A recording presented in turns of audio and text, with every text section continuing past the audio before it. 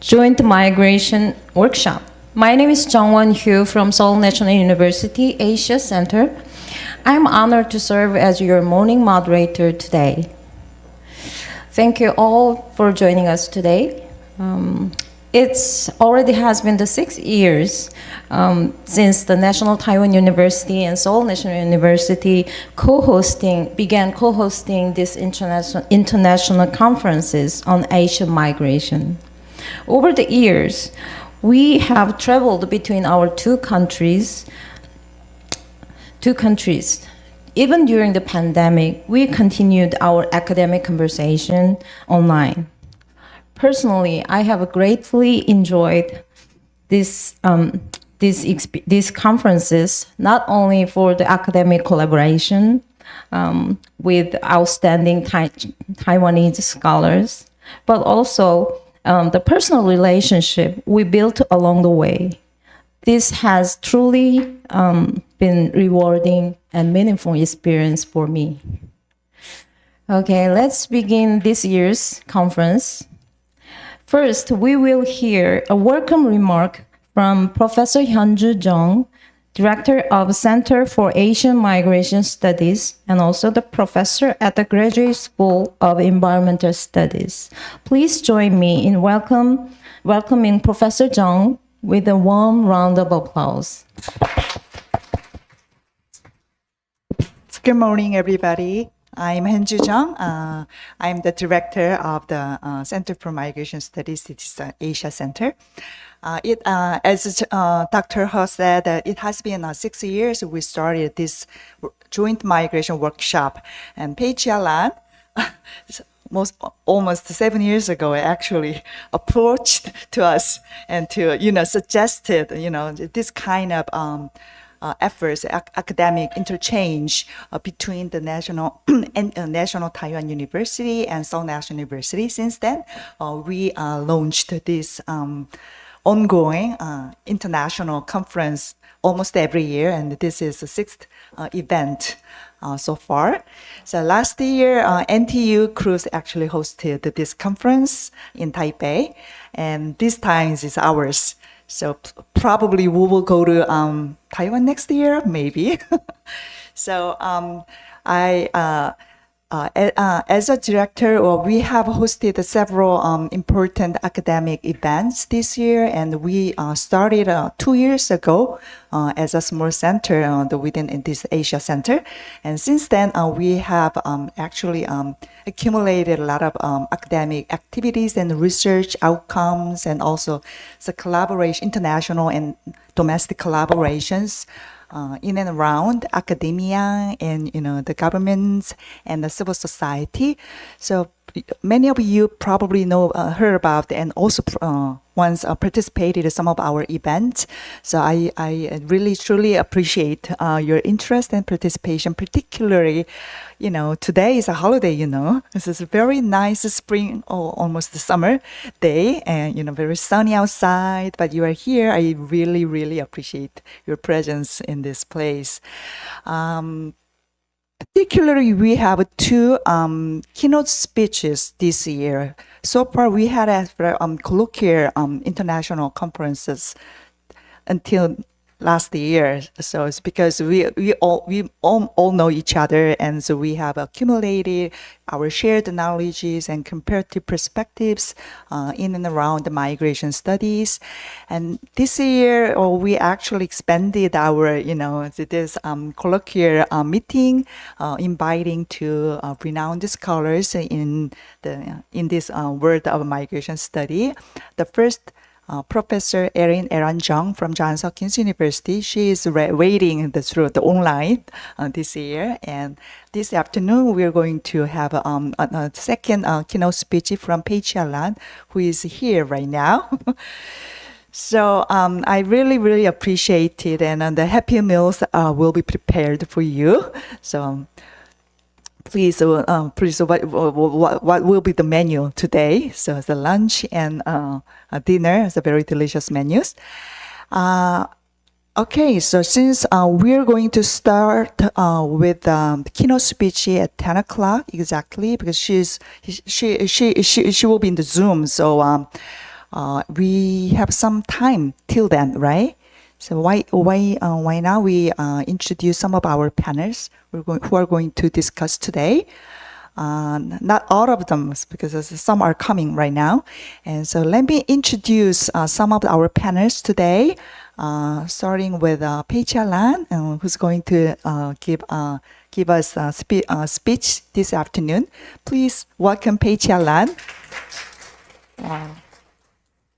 I think a lot of you in this place probably heard about her name. Pei-Chia Lan, and so she is very renowned scholar in the migration study, and she this year we particularly invited her as a guest speaker, and we have several more speakers here. So please welcome Professor Heran Shim from the Geography Department at SNU. I think maybe we have some several students here. The Heran's student, right? No? She is one of the leading scholars within SNU and also in Korea for migrant diasporas and a lot of migration issues in and around the geography. And also we have Jung-hee Michelle Hwang from National Taiwan University. She is from the Geography Department, and we have worked on Jung-hee for several years. Thank you for your participation with big luggage this morning. Okay, so we have another guest abroad. Please, Dr. Wei Yang from Asia Research Institute, National Singapore University. Okay. National University of Singapore, actually. Okay, Wei Yang. And we have our first speaker this morning. Samir, would you stand up? She is also from ARI, Asia Research Institute, NUS. So we are expanding our network. In the beginning, we just NTU and SNU. Now we have ARI crews, and we have another member from Waseda University this afternoon, Gracia, who is coming right now. So I will introduce her later on. And who else? We also have Professor Ki Young-gu. Would you? Yeah, Professor Ki Young-gu is from this Asia Center. She has been working with us for several years, and today she will moderate afternoon sessions. Okay, who else we have? We also have Professor Dr. Choi Sun-young. This. She's one of our crews, our center member, and we are close friends. And she actually prepared this event today, and I really appreciate it. Thank you. And who else we need to introduce? Dr. Chea Young. She's also from the Asia Center. Okay, so is there anybody who I had mentioned or? Okay, so I will introduce more if we have more members because this morning is not everybody is coming up. Okay, so what time is it now? So we have still 5 minutes. Okay, so what is the group photo? Is it after speech? Okay.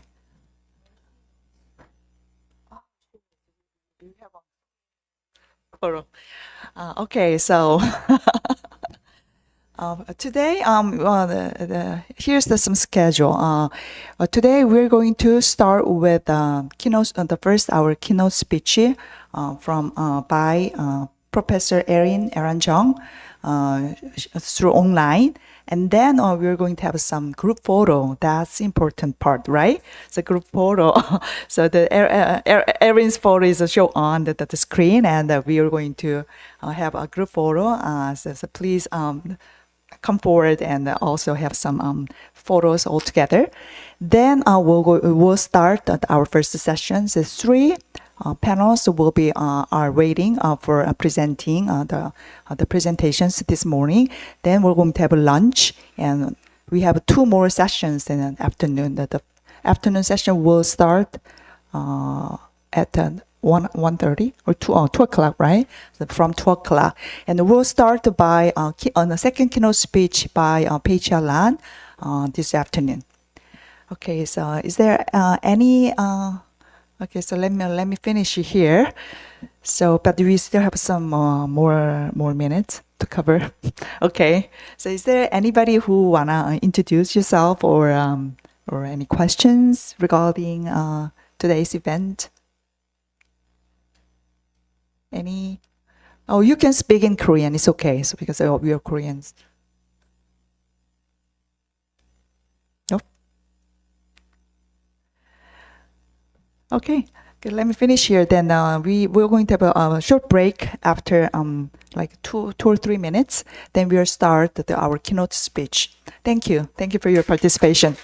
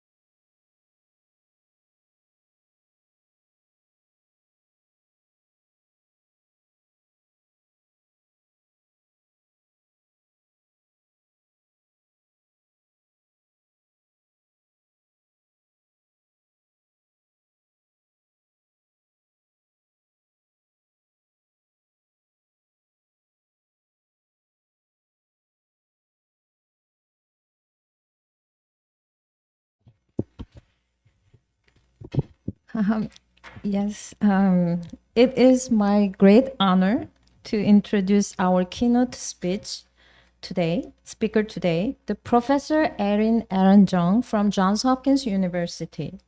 Professor Jung is a distinguished scholar in the field of political science with a particular focus on comparative politics and migration studies and East Asian politics. Her groundbreaking research has significantly advanced our understanding of citizenship, migration, and democracy in Asia and beyond. Professor Jung has published extensively in the top academic journals and is also the author of several influential books, including Immigration and Citizenship in Japan and the Immigrant Incorporation in East Asian Democracies. She has received numerous awards for her research and teaching, and she is widely recognized for her insightful analysis and commitment to fostering global academic dialogue. We are truly privileged to have her with us today. Please join me in welcoming Professor Erin Jung.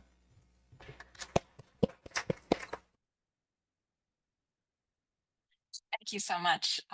Thank you so much to the SNU Asia Center for hosting this workshop, and Professor Chung for inviting me, and Professor Ha for your generous introduction. I'm sorry I'm not able to join you in person today, but I hope to join you in Taiwan next year, if possible. I'm truly delighted to participate in this exciting collaborative workshop on migration and mobility in Asia, which I expect will provide a distinctive lens through which we can critically reevaluate our assumptions about what it is that we're studying, how we define and measure our variables, and where we mark the boundaries of our research on migration and mobility. So, as many of you know, my own work focuses on migration and citizenship politics in Northeast Asian democracies, which, as you know, are non-Western democracies with among the largest economies in the world that both send and host substantial migrant populations, and that until recently maintained among the most exclusionary immigration policies among liberal democracies. They thus don't easily fit into the binary categories of countries of emigration versus immigration or the liberal versus illiberal migration regime framework. But rather than highlight what is unique to migration and citizenship in Northeast Asia, my research aims to challenge us to examine the gray areas of citizenship and migration, thus helping us to better understand the gaps between policies and outcomes, the hierarchies of citizenship and non-citizenship, and the relationship between migration, citizenship, and racial politics. Before I get into today's content of today's talk, I'm going to go ahead and share my screen. Okay, great. All right. So my talk today will be seeking to advance our understanding of migration and citizenship, not only by bringing understudied cases to the migration debate, but by rethinking how differing conceptions of citizenship impact the formulation and implementation of migration policy, thereby treating migration and citizenship as mutually constitutive rather than discrete phenomena, right? I'll be drawing on a chapter that I wrote for an edited volume on understanding global migration, and an article that I co-authored with Yunchen Tian and Darcy Drought on the developmental migration state that was published in a special issue of the Journal of Ethnic and Migration Studies that was precisely on rethinking the migration state that I co-edited with Fiona Adamson and Jim Holyfield. As well as research from my book on immigrant incorporation in East Asian democracies. So let's begin with the East Asian paradox. So As you know, Japan, South Korea, and Taiwan are often described as negative cases of immigration because of their low levels of immigration relative to their levels of political and economic development. So while all three enacted far-reaching democratic reforms in their recent histories and have among the largest economies in the world, their immigration policies have remained relatively stagnant, even as they compete with each other for the less than desirable distinction of having the world's fastest aging population, lowest birth rate, and most rapidly shrinking workforce. But despite these restrictive policies, immigration to East Asia has grown exponentially over the past few decades, by almost 2.5-fold in Japan, from approximately 1.4 million in 1995 to over 3.4 million in 2023, with the largest numbers coming from China, South Korea, Brazil, the Philippines, Peru, and more recently from Vietnam. By almost 14-fold in South Korea, from less than 180,000 in 1995 to approximately 2.5 million in 2023, again with the largest numbers coming from China, Vietnam, Thailand, and the Philippines. And by over 3.5-fold in Taiwan, from about 220,000 in 1995 to over 800,000 in 2023, with the largest numbers coming from Indonesia, Vietnam, the Philippines, and Thailand. And this number does not include the over 60,000 migrants from mainland China, Hong Kong, and Macau, who are not categorized as foreign populations in Taiwan. But still, immigrants continue to make up a relatively small percentage of the total population in all three countries, at approximately 2 to 5%, compared to an average of about 8 to 10% in Western Europe, thus well below the levels necessary to alleviate each country's labor shortages and demographic deficits, right? And compared to their European counterparts that have experienced heightened immigration since the mid 1960s and 70s, the three countries' recent encounters came much later, with the lion's share arriving from the late 1980s. Now, to explain the so-called East Asian paradox, the dominant comparative scholarship on immigration and citizenship has tended to focus on cultural determinants, especially claims of ethnocultural homogeneity.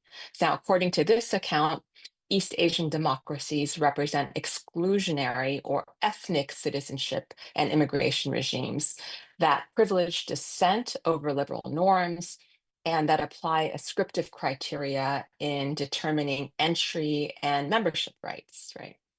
But if you look carefully, the East Asian cases don't quite fit this ideal type, right? So to be sure, Japan, South Korea, and Taiwan have among the most restrictive immigration policies among liberal democracies that allow for the entry of only a small number of select migrants, and that generally prohibit or discourage permanent settlement for unskilled migrant workers.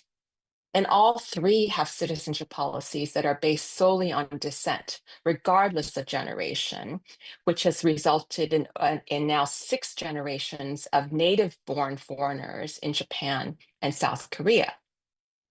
At the same time, Japan and South Korea in particular have instituted expansive citizenship rights for foreign residents that in some areas surpass those provided by countries with more liberal immigration and citizenship policies. And this includes, for example, local voting rights for permanent residents in Korea and local foreign resident assemblies in Japan. And in the area of social welfare benefits, Japan makes almost no distinction between nationals and long-term foreign residents. So the 3 East Asian cases additionally demonstrate limited and inconsistent application of descent also in their nationality laws, such that co-ethnic immigrants are not necessarily privileged over other immigrants in the areas of naturalization, citizenship acquisition, and citizenship rights. Now, others have characterized East Asian democracies as latecomers to immigration that will eventually follow the trajectories of other former reluctant countries of immigration, such as Germany. Right? And yet, the drivers for immigration liberalization in North America and Europe have not had a perceptible impact in East Asia. Global human rights norms have not pushed the three East Asian democracies toward liberal immigration and citizenship policies, as the so-called convergence hypothesis would predict. And just for your reference, I have listed the international conventions ratified by Korea and Japan that have directly or indirectly prompted reforms to policies pertaining to foreign resident rights and citizenship. So, for example, all three countries eliminated gender discrimination for citizenship attribution. So, in 1985 for Japan, 1997 for Korea, and 2000 in Taiwan, thereby allowing individuals to acquire nationality either through their father or mother's nationality in accordance with international human rights norms.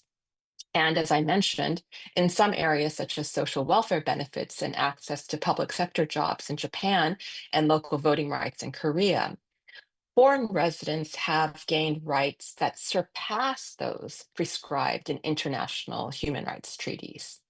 But still in others, such as refugee policies, Korea, Japan, and Taiwan have remained immune to international pressure, continuing to hold among the worst records among liberal democracies for accepting refugees. Right? So liberal reforms that reflect international norms have been applied unevenly to different groups within each country and inconsistently across policy domains. And most pointedly, they have not resulted in liberalizing immigration policies themselves. Nor were domestic political elites, such as bureaucrats and left-leaning parties, the drivers for immigration liberalization and expanded migrant rights, as research based on case studies of North American and Western European countries have found. So if we were to apply a teleological framework to understanding migration governance based on democratic development, then we should expect that Japan, as a mature democracy, would have liberalized its immigration policies well before Korea and Taiwan, which are both relatively young democracies. Instead, Japan maintained closed borders to unskilled immigration until 2019, well after Taiwan and Korea opened theirs in the late 1980s and early 2000s, respectively. Likewise, left-leaning parties or competitive political party systems do not sufficiently explain the cross-national variations in immigrant incorporation patterns among three similar migration regimes. Now, we might surmise that the Liberal Democratic Party, or LDP, which had held almost uninterrupted rule since 1955, was the barrier for the lack of structural reform in Japan. But it was in fact the LDP that introduced a bill to open Japan's borders to guest workers in 2018. And the ascendance of Taiwan's Democratic Progressive Party, or the DPP, which championed multiculturalism and the expansion of women's rights, was not accompanied by more liberal immigration or immigrant policies. On the contrary, the rise of the DPP from the early 2000s was accompanied by greater immigration restrictions. So I argue instead that the drivers of immigration liberalization and their hurdles in East Asia are closely tied to the subcategories of targeted migrants and their utility towards national development goals, right?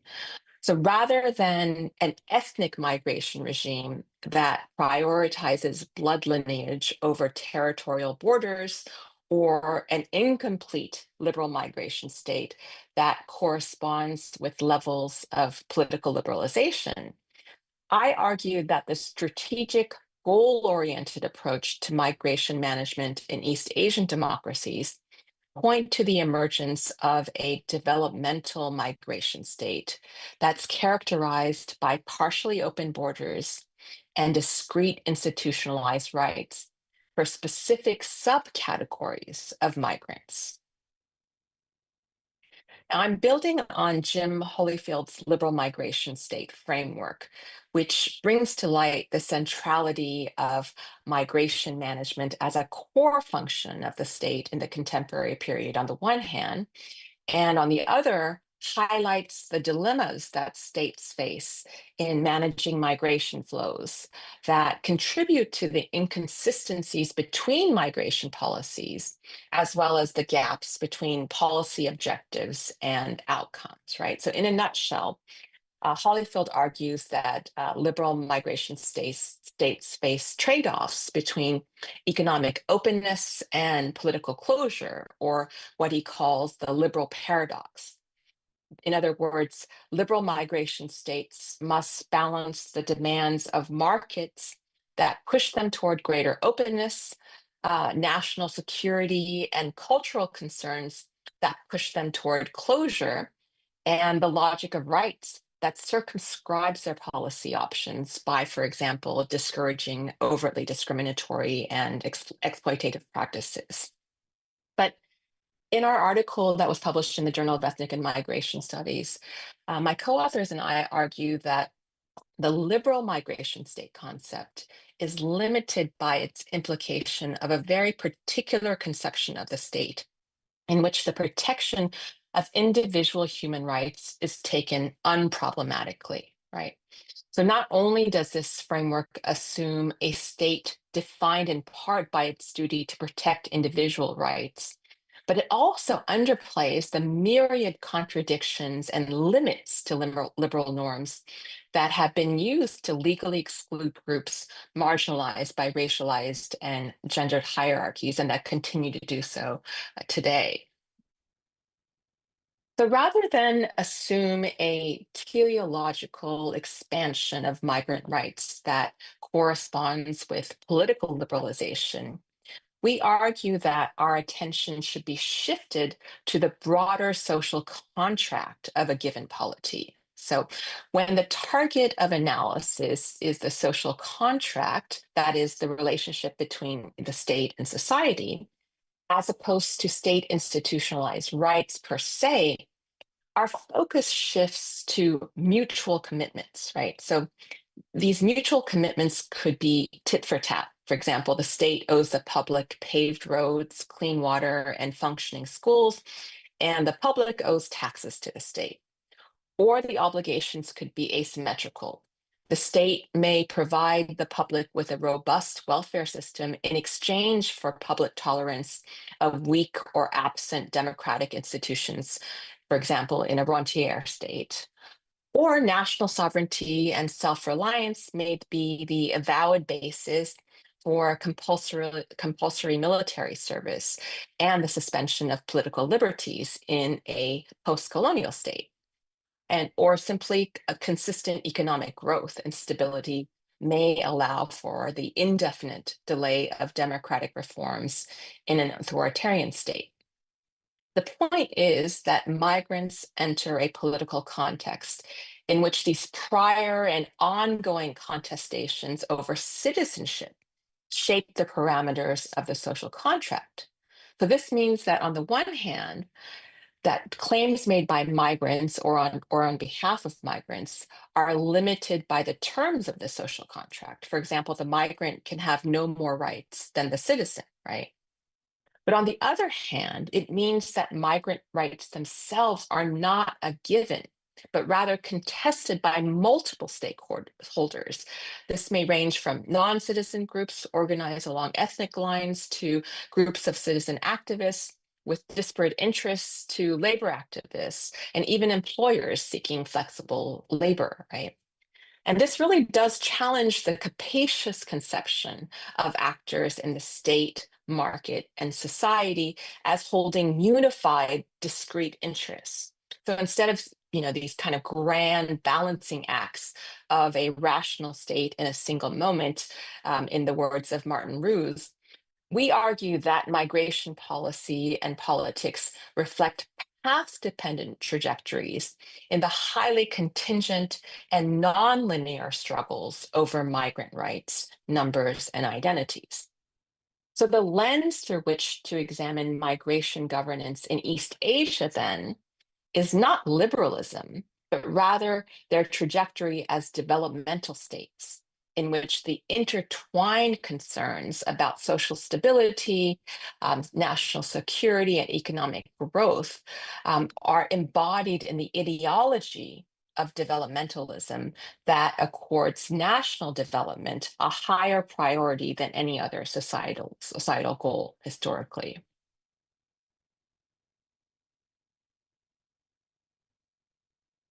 Now, building on the vast literature on the developmental state, we've identified three distinguishing characteristics of the developmental migration state.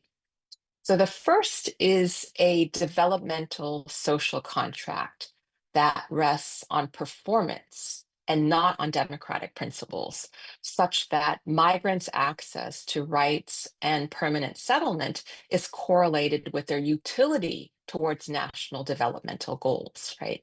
So as numerous studies have demonstrated, contemporary citizenship regimes in East Asia are relatively recent state constructions used to carry out the goals of modernization and rapid industrialization. So rather than a type of universal citizenship that mobilized the citizenry around liberal democratic principles, East Asian countries relied on a more particularistic vision of citizenship, what Professor Kyung-Sup here at SNU has referred to as developmental citizenship, that mobilize the population to pursue rapid economic growth while putting all other things, especially democracy, on hold. So just as developmental citizenship focuses on the productive capacity of citizens, so too does developmental migration policy focus on the productive capacity of immigrants and their fit into macro level economic planning, right? This developmentalist logic has then contributed to the formation of non-citizen hierarchies that are themselves closely associated with multiple visa categories, which are critical determinants, as you know, of a migrant's residency status, their eligibility for state-sponsored rights and services, their geographic mobility, prospects for citizenship acquisition, and so forth, right? Which brings us to the second characteristic, which is that developmental migration policies allocate rights and duties differentially to specific migrant populations according to their respective value to national socioeconomic priorities. So in the best of cases, unskilled migrant workers may receive support and protection in the workplace according to their productive capacity, their social roles, and security considerations. But in general, they're not eligible for social integration programs or political rights. In contrast, the state extends social welfare to foreign spouses of native citizens as long as they remain married and or produce offspring, right? And co-ethnic migrants are likewise eligible for some social welfare benefits based not just on their blood lineage, but also on their perceived contribution to the broader mission of national security and economic development. Finally, the developmental migration state adopts a strategic, goal-oriented approach to migration management, similar to how the developmental state formulates macroeconomic industrial policies that focus on which industries should exist and which ones are obsolete, rather than merely on the rules of economic competition. So this approach aims not only to regulate who enters and for what purpose in response to market pressures or geopolitical dynamics, but also to recruit and return specific groups of migrants to address overarching goals for the economy and society, right? And here we're referring not only to guest worker programs, but also to policies that target international students, co-ethnic returnees, and international marriage migrants. In other words, migration policy is a tool through which the state addresses political, economic, and social challenges, including demographic decline. Now, this is not to say that the developmental migration policies are unique to East Asian countries. To be sure, they can be observed in a wide range of migration states, from the kafala system in the Gulf states to temporary agricultural worker permits in Europe, the United States, and Canada, to diaspora engagement policies aimed at promoting economic development in the Philippines, right?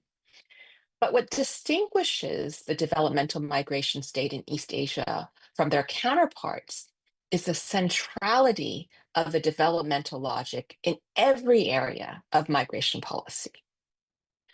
So in East Asia, interventionist migration governance entails not only labor market interventions, but also concerted demographic engineering through heavily gendered policies, such as the recruitment of female marriage migrants. And I know many of you will be discussing that today. The developmental logic, furthermore, trumps other state priorities, such as liberal democratic principles or ethno-nationalism.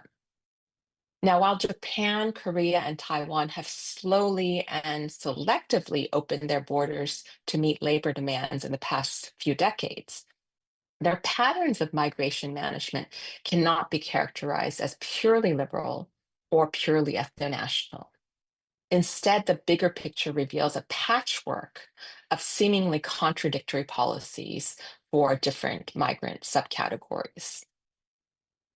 Now, in our paper, we examined 3 migration policy areas, beginning with labor migration.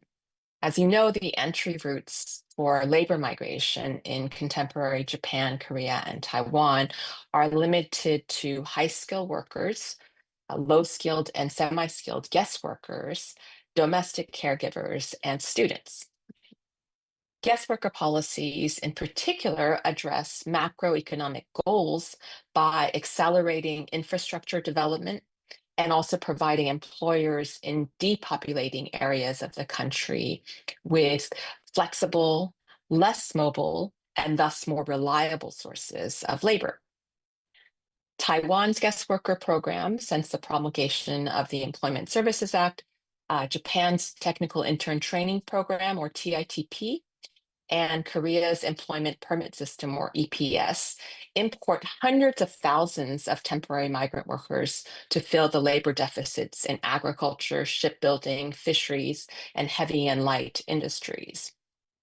For Japan and Korea, guest workers represent one of the largest categories of resident foreigners, while in Taiwan, over 80% of all registered foreigners fall into this category.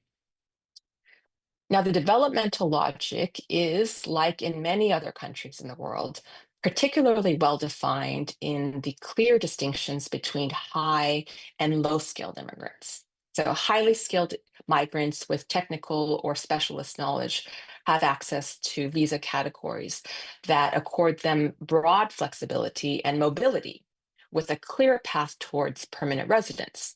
For example, Japan's high skilled professional visa offers qualified candidates up to a 1-year fast track to permanent residency, which is much quicker than the 5 years required for holders of even the long-term or Taejusha residency visa that's reserved for co-ethnic immigrants.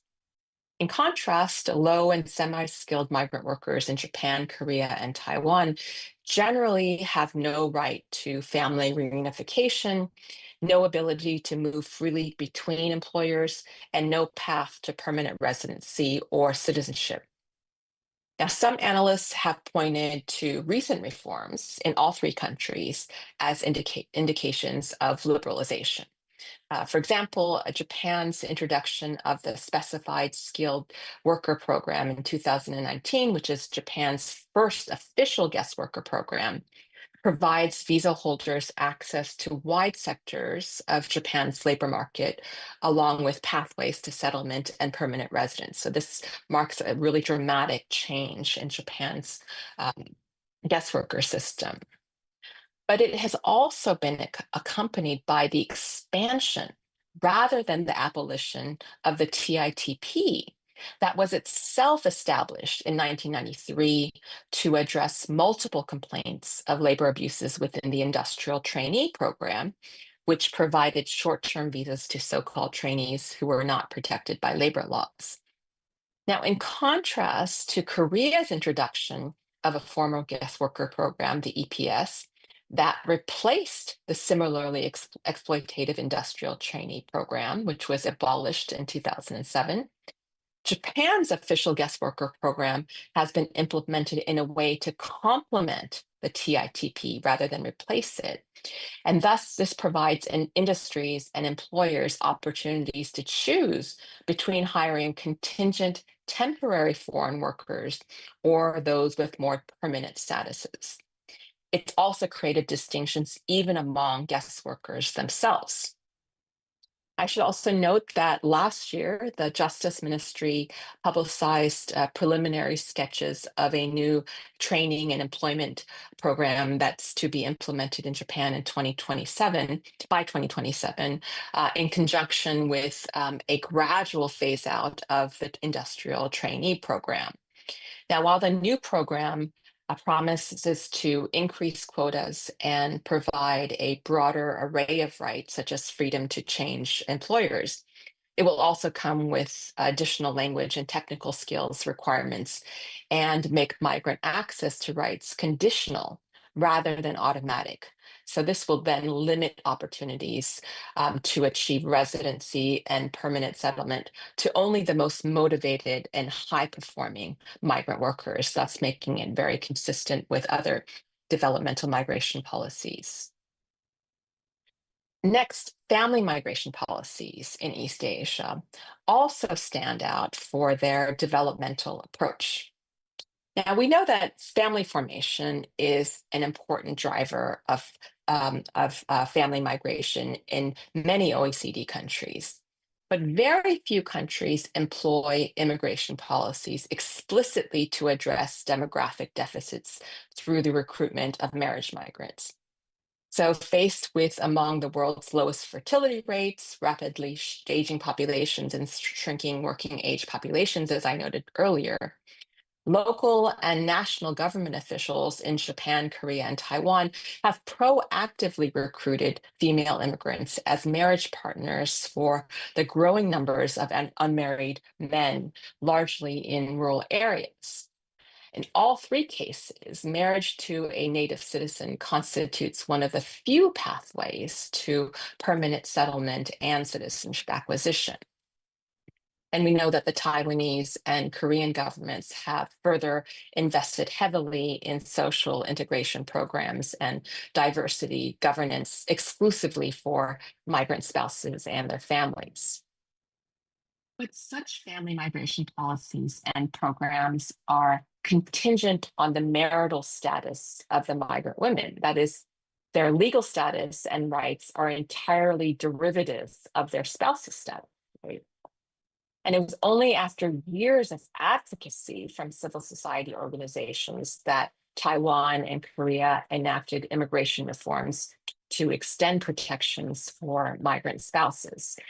Taiwan revised the Immigration Act in 2007 to exempt widowed and most categories of divorced migrant women from deportation, while Korea passed the 2008 bill for the protection of and support of victims of domestic violence to include migrant women, but it excluded those without Korean citizen children and those who become undocumented due to divorce or separation. Now, Taiwan's family migration policies are especially notable for their developmental logics that intertwine economic development, social stability, and national security goals. So as Professor Lan will unpack for us later this afternoon, migrant spouses in Taiwan are categorized into two official groups: foreign spouses, largely from Southeast Asia, and those from mainland China, who make up the largest population of migrant spouses. Now, unlike in Japan and Korea, the only path available for co-ethnic migrants from mainland China to enter Taiwan is through marriage migration. And in contrast to Japan and Korea, co-ethnicity for mainland Chinese spouses in Taiwan is the basis for heightened surveillance and exclusion rather than special rights. So whereas the migration management of foreign spouses is under the purview of the National Immigration Agency, that of mainland Chinese spouses is additionally overseen by the Mainland Affairs Council and the National Security Council. National security concerns in the context of cross-strait relations are also the basis for discriminatory naturalization policies. So until 2009, migrant spouses from mainland China were required to undergo a probationary period of 8 years, which was double the number of years for non-Chinese foreign spouses, between gaining permanent residency status and gaining full citizenship rights, including voting rights in the process of naturalization. They were also prohibited from working during their first just 6 years in Taiwan, in contrast to non-Chinese spouses who are eligible for unconditional employment rights upon arrival. I should note that mainland spouses also continue to be treated as a potential security liability even after naturalization. For example, their Taiwan ID or residency can be revoked if they are deemed to endanger national security or fail to renounce their PRC citizenship. Especially in recent years, proposals to restore longer naturalization periods or impose loyalty oaths on mainland Chinese spouses have grown louder amid rising cross-strait tensions, which really underscores how shared ethnicity is viewed through the lens of security rather than kinship. So we can thus identify two distinct developmental drivers, even within a single country's family migration policy specifically for migrant spouses. That is, marriage migration policies that are aimed at addressing the country's brewing demographic crisis on the one hand, and policies governing mainland Chinese spouses that are aimed at addressing security concerns pertaining to cross-strait relations on the other. So this brings us to the final policy area that we examine in our article, which is co-ethnic return migration. Now, despite the common characterization of East Asian countries as representing ethnic migration and citizenship regimes, they really stand out more for their limited and inconsistent application of descent in their migration policies and nationality laws, as I mentioned earlier. Instead, co-ethnic migration policies in East Asia stand out for their developmental logics that tie co-ethnic privileges to their potential contribution to both macroeconomic developmental goals and security concerns. Now, we discussed the case of mainland Chinese migrants in Taiwan who may be classified as Taiwanese nationals based on the ROC's One China policy, but are not eligible for full citizenship rights in Taiwan due to their perceived security risks. Okay?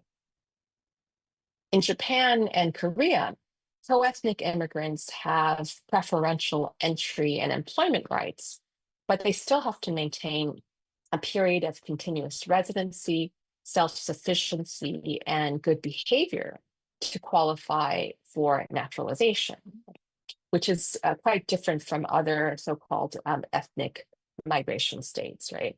Now, the exception to this requirement in Korea's case pertains to limited groups of former South Korean nationals over the age of 65 who can apply to have their ROK nationality reinstated according to Korea's Nationality Act. And over the past couple of decades, Japan has begun to phase out co-ethnic migration policies, especially the long-term or Teijusha visa, while at the same time expanding its TITP, the temporary guest worker program, right? As the latter has proven to be more flexible in placing migrant workers in labor-starved industries compared to what bureaucrats have described as the high costs of granting co-ethnics long-term residency. So we can see the growth and contraction of the Brazilian population, which is represented in light blue, as kind of illustrating the shift as the vast majority of the Brazilian population are ethnic Japanese or Nikkei. So we see the significant growth in this population following the creation of the long-term resident visa, the Petersham visa, in 1990, and by 2000, they had already become the third largest foreign resident population after those from Korea, North and South Korea, and China. But then we see the contraction of this population from 2010, which followed the establishment of the Pay to Go program in 2009, in which the Japanese government paid Nikkei, ethnic Japanese, Brazilian, and Peruvians with the long-term resident visa status to voluntarily repatriate, which would mean that they would also not be eligible for the long-term resident visa for several years. It also was when you see sort of the gradual phasing out of the co-ethnic immigration policies. So that this is the light blue. But you also may notice that this coincides with the growth in the Vietnamese population, right? And this is represented by the green part of the graph, right? And the vast majority of Vietnamese in Japan are within the part of the TITP, right, system. And also in the other category, which is represented in gray. And the other includes nationals of more than 190 countries. And the greatest numbers in the earlier years until about the 1990s were coming from the United States. But increasingly more were coming from Bangladesh, Nepal, India, Thailand, and Indonesia. And that's what's contributing to the significant growth in this other population. Now, in Korea's case, the developmental logic has contributed to the formation of hierarchies, even among co-ethnic migrants, by setting the parameters of differential incorporation. So as most of you know, Korea's 1999 Overseas Korean Act established guidelines for determining who would be eligible for the country's first co-ethnic visa, the F4 Overseas Korean visa, and its associated privileges, which included eased pathways to entry, long-term residency, and unrestricted employment rights. Now, although more than half of all Korean diaspora populations are descendants of colonial era migrants, the 1999 Act defined overseas Koreans as those who previously held South Korean nationality, which is a legal boundary that not coincidentally privileged Koreans in the United States, the vast majority of whom immigrated after the 1960s, and to a lesser extent in Japan, and until 2004 excluded Koreans in China and the former Soviet Union, whose families had migrated before formal national boundaries were drawn in 1948. The Overseas Korean visa further limited eligibility to those with professional employment either in Korea or in their home country, or who held a master's degree or higher from a Korean university. The class-based assumptions about who constitutes an overseas Korean until 2004 was also evident in the visa's singular employment restriction until 2015 that prohibited visa holders from engaging in manual labor. Now, in contrast, visas that privilege co-ethnic migrants from China and the former Soviet Union have institutionalized hierarchies among co-ethnic migrants in Korea based on their national origins by correlating their residency status and mobility, as well as their eligibility for social welfare benefits and state institutionalized rights, with their potential contribution to macroeconomic development. So the E9 non-professional employment visa that's associated with Korea's guest worker program, the EPS, allots quotas specifically for co-ethnic migrants, the vast majority from China. And in 2007, the Ministry of Employment and Labor and the Ministry of Justice created a special working visit, or H2 visa, specifically for co-ethnic migrants from China and the former Soviet Union. Now, while the H2 working visit visa provides more generous employment opportunities than the E9 EPS visa, for example, it allows for unlimited workplace changes. Both visas can be renewed only once for a maximum of less than 5 years, thereby preventing visa holders from meeting the 5-year continuous residency requirement for permanent residency. Korea also mandates H2 working visit visa holders, but not overseas Korean visa holders, to participate in a return support program that includes job matching in their home country to guarantee an easy transition back, which assumes that they will not settle permanently in Korea. Right? By contrast, overseas Korean visa holders can renew their visas multiple times and can apply for permanent residency after only 2 years of continuous residency. So through these policies, similar to what we see in Japan and Taiwan, a nationalized hierarchy is established between co-ethnic migrants of different origins based on these developmentalist logics. So what do the East Asian cases tell us? Rather than assume that the liberalization of immigration policies is an inevitable outcome of political liberalization, or view specific immigration policy reforms as indicators of broad liberalization, the East Asian cases caution us to recognize that liberal migration regimes are far from becoming the universal model, right?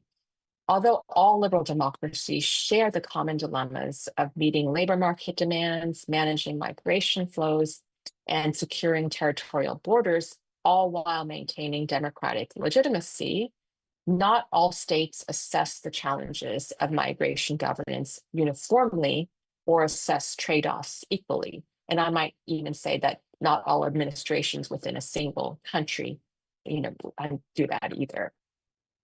We argue that the historically contextual social contract of a given polity shapes the multiple interests and trade-offs of migration governance.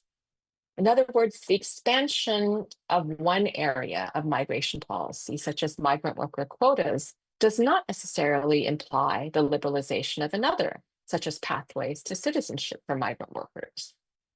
Nor can we assume that the extension of institutionalized rights for one subcategory of migrants, even in a single national context, makes them universal or even accessible to others.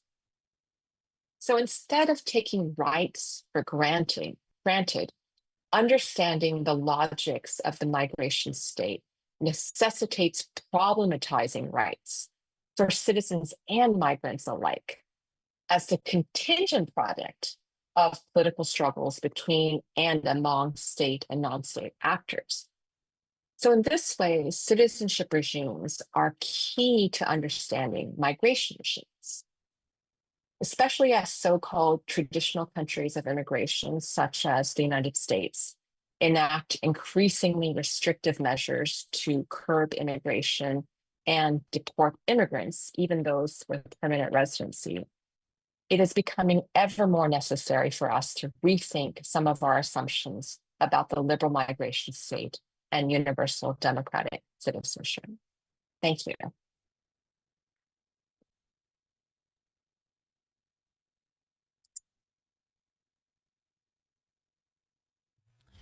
Thank you, Professor Erin Jung, for this incredibly great presentation about the three East Asian demographic migration infrastructure.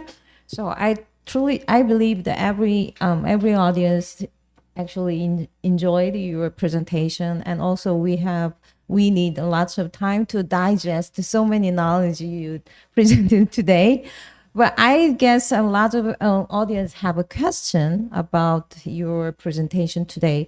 Do you mind if you take several questions from audience? Sure, of course.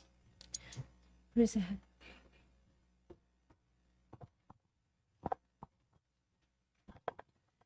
Hello, I'm Heran Shin from Seoul National University. I really enjoyed your presentation, and then it made me think a lot. Okay, I can see my back. Okay, right. Right, I look like this, yes. Yeah. Okay, my question is about this developmental migration state. Because scholars in the Korean context or from Korea or, about Korea are struggling with this label because, of course, it is it really demonstrates the distinguishable characteristics of East Asian countries, right? However,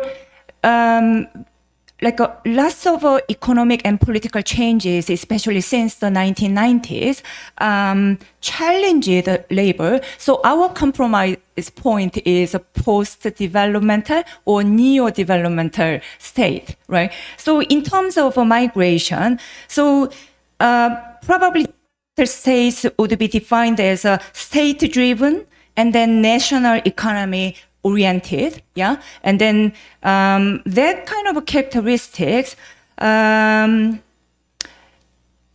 think they should be reconsidered because migration policies are state-driven in any country. Although in South Korea now, even local governments have some right to provide visas, and then.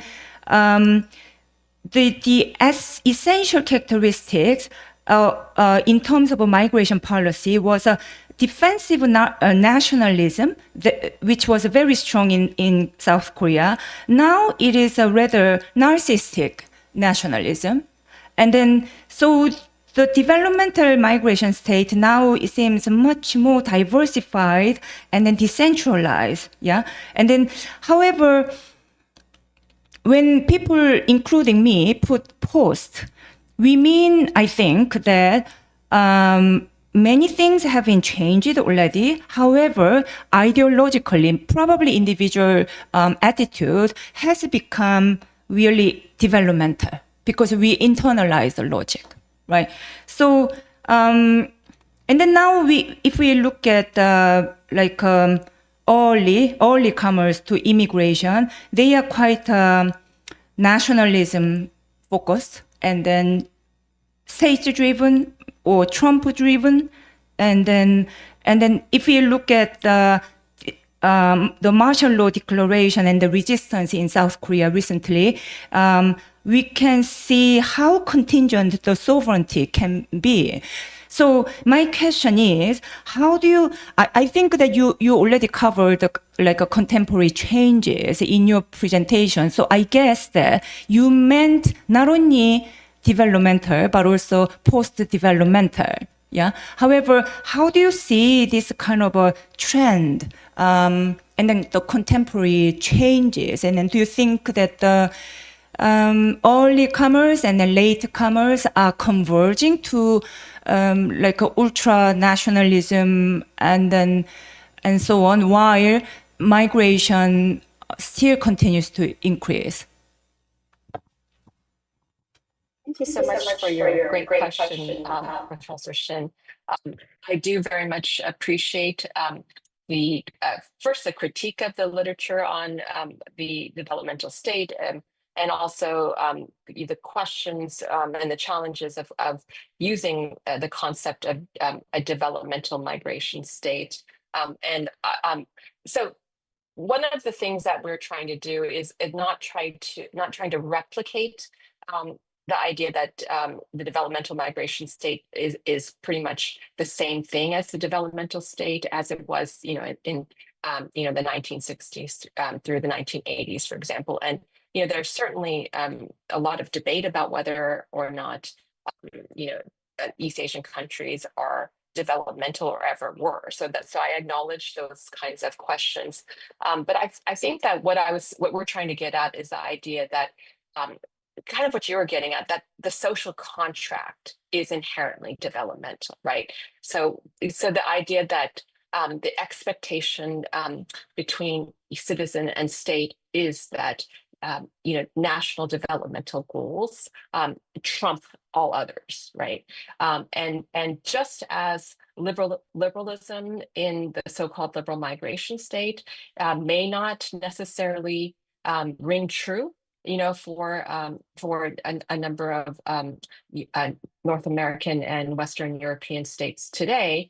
I would say that we still want to use that prism of liberalism because that's considered to be sort of the social contract in those societies, right? So in this way, I think what we can do is think about one area where there's convergence between latecomers and early comers is the idea that increasingly migration states view migrant workers as temporary and disposable, right? So this is kind of hearkening to this idea of an emerging neoliberal migration state that commodifies, cross-border migration flows, according to liberal market pressures, right?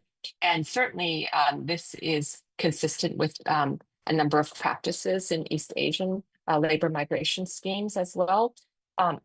But what we're getting at is that even more than that, the idea that the state necessarily still intervenes in migration governance, but also in migration policy making for the purpose of national goals goes beyond simply responding to liberal market pressures, right? So that's kind of so that's one characteristic, is that the state actually shapes migration policy and doesn't simply respond to these different pressure points, right? Especially from the market. And that two, the approach to migration management is inherently developmental, not so much in terms of it's for the purpose of industrial development, which we know that, that would not necessarily ring true, but rather that it's still very much about prioritizing national development. So that way, bringing in nationalism into the conversation, over all else. And I think that's what makes the developmental migration state so different, right, from, for example, the neoliberal migration state that I just mentioned, right? It's really something that's driven by the state for national development rather than driven by the market. I'm not sure if that answers your question. Thank you.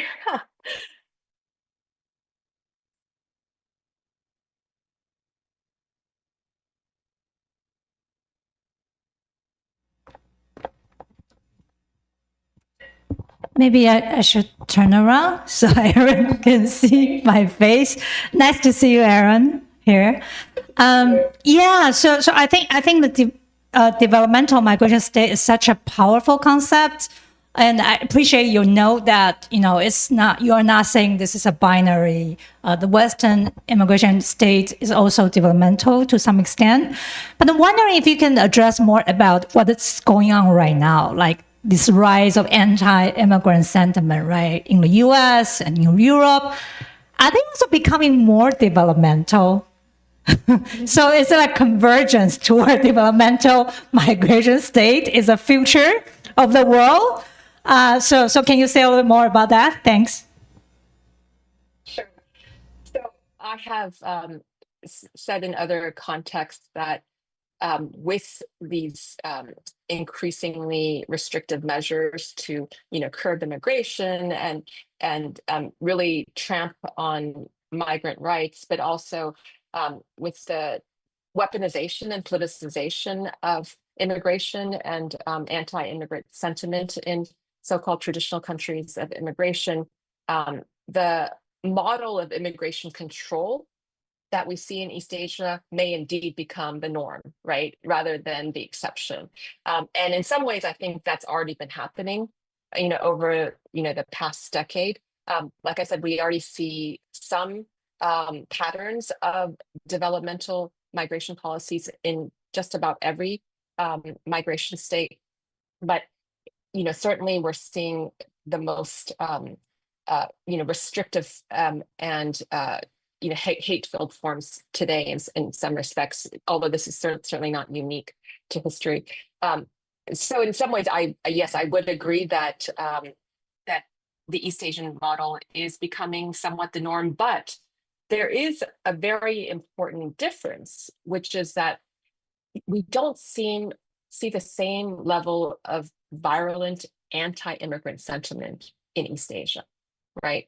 So although we have seen, anti-foreign demonstrations in all three countries, anti-Korean demonstrations or protests in Japan, for example, they're not necessarily protests against immigration liberalization, right? So what's actually remarkable is that there's actually been very limited amounts of pushback and reaction against immigration per se in East Asia, and instead most of the anti-foreigner type of rhetoric has focused more on the so-called special privileges of specific migrants, right? So whether they're marriage migrants in Korea, or whether they're mainland Chinese migrants, in Taiwan, or Koreans, Zainichi Koreans in Japan. They're focused more on these special privileges as opposed to migrant workers, for example, or immigration per se. So that's actually, I think, one of the more interesting phenomena is that in some ways, what we're seeing happening today in the United States could not happen in Japan, right? I can't envision a scenario where the Japanese government would start deporting permanent residents in Japan. That and when I interviewed a number of bureaucrats about why immigration reform and liberalization has taken so long in Japan, one of the reactions was, once we move forward, we can't move backwards, right? And that's something that we're seeing throughout Europe and North America.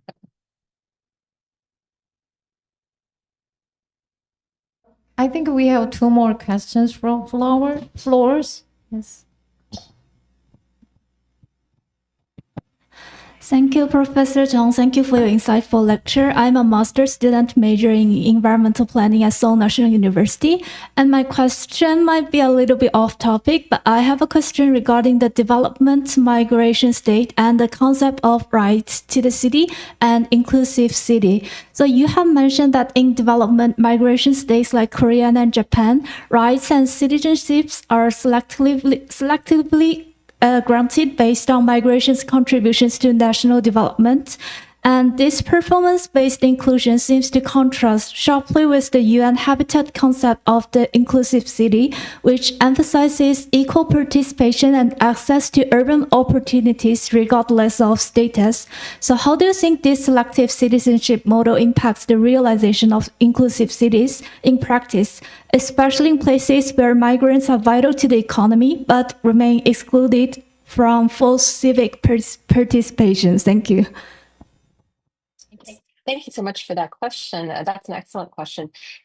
So one thing that I didn't cover in the talk and in our article is the response, the grassroots response to migration and even to the developmental migration state. And I do think that there is a significant gap between what is happening at the grassroots level and what is going on, at the elite level, especially in the area of policymaking.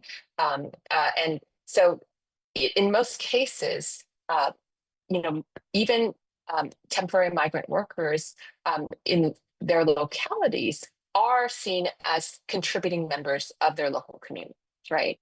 And in places like Japan, there have long been kind of keywords to describe residents, right, regardless of nationality, as being local citizens, right, as opposed to foreigners, or like differentiating between citizens and foreigners. So I do think that there is a gap between kind of the hierarchy that is inherent to the developmental migration state policies, right, that really do target these subcategories of migrants and rank them according to their productive value, as opposed to cities and other local communities that treat them as residents, right? And not only because they're, I think that the inclusive city idea is a really specific one, right? And that is truly an effort to adhere to these kind of UN initiatives, but I think even at the grassroots level, there is a need at the local level to incorporate and acknowledge and work with migrants who are living within your midst, right? Because not only are they often tax-paying residents, but their inclusion is also needed for social stability within the community, right? So again, going back to Japan's case, which has a longer history of incorporating foreign residents into communities, really dating from the 1960s and 70s in regards to Korean residents in Japan, there are these kind of grassroots efforts, right, to incorporate foreign residents and treat them as equal residents of the community. And in Japan's case, that actually did result in kind of multiple localities having these local policies that were eventually made into a more national a kind of policy level implementation. So I do think that with the developmental migration state, there is also resistance, right? And the resistance that we see is very much consistent with the kind of citizen resistance to the developmental state, in past struggles for democratic inclusion. We have one more questions from floors.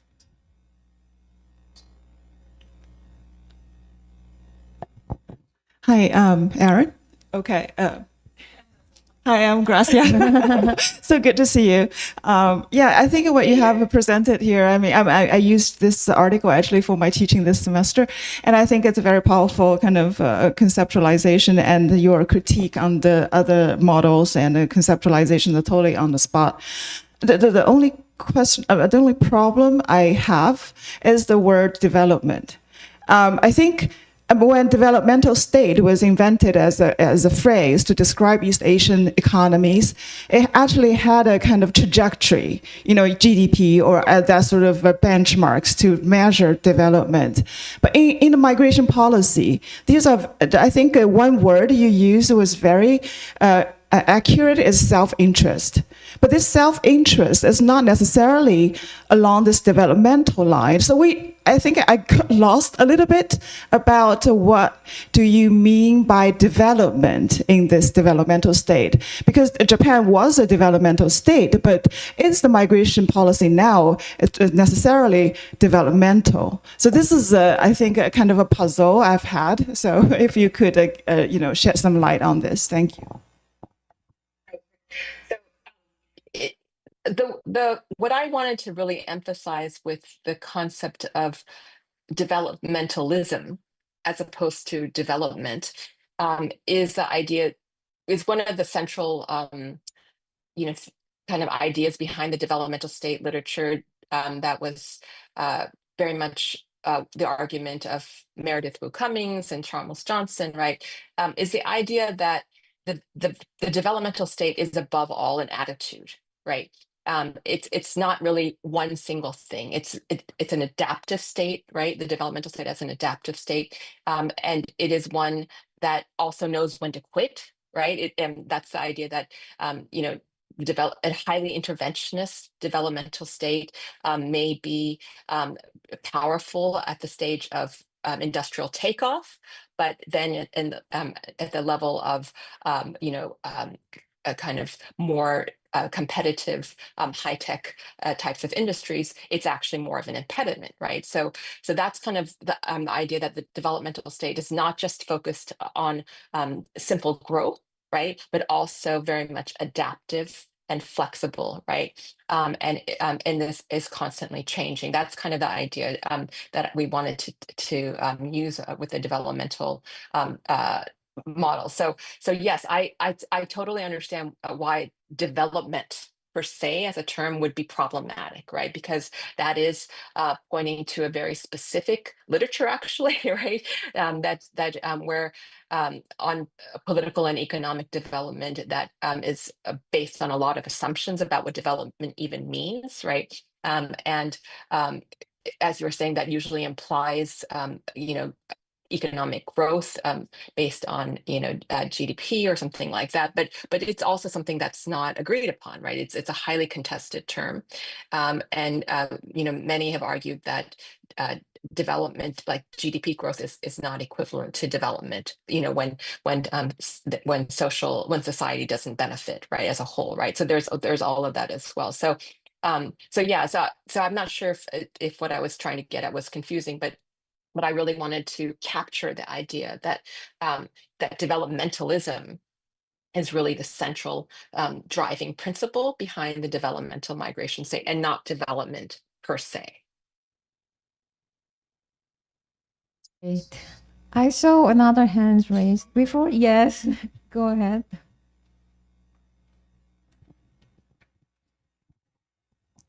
Hello, I'm Kasim from Afghanistan. I majored my master in human rights with a focus on international refugee protection regime, notably forced migration, the causes of forced migration and responses to forced migration. So I had one question, and as you mentioned in the presentation, that Korea and Japan notably are liberal countries. They might have liberal migration policies, but probably most of the time, for so many reasons, they do not adopt or implement liberal migration policies.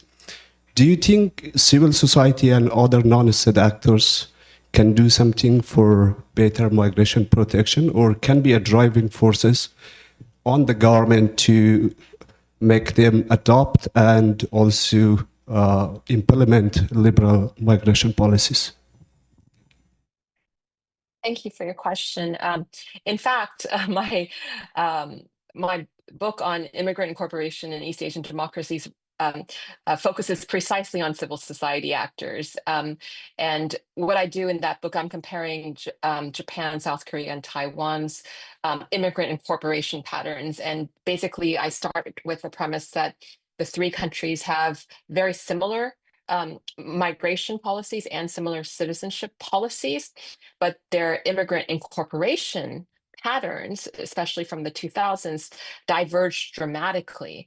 And I attribute that divergence to civil society actors, and in particular to their use of what I call civic legacies, which refers to the network strategies, as well as ideas that were used in past struggles for democracy and democratic inclusion, that were then applied to the migrant rights and migrant movements within the three countries. And in the case of South Korea, it's the civil society actors who had been active in the South Korea's democratization movement were also critical allies to the migrant worker movement.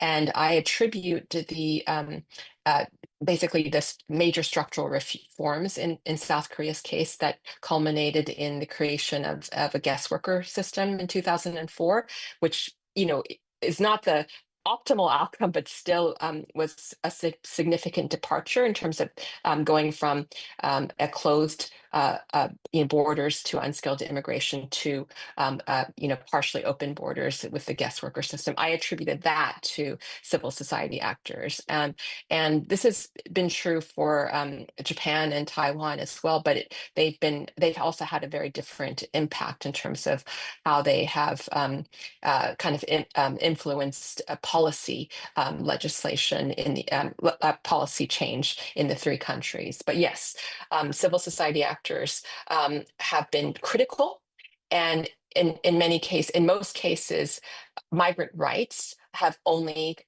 really been expanded because of the active role of civil society actors. One more hands on the floor. Yes, could you ask? Thank you so much. Thanks very much for Prof. Aaron. I've learned a lot from your talk, and I think I need some time to digest fully. But I have a quick question. Do you think how can the developmental logic of citizenship can be applied to other Asian contexts like Singapore? It's another advanced economy, but it has its distinctive native nation building history. It's a long-standing immigration country, but it has the immigration actually is heavily regulated through its ethnic politics to maintain the existing ethnic composition. So I would like to know more about your thoughts on this. How do you think that the model can be applied to other Asian countries?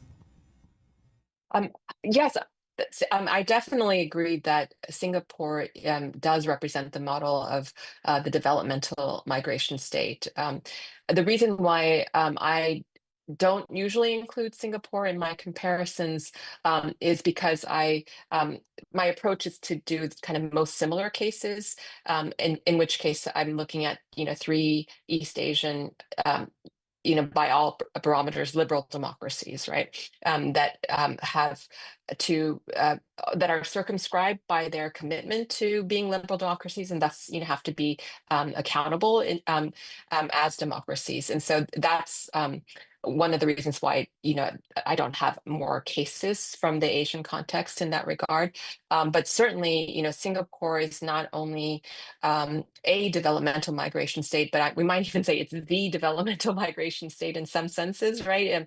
In that it provided the model for these guest worker programs in some ways, especially in Taiwan's case, right? Taiwan's guest worker program is very similar to Singapore's system, but in Singapore's case, the development of migration policies did not necessarily involve one hand tied behind the back, as a result of having to be democratically accountable as well. So I think that's what makes the Singapore case different. Okay. Any other questions? Oh, great. So, thank you so much, Professor Erin Jung. We truly enjoyed your talk. Also, we learned a lot from the Q&A session. So now we are having a group photo. So, the Koreans love take a group photo. So if you don't mind, please stay on the screen for a moment, and then we move in front of your screen and take a group photo together.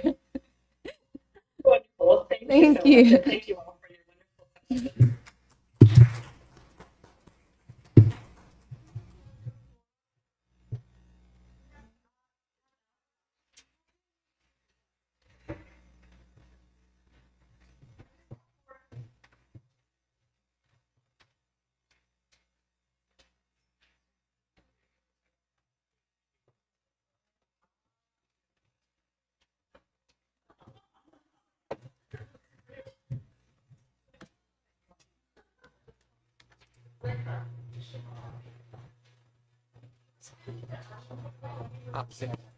아, 네. 네네. 선생님 얼굴을 저기 태블릿으로. 네네네. 네. 아, 그래도 네네네. 그렇죠.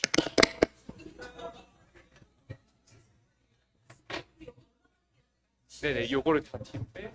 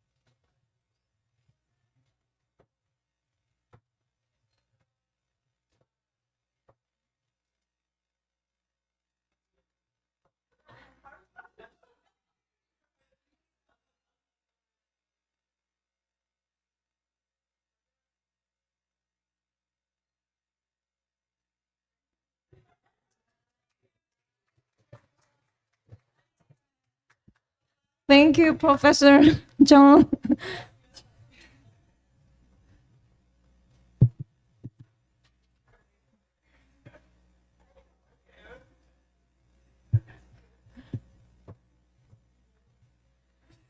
Okay, we are 20-minute delayed, so 5 minute break. You need 5-minute break. Okay, we will come back at 11:25.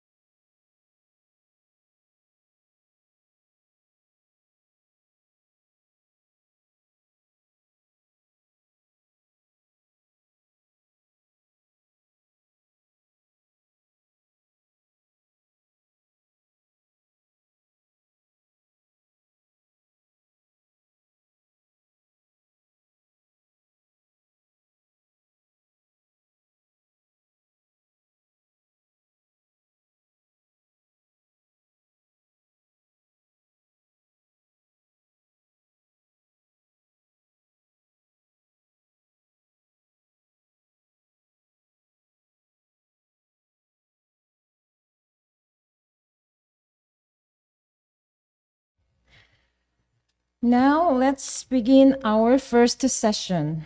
It is our first session. Let me tell you something. We have some schedule changes in the first session. Professor Chang actually removed herself from this session 1.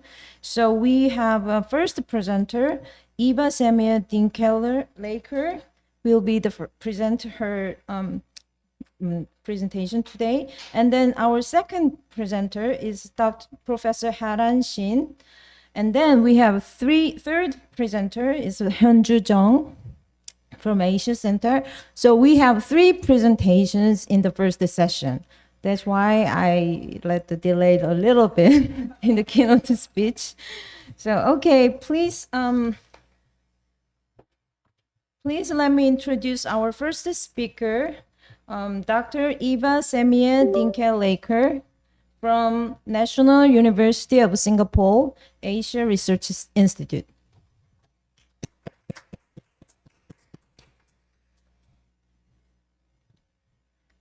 She will present about 20 minutes, right?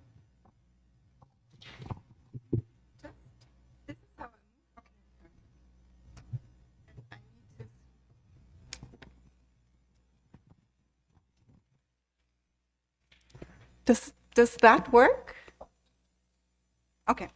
Perfect. Okay. So I'm very happy that I can join this workshop again. I participated last year and back then in Taipei, and I really enjoyed that workshop. So it's great to be back. This year, I will talk again about my research with Indonesian migrant workers in Taiwan. I conducted that research between 2022 and 2024. And okay. Okay. So today I would like to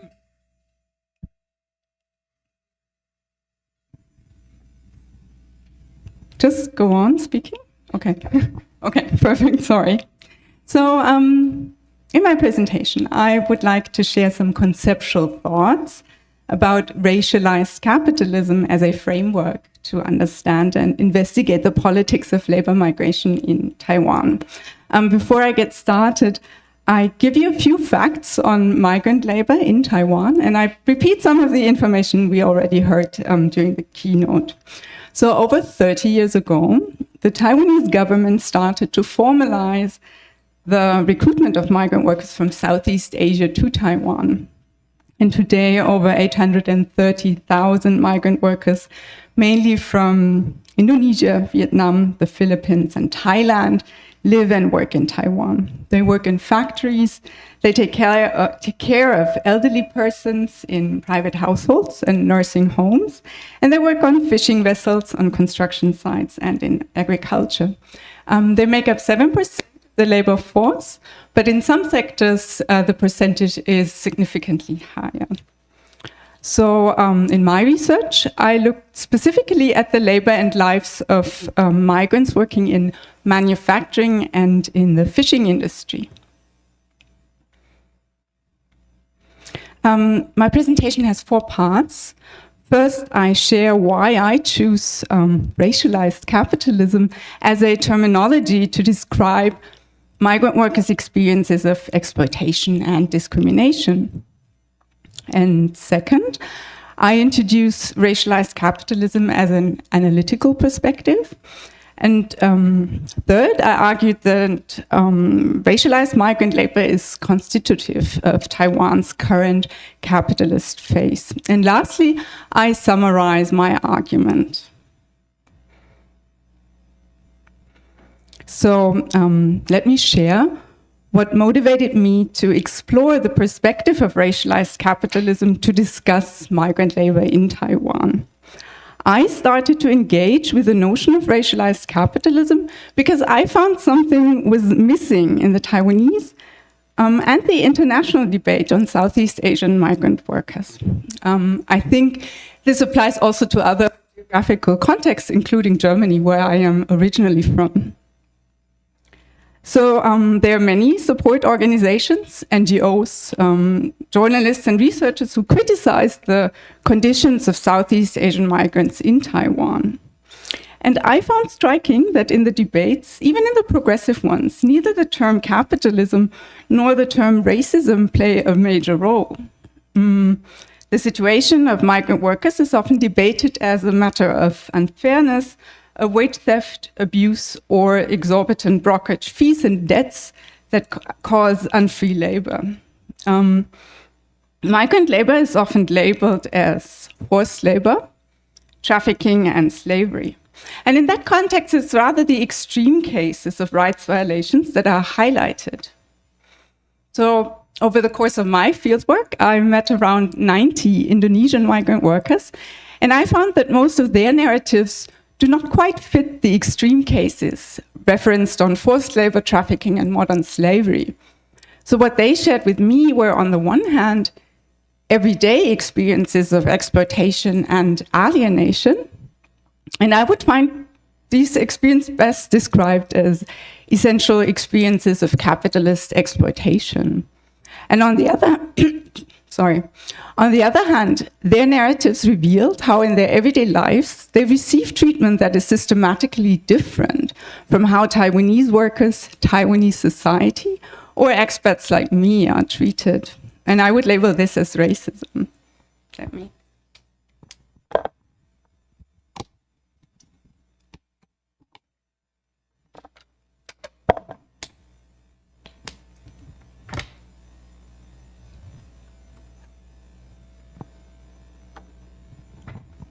So on this slide, I put the quote of an Indonesian worker who I call Wawan, which captures experiences of exploitation and discrimination.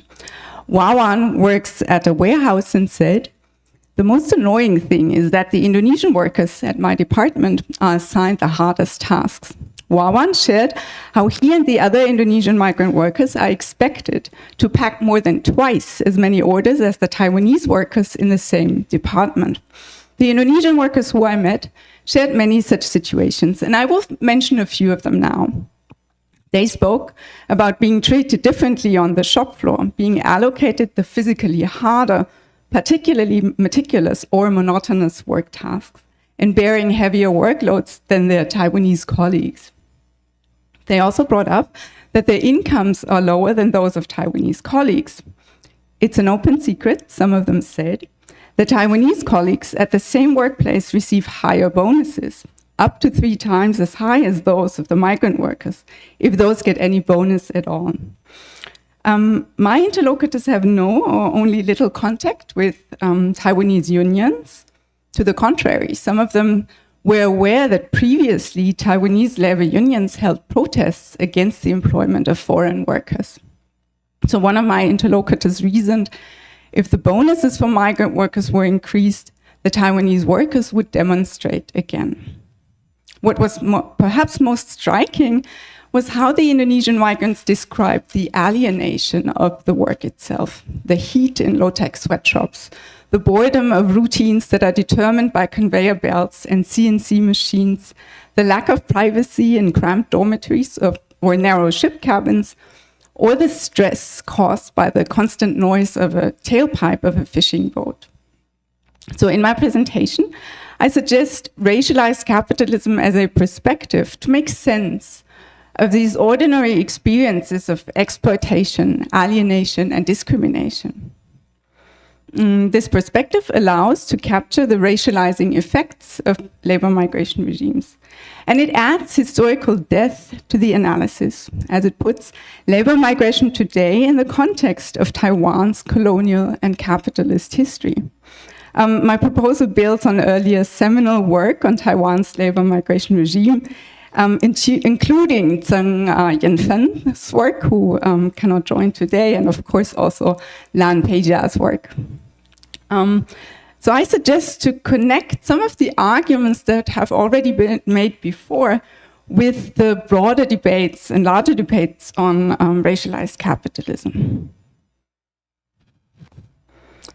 Okay, let me introduce racial or racialized capitalism as an analytical perspective. The term does not refer to a coherent concept, but rather to a debate around entanglements between racism and capitalism.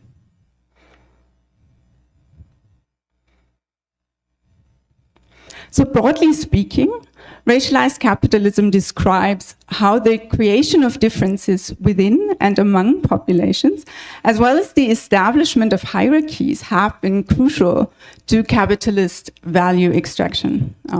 The debates on racialized capitalism originate from discussions on racism, capitalism, and white supremacy in the context of the US after slavery, of European colonialism, and apartheid South Africa. Nowadays, racialized capitalism has become a wide research field, and some scholars have argued that it's worthwhile to study regional varieties of racialized capitalism beyond the Euro-American context. So, to trace Taiwan's racialized capitalism and discuss the role of migrant labor in it, I want to highlight 4 critical points or 4 critical insights from the debate on racialized capitalism. The first insight concerns the racialization of labor. Scholars have worked out that creating racialized differences among workforces allows different levels of exploitation. And divisions of the working class facilitate social control of the working class as a whole. This has been shown by way of various contexts, including slave labor in the Americas, indentured labor from Asia, and migrant labor in Western Europe. The second insight from the debate on racialized capitalism pertains to the notion of racialization. Racialization acknowledges that race does not exist as a natural category. So racialization means the process of making groups of people appear as naturally different. And scholars have highlighted that racialization is not confined to creating differences in hierarchies among people according to skin color. Essentializing markers of difference are varied and can include biological features, ethnic belonging, culture, and importantly, in the context of migration, national origin.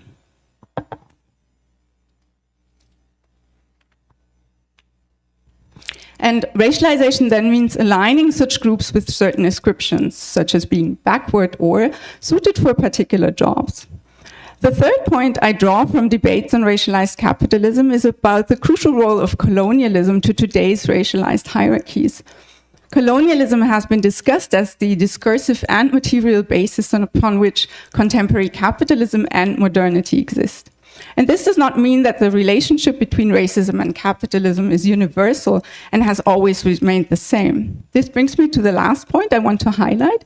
That is a conjunctural perspective on racialized capitalism. That means racism and capitalism configure in historically specific forms.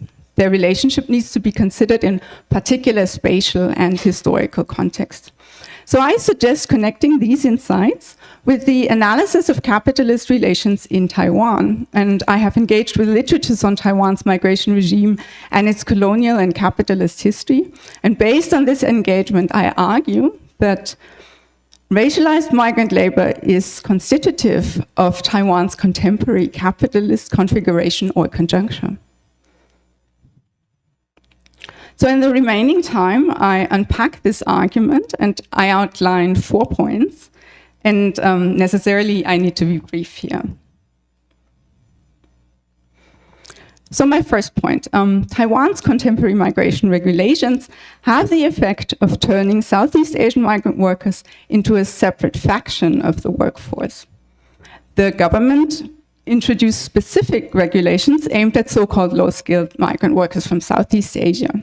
So originally, those regulations were intended to limit the social impacts of migration on Taiwan's local societies and to protect local Taiwanese workers from competition from migrants. In Taiwan, these regulations include the limitation of migrant workers' employment to certain jobs, constraints to the right to change employers, the prohibition to bring family members, and limitations to the number of years migrant workers can stay in Taiwan.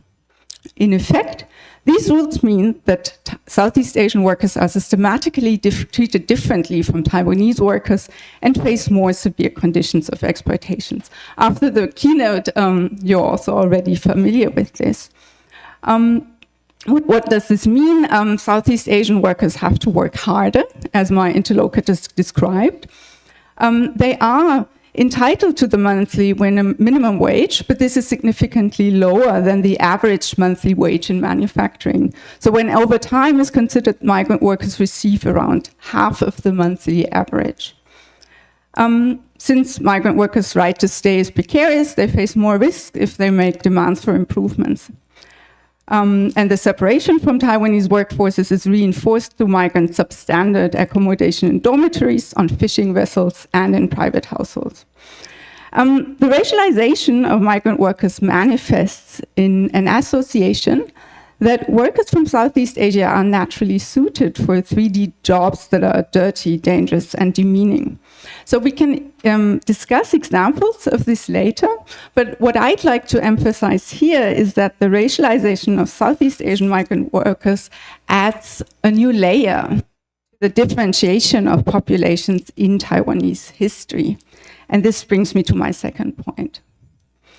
So Taiwan has undergone several colonizations by Dutch, Spanish, Ming, Qing, and Japanese rulers, and lastly by the Kuomintang from mainland China. And these colonizations have meant the marginalization of Taiwan's indigenous people and expropriation of their lands. The colonial settlement of Han Chinese in Taiwan is also part of this history, and it stands behind today's image of Taiwan as a Han-dominated society that defines itself as culturally distinct from racialized others, including Southeast Asian migrants. Whoever the colonizers were, they legitimized the subjugation of the people living in Taiwan through racialized tropes of savagery and backwardness. So in Taiwan, practices, ideas, and experiences of differentiating populations have antecedents to the contemporary racialization of Southeast Asian migrants. My third point is, today's racialization of migrant workers complements and replaces previous divisions of labor and workforces. And these can be traced back at least to the beginnings of Taiwan's industrial capitalism during Japanese colonization. So since Taiwan's early industrial capitalism, particular groups of workers were exploited under more severe conditions, and distinct groups of workers were compelled to do the most dangerous, the hardest, the dirtiest, or the most monotonous jobs. So to give you an overview, similar racialized divisions to those experienced by migrant workers today existed in Japanese factories during Japanese colonization, which lasted from 1895 to 1945. So I was quite impressed to read that in these Japanese factories, the conditions of the colonized Taiwanese workers were quite similar to what migrant workers experience today. Such racialized divisions also existed between mainlander and Taiwanese workers in state-owned factories during the authoritarian rule of the Kuomintang from 1945 to 1987. And there were other forms of racializing members of Taiwan's indigenous groups who worked on construction sites in the fishing industry during that time. Importantly, racialized divisions intersected with gender divisions. So Taiwan's rapidly expanding export manufacturing of consumer goods and largely rested on the labor of Taiwanese women from proletarian households and rural areas. Urban households employed working class, indigenous, and local Taiwanese women to do household and care work. So these divisions supported Taiwan's economic rise, which began in the 1960s and saw the country emerge as one of Asia's tiger state economies.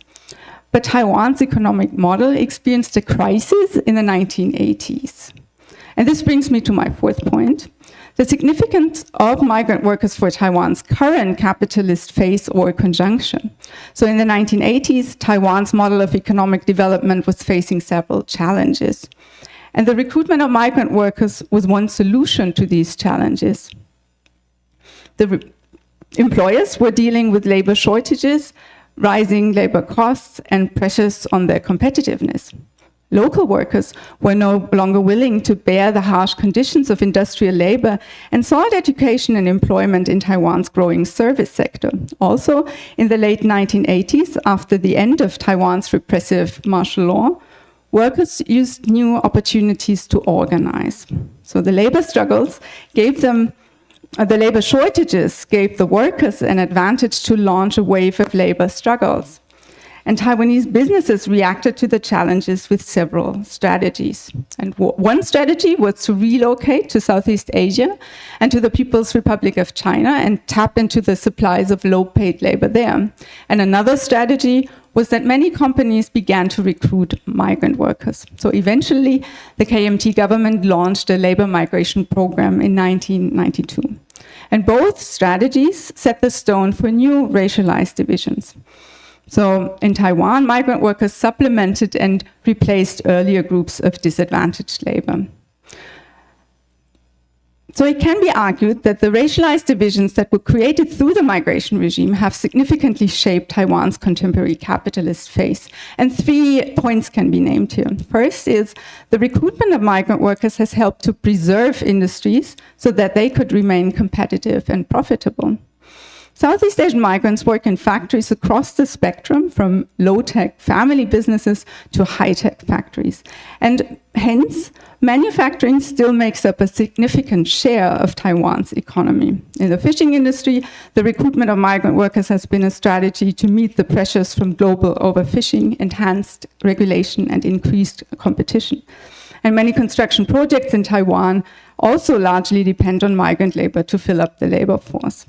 The second indicator of the crucial role of migrant labor for Taiwan's capitalism today is the role of migrant workers for social reproduction.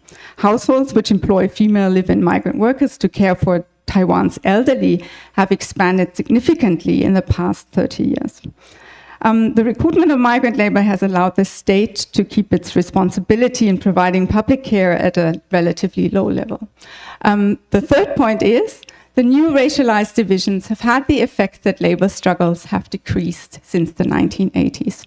Since then, labor mobilizations have not reached the same level of intensity again. This is, among other factors, due to the unwillingness or incapacities of Taiwanese workers to organize together with migrant workers. And one impact of this weakness is that, in comparison with other advanced countries, Taiwan's wages fare strikingly low and working hours are very long. So in other words, the labor movement is too weak to force Taiwan's capital to hand over a larger share of the profits to the working class. And this shows how racialized divisions of labor affect the working class as a whole. So I come to my conclusion now.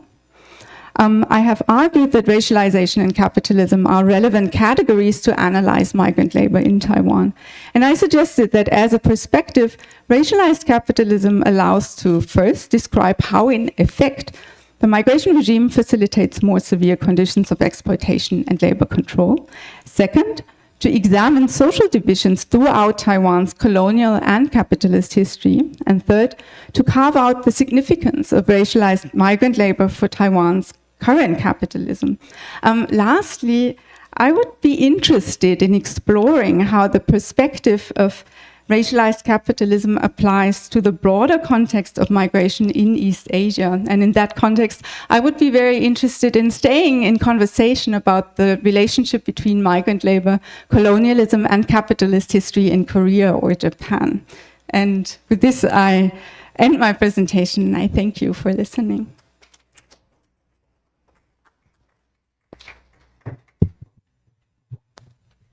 Thank you for a great presentation, Samia.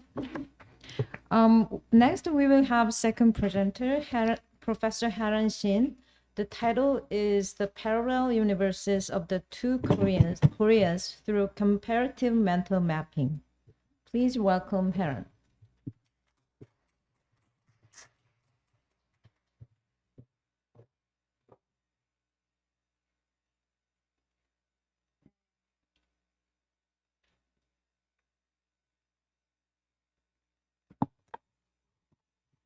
Hello, do I have a pointer? Okay. Okay. Wait.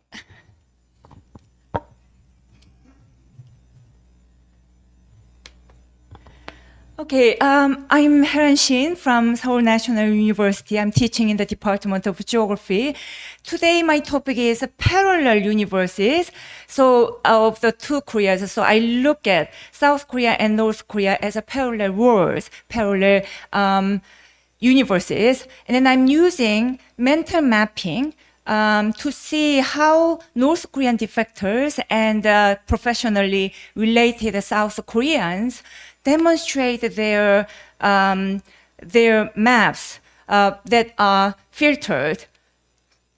So this is my research question. How are the parallel worlds of the two Koreas demonstrated through the mental maps, their sketches of North Korean defectors and related South Koreans? So this time I'm not showing my sketches, I'm showing their sketches. So parallel universes, I was quite inspired by this concept, and I would like to share it with you. Parallel universes mean coexisting, but disjointed knowledge worlds. So there is rare communication, right? However, they are really related because geographically or historically, they share a space, but remain largely isolated to ideological, political, or cultural barriers. And then their perception about each other is really based on secondary data, secondary narratives, or imagination. So you can see lots of parallel worlds in the contemporary societies. For example, the classical example is a Cold War division space, like South Korea and North Korea, or digital societies. We are in our a peaceful, our own world, and then ghettos, and then the rest of the society, and then homelessness, and then the rest of the society, formal and informal politics, migrants enclave, and the rest of the society, host society, and then far-right populism based on social media. So why do we see these parallel worlds? I think they are not just like a marginal exceptional sections. Actually, they are really important realities. And then different realities are constructed and then negotiated. And then the mental mapping is really interesting as well. Kevin Lynch's image of the city from that one. So we have a so-called objective map, and then we have a mental map. So it means that it is our geo-emotional and then geopolitical understandings are reflected there. Yeah. So people draw, for example, this SNU campus quite differently. If they think this Asia Center very important, they would center this Asia Center, and so on. And then I found this drawing mental map also performative, because everyone said, "Oh, I'm not good at drawing," but once they started drawing, their narratives, their verbal narratives became quite enriched. So I was quite impressed, especially in the cases of North Korean defectors. So I think this study contributes to the understanding that it's not just a representation of a space, but deeply embedded in the broader dynamics of identity, belonging, and geopolitical tension that clearly demonstrates parallel worlds. So I think this research sheds light on the ways in which the Korean Peninsula operates as a divided yet interconnected parallel universe. So my research question, my interview questions was quite simple. I just asked the participants to draw one sketch about North Korea and then one about South Korea. And then I said, you can draw a map, abstract sketch, or landscape, drawing, or anything else you want to depict, right? And then, so you will see quite interesting similarities and a contrast in their perceptions of both societies. Sorry, this is interviews, their list of interviews, and then this is ongoing because of this, I just started working on elite North Korean defectors. So this year, so it is still going. And then here later is South Koreans.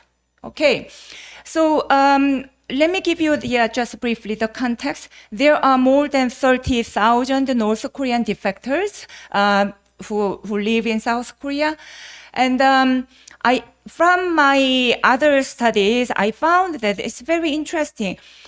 In South Korea, North Korea is really important, how can I say, important like a counterpart. And then there was a political narrative and then, propaganda narrative. However, North Korean defectors turned out to be to have a little knowledge about South Korea. Even one person said that she watched the K-drama while she was staying in China for several years. And then she happened to arrive to South Korea, and she didn't know that they are same country.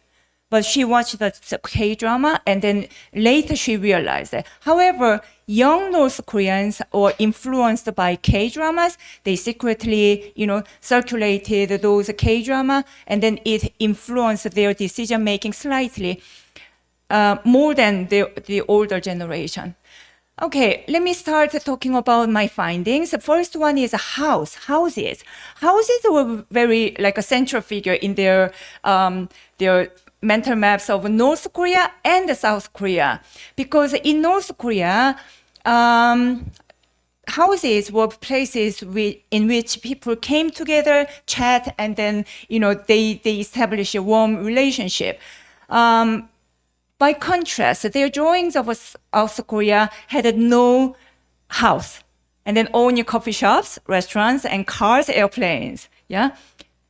So this one, can you see it? This interviewee was quite impressive. She said she emphasized drawing North Korea. North Korea is so poor, and then she looked ashamed. However, as she continued to draw, there was like a smiling on her face all the time. And then she said, there are not many trees in the mountains, so North Korea is poor. And then there are chimneys, and then people still, it is like old memory, but people have, they do laundry in the watershed. And then, but she said that after the laundry, women in her hometown would go to one of their houses, like there was like a smoke, and then they and their children would enjoy chatting further. Okay, so this really, and then she in the end of the drawing, she had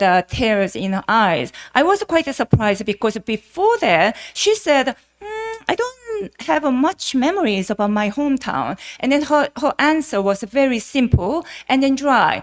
And then, but this drawing reflects her nostalgia for the place of a quiet and a modest living, okay? And then she started drawing this South Korea, and then she said, oh, South Korea is so affluent, so modern, so advanced. And then she said that there are many trees in the mountains, many cars on the road, so clean, so modern.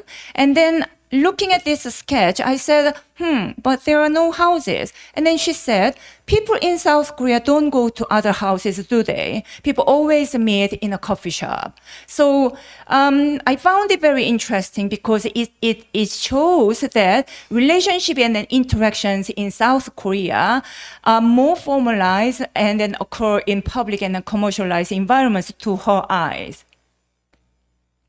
And then this next interviewee, North Korean defector, she said her sketch was similar. She said that she has to draw these 2 apartment buildings, and then she said, sorry, I have to draw these 2 apartment buildings because I knew everyone in the buildings. The walls were thin. So after the head of the household, usually man, left for work, if somebody knocked on the door, it's a signal to come over. And then women and children would then gather in that house to eat and chat together.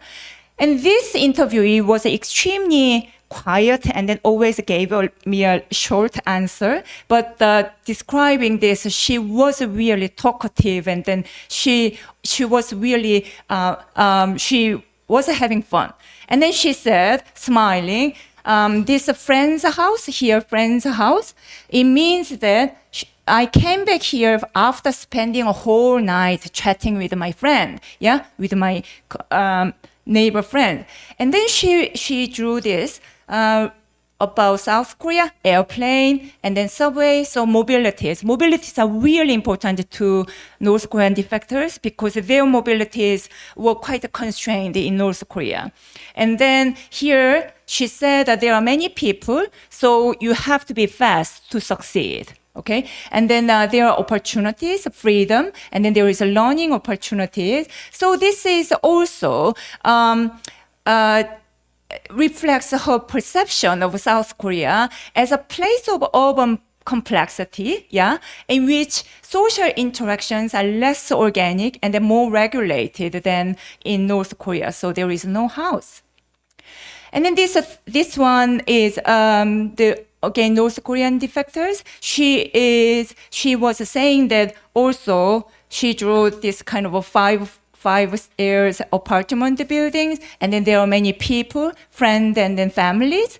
And then it also highlights the contrast between her rooted and relational experience in North Korea, and then potentially more, fragmented experiences that she had in South Korea. And then this same interviewee, again, drew coffee shop for South Korea, and a car, and traveling, and then freedom, jobs, and so on. So she said she met many good people, right? Nonetheless, always the setting is more like a professional and then social settings. So houses in the parallel to Korea's, I think it means that in North Korea North Korea is remembered surrounding houses as spaces of intimacy and then social gathering and belonging. Right? By contrast, the absence of houses in their South Korean mental maps reflects the economic advancement of South Korea, the freedom of mobility, and the formalized meetings among people. Okay, and then this is elite. I found that elite North Korean defectors draw like a more abstract things, And then he said this Baekdu Mountain, and then Cheonji Lake are the symbols of the Kim family's control. Okay, so North Korea is controlled by the family. On the other hand, South Korea is controlled by fame. So he said that everyone is looking for like others' attentions. They want to be like a superstar and then getting attention. And then this is another elite North Korean defector, and he used to be a diplomat in North Korea, and then he said, both countries are quite obsessed with something. North Korea is dreaming about nuclear weapons through day and night.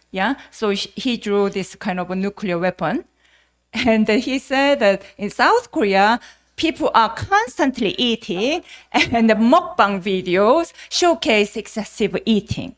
Okay, so when North Korea is obsessed with a nuclear weapon, South Korea is obsessed with eating food.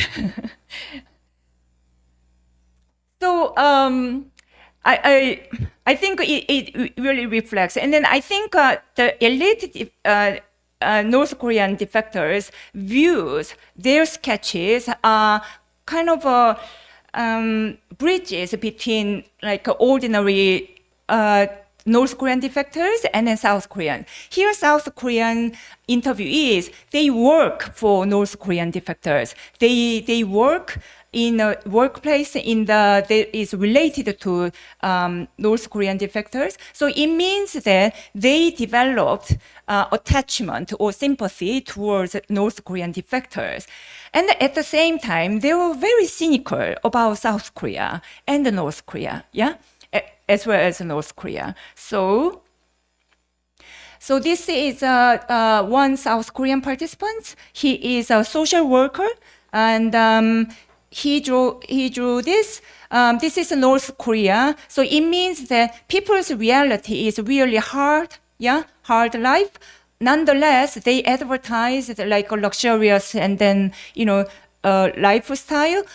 So it means that people's reality is faked by the state, And then here he drew this. This is South Korea.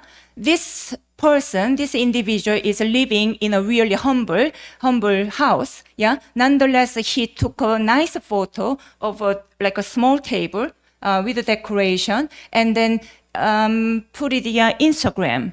So it means that people in South Korea are controlled and by competition and conscious of others. So the reality is faked by themselves. My reality is faked by myself. And then this one is a teacher in a North Korean second generation's alternative school. And then she was really extremely happy with the North Korean children, right? So she describes that in a barren land which is North Korea, the fruits are really loving and caring. So and then she was quite cynical about South Korea. She said in South Korea, buildings are complex and then, we have big buildings, crowded. However, they ignore each other. They just are trapped in their own spaces and surrounded by junk. They are not really about love. And then this one is interesting because he is the only South Korean who actually visited North Korea, okay? And he was really impressed by the mobility differences between the two countries. So he said, when you look at North Korea, at first, it appears very orderly. However, it looks like a new town. However, if you really look at them, everything is designed to keep people confined to their designated roles and spaces. So he was quite critical about this North Korea. And then he kind of proudly said that, so he was in Kaesong, North Korea, and then crossed back into South Korea. And then he noticed that people could move freely in any direction they wished. So this statement meant that he didn't really notice the freedom of mobility before, he saw the North Korea. So I think the parallel worlds. So you can see that North Korean defectors have limited experiences of both societies. Nonetheless, in their heads, in their minds, South Korea and North Korea are quite separate, vastly separated, but at the same time interconnected. And then to South Koreans who never visited North Korea, the North Korea is a quite imaginary world, and it is just from government narratives and then their experiences with the North Korean defectors. So this study implies that the divisions created by the geopolitical forces of the Cold War have evolved into parallel worlds maintained by not only physical borders but also different methods of how societies work. And then it suggests that the parallel worlds reflects not only the effects of a physical and political separation and isolation, but also connectedness and then co-constitution, because they are really conscious of it, conscious of the counterpart. And then the comparative mental mapping constitutes an important part of the reality of a parallel world. And then especially in the migration studies, in these days, visual the visual images are emerging as not just passive tools, but also actors. Yeah, and then here I'm using those visual images as research methods and then research subjects. And then I think that it's time. I think that our research methods can be developed to include those the visual images and then find many interesting stories. Thank you.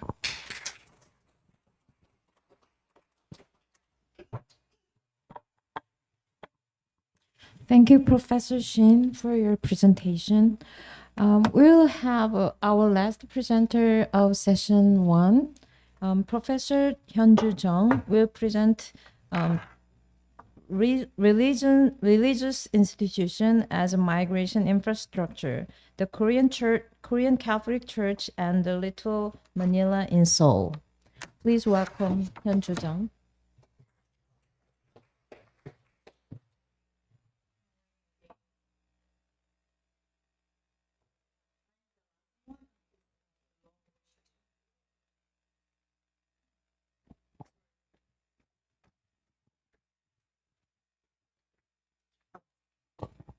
Very soft.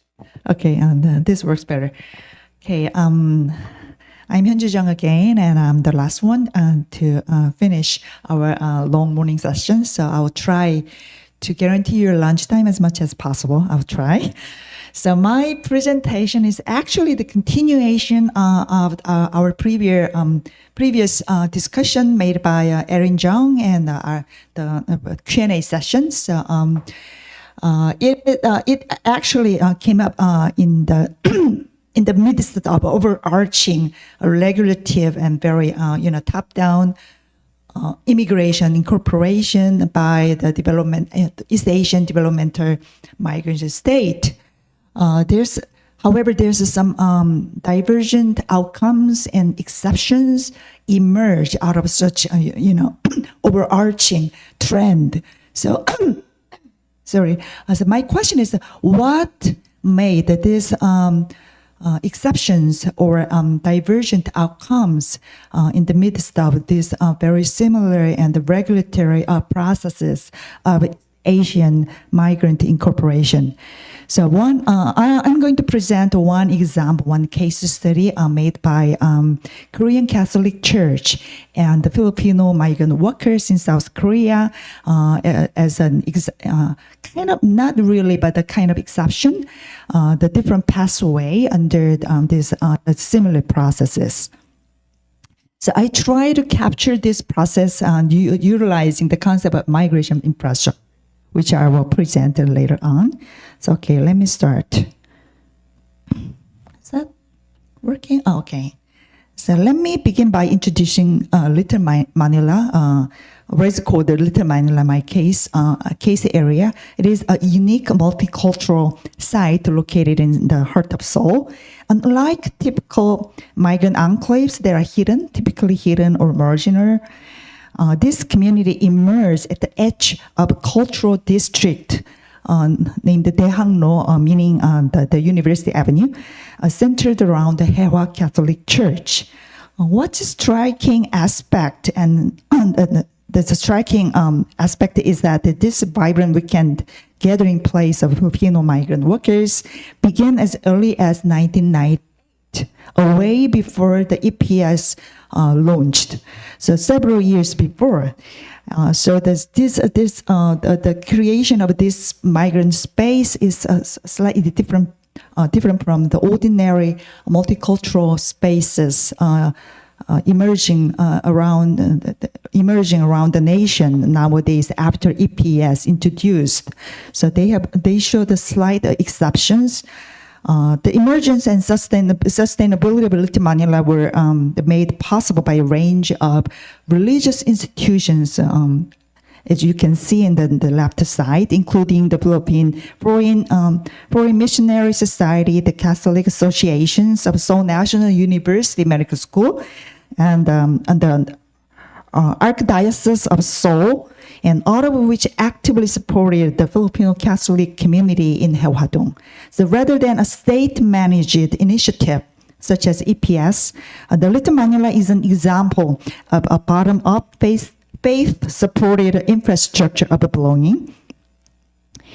So to understand the context of Little Manila, the further we need to consider the historical and spatial characteristics of Daehangno, the area where it is located. Originally, Daehangno was the site of several Seoul National University campuses, as you know, including the College of Liberal Arts, law school and medical school, and until they were relocated here in 1975.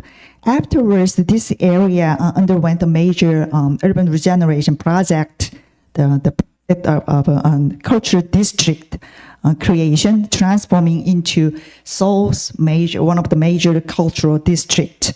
Today, Daehangno is the hub of theaters, art schools, galleries, and performance street venue for performing arts and attracting a the young population and with creative and liberal minds, and typically, and this cultural ambience and the urban accessibility have made the area a uniquely open and dynamic setting for migrant visibility. In that sense, Manila did not grow in isolation. Rather, it took a root within a space already structured for public gathering, expression, and the diverse cultural activity, which is quite rare, actually, in the landscape of Korea's migrant geographies. Let me show some examples. The street images of Daehangno, and the Little Manila is located at the edge of this Daehangno here. So what makes a difference between Little Manila and other migrant spaces is twofold, actually, the location and the mechanism behind. First of all, the location, the typical migrant spaces in Korea emerge actually the medium and small-sized industrial cities. That's a typical cases. So they are typically emerge out of very declined old downtown, typically the traditional market. Due to the nature of EPS, as you know, it is a government program that literally arrange low-skilled migrant workers in different places. The multicultural migrant spaces are actually located throughout the nation in the smaller cities, typically industrial downtown. So it is not ethnic based. That's a very important aspect of Korean migrant space in general. So they are multinational, multi-ethnic in nature because the government arranged it to put them together in one place. So the ethnic enclave, which is very popular, prevalent in Western multicultural society, isn't the case in Korea, except Korean Chinese ethnic enclave in the southwestern part of Seoul, or other migrant spaces, typically multi-ethnic, not ethnically based, and they are located outside Seoul, typically. So this is some geography, the concentration of where the different kinds of different classes, the different category of migrant workers located. The left picture shows where the low-skilled E9 workers, the workers actually come into Korea through the EPS program. They are not presenting within Seoul. Let's see here. This is a Seoul, and it's evacuated literally. So that they are all clustered around Seoul, the industrial cities around Seoul and the metro areas, and also very small sized and medium cities around the nation. So their geography is very different from either the low-skilled co-ethnic, typically Korean Chinese population. They are all centered around the largest city only, and other skilled foreign laborers. They have a very similar pattern with the national population distribution centered around the Seoul and the vicinity. So the low skilled ethnic migrant workers have very unique geography. However, the Little Manila actually immersed in the heart of Seoul, the very cultural district. So that makes the differences, and it is also ethnic based, not exclusively Filipinos, but it's more open, but largely ethnic based. So that really differentiate this place from other typical Korean kinds of multi-ethnic spaces around the nation. So let me move on. So my research question is the first, what makes the Little Manila distinct from other kinds of migrant spaces typically formed under Korean EPS system? The second, how have religious institutions, particularly the Korean Catholic Church, shaped and sustained this community? What is their role, and how we can contextualize its functions? And third, how have local social spatial conditions and histories contributed to both the past-dependent and emergent aspects of multicultural space-making in South Korea? As these questions guide our inquiry into the meso-level structures that mediate international migration, not only through the solely government policies or the global capitalism, but through the historical, religious, and urban context. So intermediate, very complex processes. So let me go on to my research objectives. The first objective is to develop a meso-level theoretical framework which is localized, hybridized, and intermediate aspects of international migration, rather than simplify the entire process. Is blaming the national rational migration regime or global capitalism, and so, or either the various solely individual decision, the agency matters, things like that. So to capture this very complicated and interplay of different aspects, and also to focus on the different that rival infrastructures that really matters to make the different outcomes, and also analyze the past dependency and emergent outcomes, immigration incorporation. In so doing, I tried to contribute to the discussion about what is the Asian model in immigration incorporation, and also the inter-Asian differences. So I try to contribute to discussions around these interests. So this presentation is anchored on my previous works on these areas. I have been working on this area several years, and based on the several field works, which is ongoing right now. And the area is Little Manila around the Haewa Catholic Church. So to understand the complex nature to create this place and the mechanism behind, I try to come up with some intermediary theoretical frameworks. So one is the discussions called the migration around the migration infrastructure. So it was originally introduced the Shangbao and Lindquist Johan, and a lot of domestic international scholars are engaged in the discussion around afterwards. This defines migration infrastructure as the systematically interlinked technologies, institutions, and actors that facilitate and condition the human mobility across borders. This framework allows us to understand migration as neither purely structured nor random or contingent, but rather shaped by intermediary forces spanning. Here's some the Shangbao and the Joan Linkist provide suggested 5 the subcategories of migration infrastructure: commercial, like technology, humanitarian, and social infrastructures. So this is a brief outline of the theoretical framework. However, While migration infrastructure is very such a powerful terminology, it risks being too general or too universal, and anything can be infrastructure, right? So I try to revisit the framework, critically asking how we can adapt its insights to better reflect the specificity of an Asian context, particularly in this case, the Korean context, rather than applying a rigid categorization in instrumentalist manner. So I rather try to suggest to contextualize migration infrastructure within histories and geographies, realities that shape migrant incorporation in Korea in particular ways. So I rather bring some insights rather than the classification of infrastructure. What is about?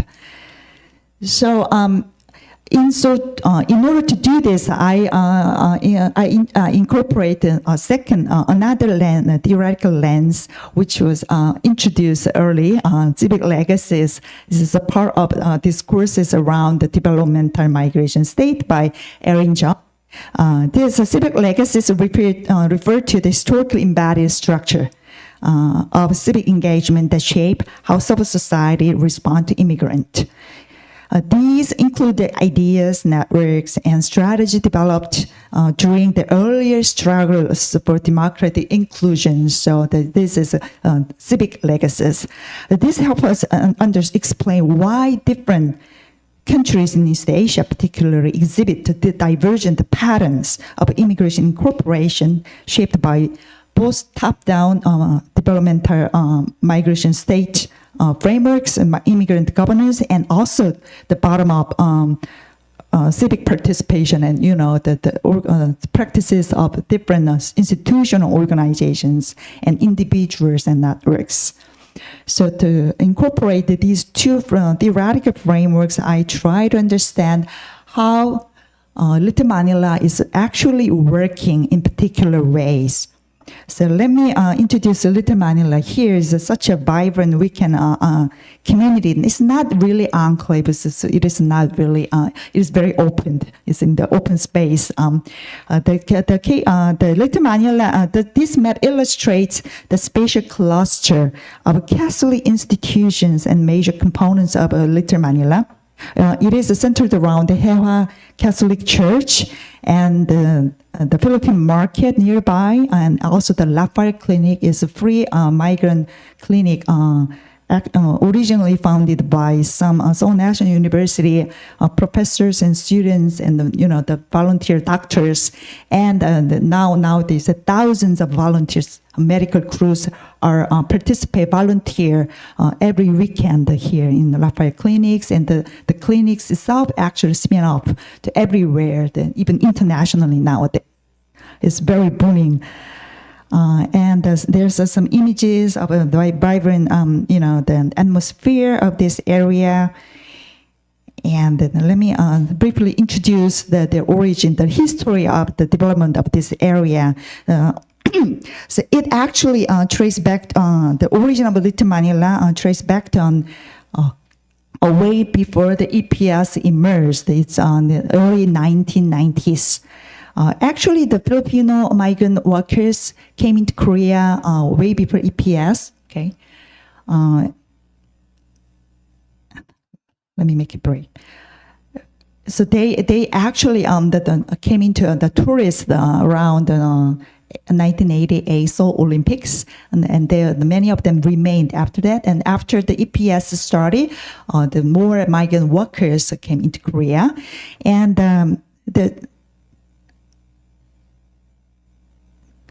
so they actually made their own organization around the 1990s. First in the Jayang Catholic Church, and then moved to the current location of a Hewa Catholic Church because the space is very limited. So they claimed, and the Seoul Archdiocese actually granted space for them, and they have regular Tagalog Mass every weekend here in this Catholic Church. So after moving into Hewa Church, they are very connected in the Catholic network of South Korea in Seonbuk-dong, known as Korea's Vatican. So the location happens to be right next to the very rich cluster of Korean Catholic institutions in and around the Seongbuk-dong and Haewa-dong, so which is called the Korea's Little Rome or the Korean Vatican. So because of the very location of Haewa Church, the Filipino migrant workers community actually better connected to the world and each other and other resources on urban infrastructures. So some here is spatial temporal contingency in the birth of Raphael Clinic. Raphael Clinic is the one of the cornerstones of Little Manila, is a product of what I might call the spatial temporal contingency. So it emerged from the unique convergence of actors such as Cardinal Kim Soo-hwan and Professor Dr. An Gyuri of Seoul National University Medical School, and the proximity of Catholic and medical institutions. This clinic not only offered free medical care to migrants, but also symbolized the Korean Catholic Church's commitment of social justice in practical terms. So here's some history of how the Korean Catholic Church have committed to social justice and resistance for a long time, which might as a civic legacies that made really differentiate the Korean case. This historical overview shows how the Korean Catholic Church has involved in the history of protest. And for example, Myeongdong Cathedral is a very famous place. The headquarters of Korean Catholic Church has been literally the sanctuary to democracy activists during the revolution era, the 70s. 80s, and the church founded the Committee for Justice and Peace to defend the labor and human rights very early times. This legacy even continues today. For example, early this year, in the middle of the protest and impeachment rallies against the former president Yoon Suk-yeol, we have a new president a couple of days ago in Korea. Very few media actually paid attention to what the little Catholic institution right next to Yoon Suk-yeol's residence did. Well, however, the priest and the Catholic Church right next to Yoon Suk-yeol's house actually opened their gates, and they hosted those protesters who were rallying days and nights, the freezing weather. So they provide heated rooms and toilets and all the facilities and provide sanctuary and shelter to the protesters. So this is an ongoing process here in Korea. So the National Pastoral Framework and Global Catholic ties it as working as infrastructure. So this I might call the institutional or the effective infrastructure for migrants. So this is some statistics of Raphael Clinic. It's not really, it is based on the serving for Filipino community, actually, but it is expanding to including all other ethnic groups and even internationally. So it's very inclusive, and this is the visual marker of the Little Manila, the Philippine street markets. It's a very vibrant market area that organized every weekend. So based on these culturally and ethnically rich resources, this place turned into the place of recognition for Filipino migrants and a safe haven for them. So they really showed the sense of belonging of this weekend enclave, and this is the real place where they are recognized and understood, and to be empowered and nurtured.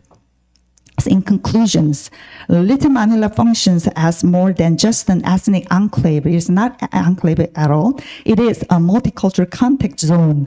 While it begins as a support structure for Filipino communities, it is increasingly becoming a hub for diverse migrant groups nowadays. The Korean Catholic Church, drawing from its civic legacies, played an infrastructural role, not only offering space and services, but also by enabling migrants to become part of the broader urban cultural fabric in Seoul and beyond. Okay, thank you.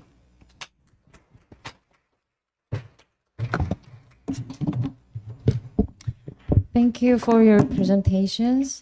Now we are having the Q&A session. So all three presenters, please come up. and have a seat here. We will take questions from the audience first, and then we assign the 3 or 5 minutes for each presenter to answer the questions actually asked to the presenter. So, okay.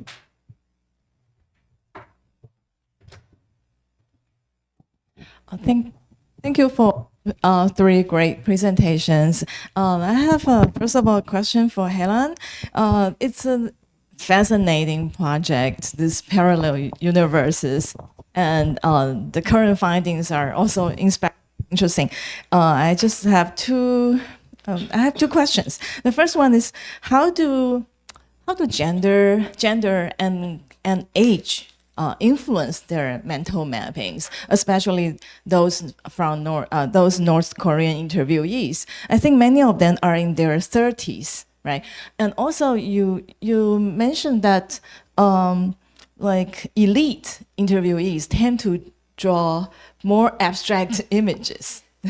And but how do you define elite? Because here you have like number 8 to 10 former prosecutor and diplomat, but do scientists and journalists also count as elite or not in Korea? I'm just curious about these 2. And I also have a question for Samia. I think you quote your interviewee saying that the Indonesian workers are given the hardest work, right? So, like in this context, do they compare with Taiwanese workers or compare with other Southeast Asian workers from Philippines, Thai? Like, do they also have this like racial hierarchy in Taiwanese labor market? Okay, thank you. Thank you. Yes.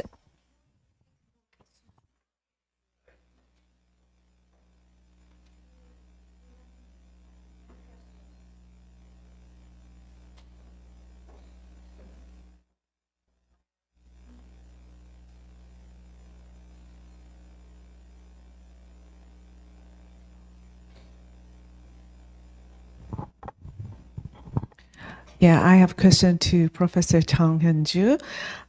As many of you know, I'm doing research on Muslim migrants in Korea. So it seems that these, Catholic Filipino is totally different with these, the Muslim migrants in Korea. So I think that this, Catholic, Philippine migrants that have a prejudice and effects not only in the migration in structure, but also in religion itself. So as you mentioned that, Seongbuk-dong is, Korean Vatican, and maybe Taiwan will be Korean Mecca. But even though, of course, in the Korean, Muslim Federation and some, Korean Islamic mosque, they help to these, Muslim migrants a lot. But we can notice and we can confront that, many Islamophobia and some kind of, very massive, migrants, some kind of, issues. So I think that, you already mentioned that, Korean Catholic has a very important role in South Korea to support the resistance and some for supporting democracy.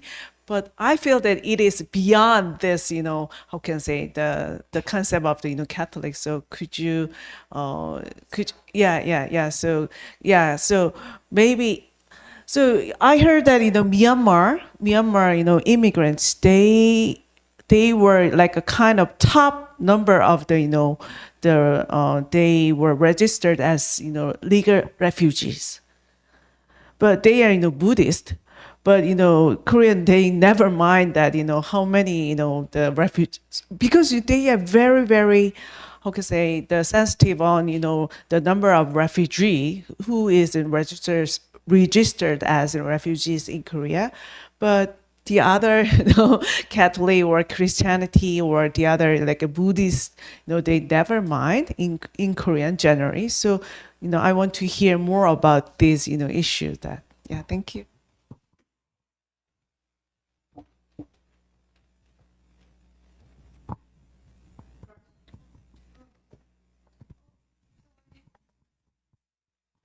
Thank you. So I actually have a quick question for each of you, for Zamia, and I think it's a fascinating, the racialized capitalism. But have you considered the historical coincidence of this case? Because how is this concept actually?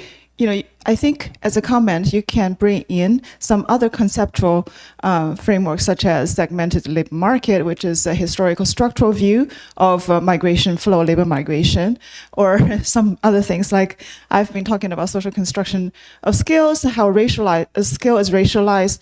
How will other concepts play in your specific kind of a conceptualization of racialized capitalism? This is something maybe as a comment.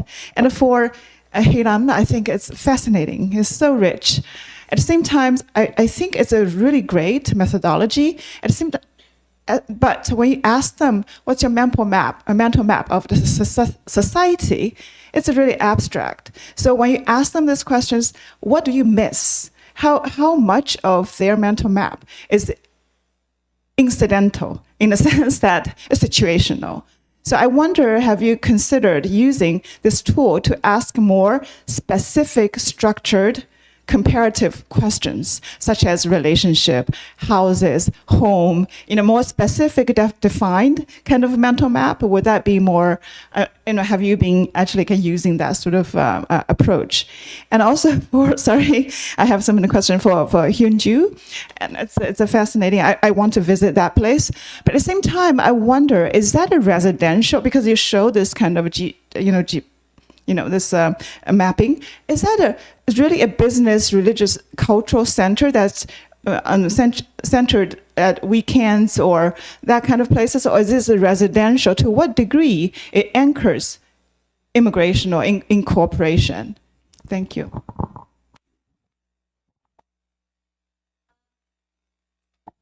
I have one question for Heron and one comment for Samia.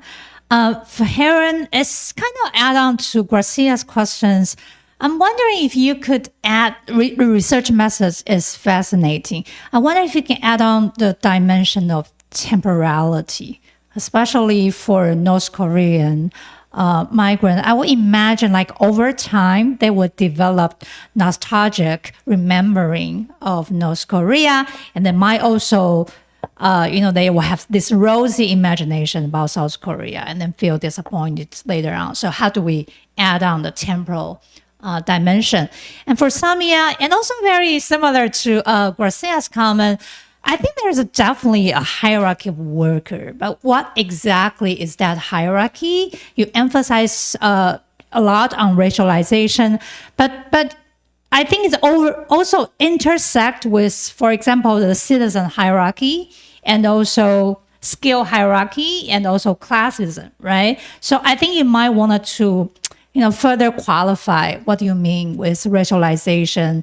And empirically, I think will be useful to, for example, to compare with co-ethnic migrant workers and also to identify what exactly the racialized or essentialized differences, like Zhongyi's, Michelle's suggestion, like how does that attach to different ethnic groups?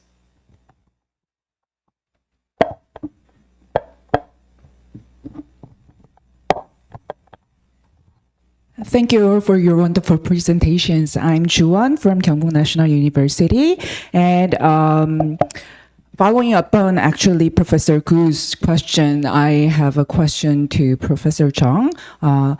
You mentioned that Korean Catholic Church and civic institutions played as migration infrastructure that enabled Filipino migrants to settle down and also create a wonderful multicultural context zone. But as she said, in contrast, the Korean Protestant church or like local government, like Daegu city government, played as infrastructure that hampers Muslim migrants to have, this kind of positive multicultural experience in the place where they live. So I think this is very important to look at religion, how the role of religion played out in this kind of migration trajectories and all that. So what do you think about the role of religion like playing out in South Korean migration regime in general?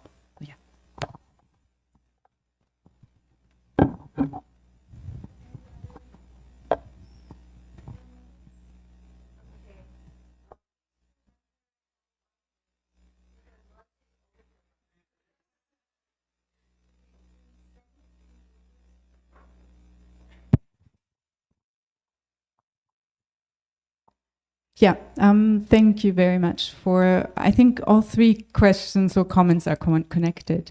Maybe for the first question, the quote that I put in from that one worker, what was impressive about his narrative was that he was very clear. He could very clearly state and narrate how that works in his factory. So he's in a warehouse.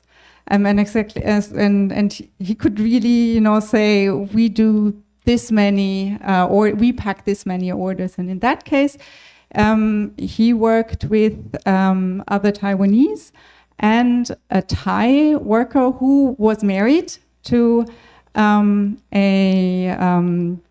Taiwanese. So exactly what Peja also brought in.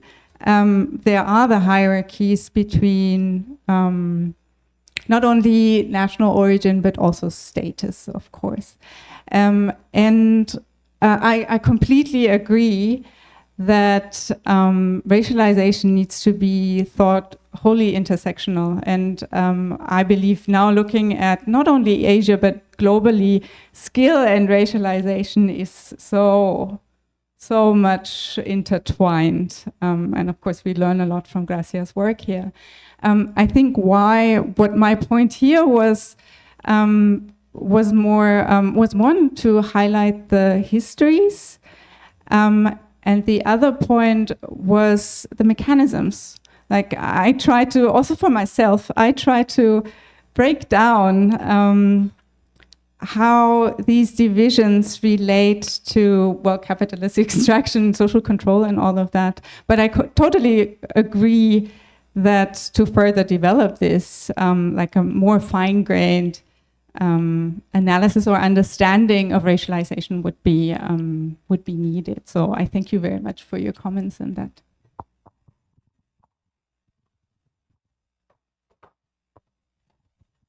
Very interesting and challenging question.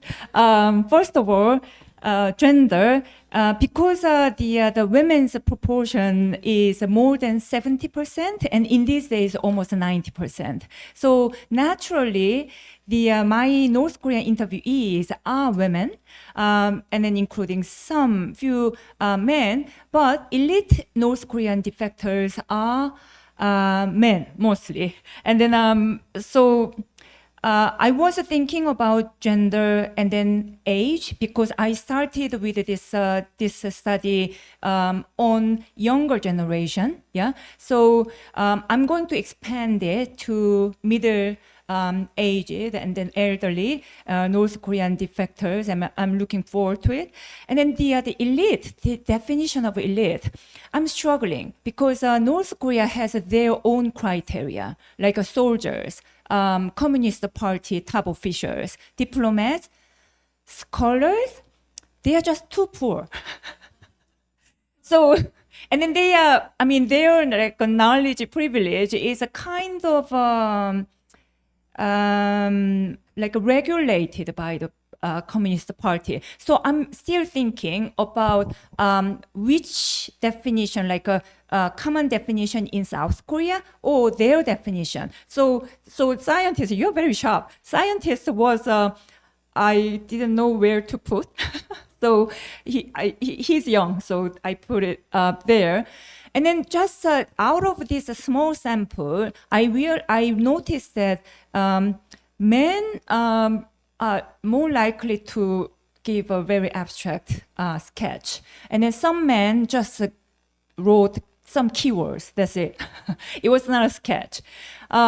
So I'm because this is my initial project, so I'm really working on this research method. So probably the temporality and then the more structured questions, yes, I have to think about them more actively. But at this stage, their selection of item was the biggest factor.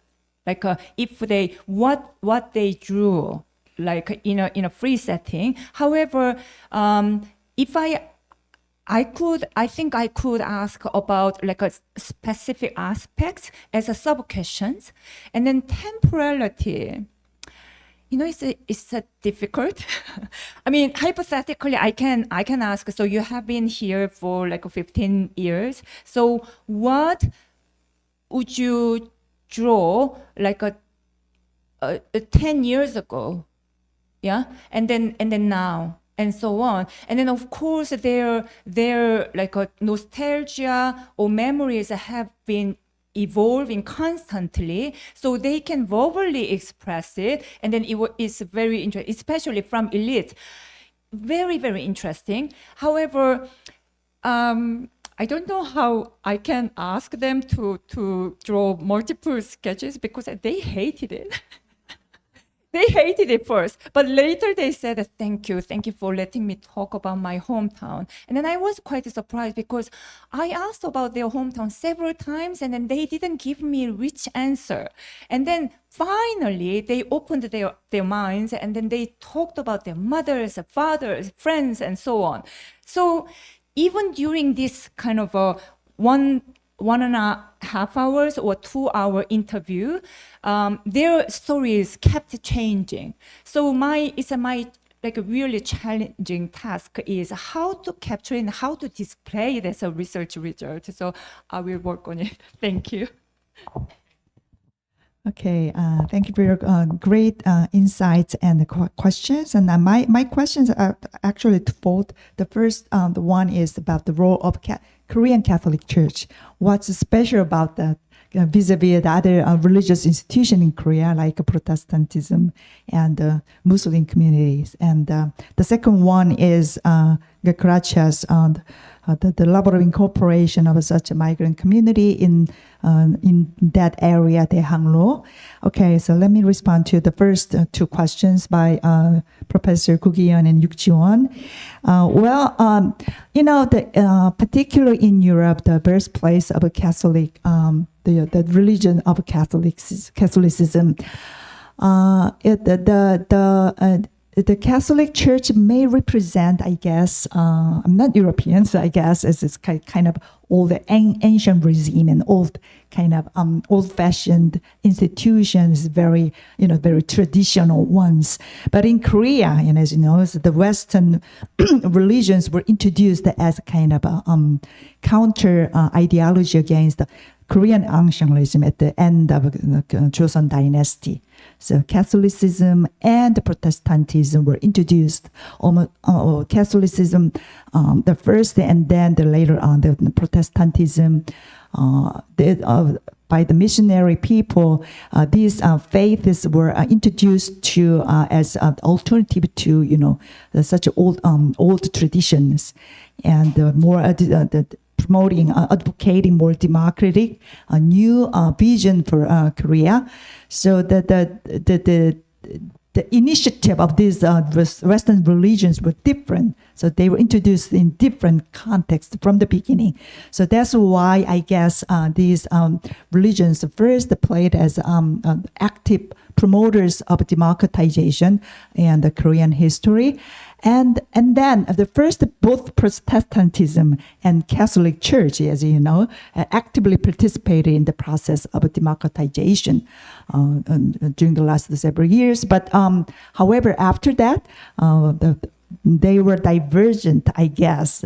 For example, Korean Catholic Church still maintained their status against anti-democratic versus they were very radical and progressive in nature. But the Protestantism became more mainstream. So there's such a large Protestant community present in South Korea, and they really advocate nowadays the upper middle class and the mainstream Korean values and the modernization of Korea and the future vision of Korea and this. So the Protestantism made a different pathway after that from the Catholic Church.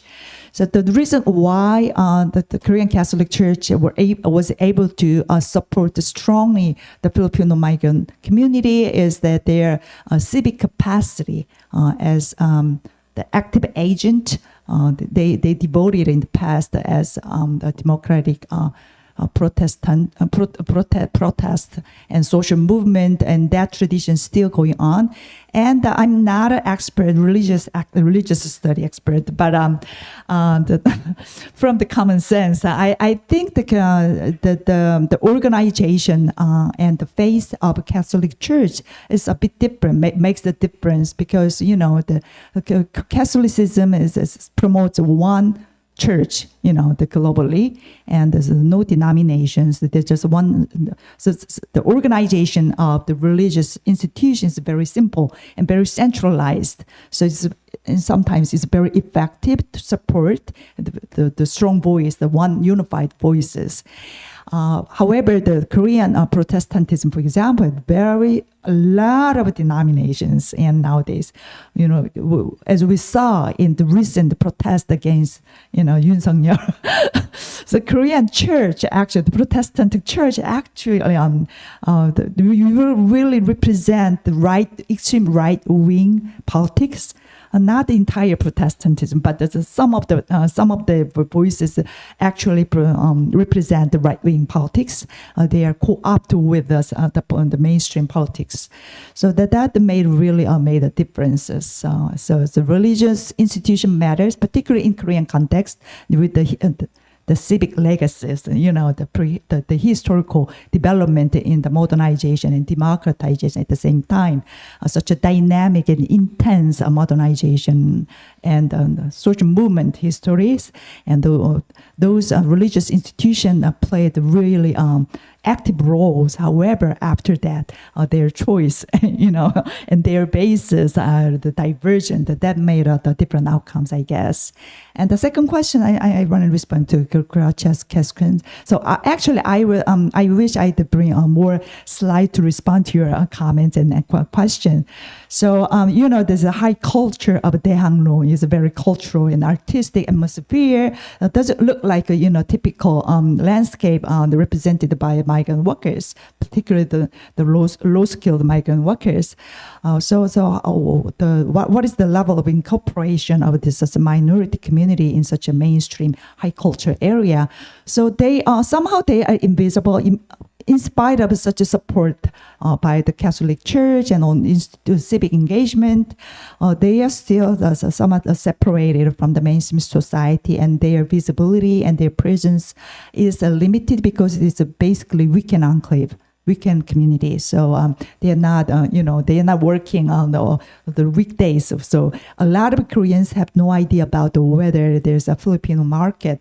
It's a very it's just as a couple hours, several hours in a Sunday afternoon.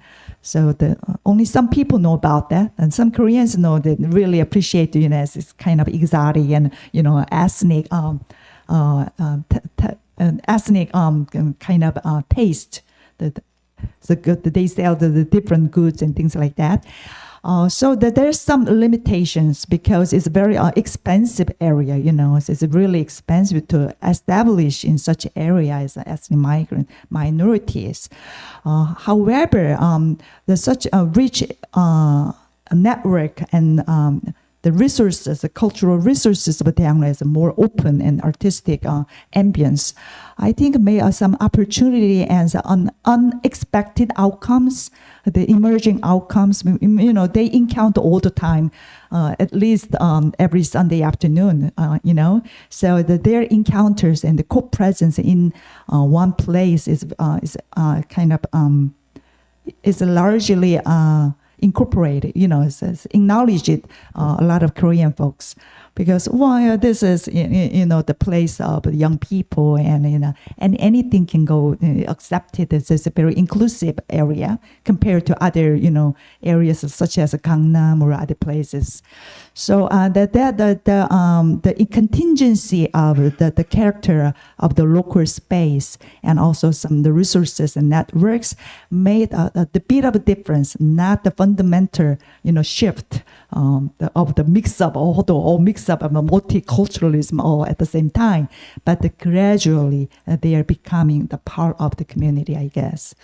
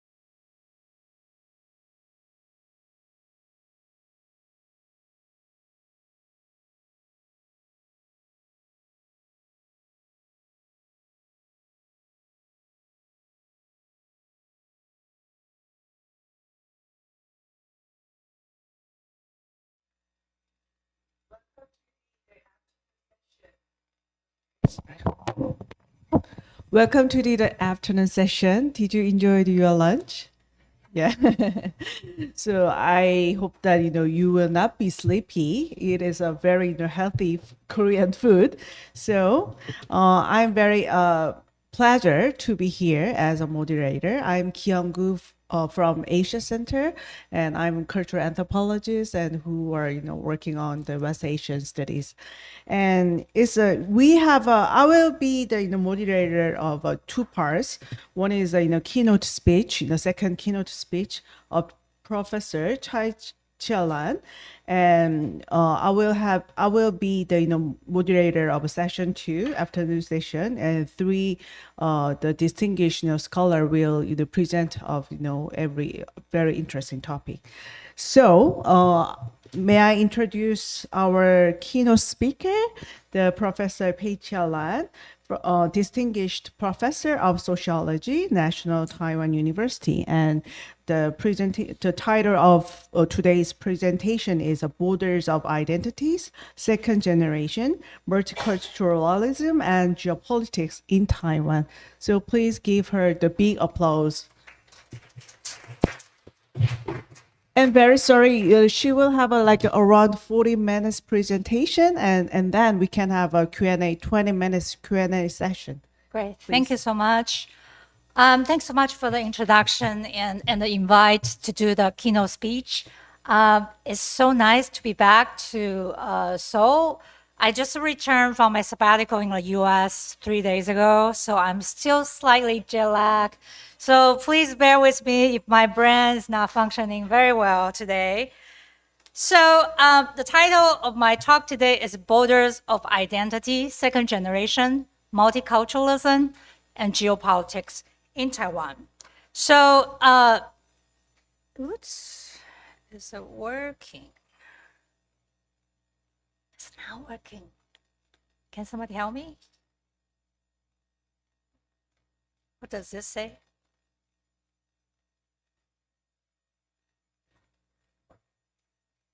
What does it say? Check it. Okay.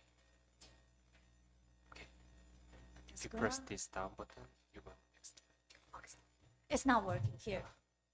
It's not moving. Oh, yes. Okay. Thank you. Okay. So in the next 40 minutes, I will start by talking about the phenomenon of the second generation in Asia and introduce the theoretical question and methods, and briefly discuss the policy context of geopolitical multiculturalism and focus on the 4 different approaches of identity work among the second generation, and end with theoretical and policy implication. So this is based on the book manuscript I'm working on. I don't have to say much to this audience. You all know that there has been an emerging second generation in East Asia. In fact, I co-edited a special issue with Min Jong King, and the special issue was just published by SNUAC Racial Study this year, and it includes different cases like Taiwan, South Korea, Japan, and Singapore, and please check on it if you have the chance. Okay, so these children of cross-border marriages are now reaching adulthood. When they were young, the receiving society was concerned about how immigration might affect the population quality. As you can see in the magazine title, published in Taiwan in 2003. Now these children are reaching adulthood, and many of they are viewed as multicultural citizens, as illustrated by the South Korean children's book. So the purpose of my research is to explore how the presence of second generation has transformed the ethnic landscape and multicultural policies in this region. So this figure shows the number of second generation children in Taiwan. The proportion, which is the blue line, becomes significant partly due to the fertility decline in Taiwan. In the peak year of 2003, for every 100 newborn, 14 baby were born to an immigrant mothers. Recently, the proportion has dropped to 5 or 6%. In fact, immigrant mothers are not giving birth to a lot of children either. The estimated number of these children is about 500,000 in Taiwan. So, theoretical approach and methods. So, existing literature on the second generation has focused on the experiences in North America and Western Europe. So here I identified 3 distinct features in East Asia, and I believe that these differences has great potential for theoretical dialogue. First, most of the Western literature focus on children with 2 immigrant parents.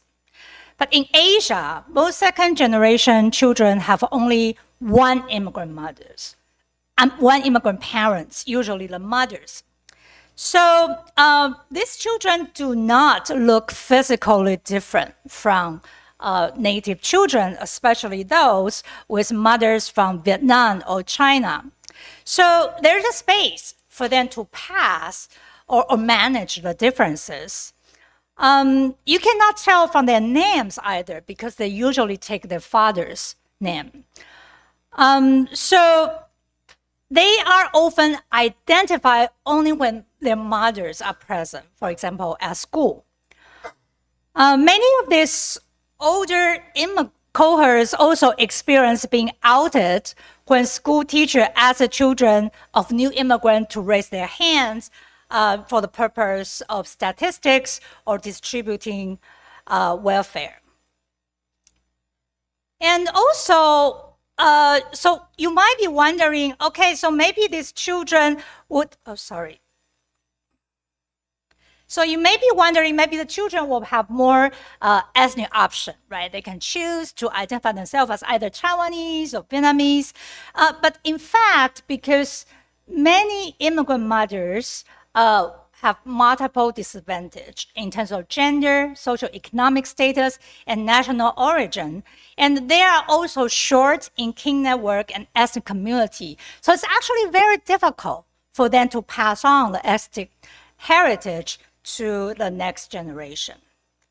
And secondly, East Asian societies often perceive themselves as ethnically homogeneous and traditionally held monotheistic ideology about nationhood and membership. So in this context, mixed children are often stigmatized, especially in the past. So in both Korea and Japan, the terms of mixed blood primarily refer to children of local women and US soldiers, and they are subject to social stigma. But the situation has been changing to some extent, right? So in South Korea, right now they are called multicultural children. And in Japan, they were used to call half. That means, they are not the whole, but right now they are called double, to kind of positively indicate their dual cultural heritage. In Taiwan, the term mixed children, 混血, could indicate desirable differences if they are referring to children of Taiwanese and Americans or Westerners. And most importantly, I think mixed children in Taiwan, especially those of Southeast Asian background, they face intersecting stigma of race and class. So, for example, people assume that their parents get married through brokers. So that has very negative connotation of, the poor background, etc.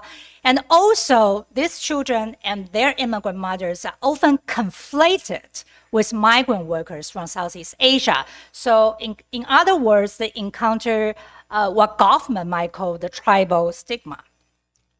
And finally, Aaron has talked about this in the morning. East Asian governments has played a major role in immigrant governance, and these cases demonstrate the important roles of state policy and geopolitical context in the making of second-generation identity.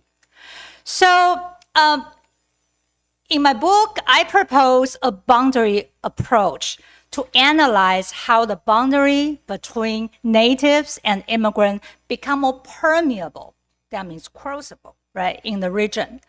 I am inspired by neo-assimilationism, Alba and Ni, who redefine assimilation as a process of boundary shifting. That means not just individual who cross a boundary, but also on a group level, the boundary become more permeable for migrants to cross. And I like to go further to use the boundary approach to connect the macro and the micro analysis. So my research question includes how do state policies manage the boundaries of citizenship and membership in the spectrum between assimilation and multiculturalism?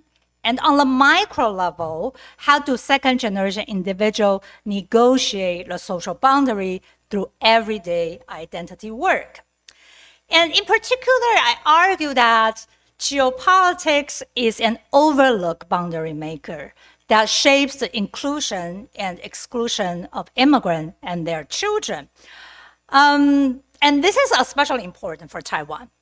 Right, as you know that China has imposed threat to take over Taiwan and obstructed the international recognition for Taiwan's sovereignty.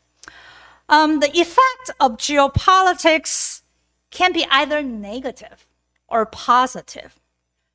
For instance, the geopolitical rivalry between sending and receiving country can intensify anti-immigrant sentiment. But the receiving country may also favor particular group of immigrants because the geopolitical interest in the sending country. I further propose that we should study everyday geopolitics. That is how geopolitics is felt, experienced, and engaged in people's mundane, ordinary lives. For instance, Muslim immigrants in the US often encounter geopolitical stigma. That describes a form of racialized othering attached to specific immigrant group that emerges as a result of geopolitical tension or conflicts between the country of residence and the immigrant's country of origin. So very briefly about the data and methods. So in this research, I draw on multiple methods to collect data, including archival research, and also we also did a corpus-based analysis of Taiwan newspaper. But my talk today will mostly draw on in-depth interviews we conducted with 60 adult children in the age group of 20 to 30. And I conduct interviews together with 2 research assistants who are second generation themselves. In our sample, we maintain variation in gender, mother's country, children's education, and the majority of them are Taiwanese citizens. So 2 years ago, I already talked about this, so let me be brief. The policy, Taiwan's current policy regime is what I call geopolitical multiculturalism. A good example is Taiwan's New Southbound policy, 新南向政策, which was implemented in 2016 by the Tsai Ing-wen government. The New Southbound policy aims to increase Taiwan's trade and diplomatic network with ASEAN countries, and at the same time to lessen Taiwan's dependence on Chinese market. So in this context, Southeast Asian immigrants and their children have become kind of accidental beneficiary. So these children used to be called New Taiwanese children, 新台湾之子. So this term has very strong connotation of assimilation. Now they are called new second generation, 新二代. So in this context, the new actually has a very positive meaning, like they are shining, very future-oriented. And their immigrant background and cultural differences used to be considered social liability, but now is reframed as individual and national assets. The second generation also gains increasing access to multicultural dividends such as scholarship, college admission, travel grant, and internship opportunity in Southeast Asia. So in this book, I compared two groups of second generation. The Taiwan Southeast Asian second generation, I'm going to call them SSG. They have received to some extent reward for their differences, and they are able to claim an additional, what I call an additional model of identity, right? They can be both Taiwanese and Vietnamese, for example. So for them, to some extent, biculturalism has become an ethnic option. By contrast, PRC immigrants in Taiwan are still sitting in a contradictory position between cultural proximity and political distance. So adding together, they are perceived to pose a threat of similarity because they are too similar to Taiwanese. So it would be difficult to police the boundary, right? So for these children, they encounter a conflicting model of identity. It's rather impossible for them to say, oh, I am both Taiwanese and PRC Chinese. And they are often implicated in geopolitical tension and tug-of-war of national identity. So let me get to the main part of my talk, which is the 4 approaches of identity work. So the question I ask is, how do second generation adult children navigate the policy regime to negotiate their identity at the intersection of geopolitical tension and the multicultural dividends? And I like to emphasize that we need to look at the intersectional differences among the second generation. That includes their education, their family socioeconomic status, and also their mother's country of origin. How these intersectional differences shape their propensity or inclination toward a particular approach of identity work. And let me also remind you that the following 4 approaches are more like typology of the variant ideal types. That means identity work is always context sensitive, situation specific, and constantly evolving practice. That means I'm not dividing my informants into 4 groups. Instead, they might adopt different approaches of identity work at different contexts or transform them across different life stages. So the first strategy is asserting a majority identity. Well, this is still the most common approach among our informants. So when we ask them, how do you identify yourself? Many gave us answers like this. My mom is Vietnamese, I'm Taiwanese, and that's it. After all, I was born and raised in Taiwan, so I think I'm Taiwanese. My mother is from somewhere else. I don't think that will affect my identity. So you see that although they recognize their mother's immigrant background, these second generation individuals describe their identity as solely Taiwanese, especially when they interact with non-immigrants, Taiwanese peers. So in other words, they are enforcing the boundary between Taiwanese and foreigners. This approach happens to people in oppositional condition. On the one hand, people are indifferent or insensitive to identity issues, are leaning toward this strategy, such as high school students, high school graduates, vocational college students, and male students who major in STEM. So, for example, and because either they lack the cognitive framework, so they didn't, for people who don't go to university, they don't think about the ideas of identity that much. So when we ask them, they often say, oh, what do you mean by identity, right? And they'll confuse new second generation and star second generation because they sound the same in Mandarin, right? Star second generation mean children of the movie star. And also, in addition, people who also lacked the emotional connection or affective experience because they rarely visit their mother's homeland.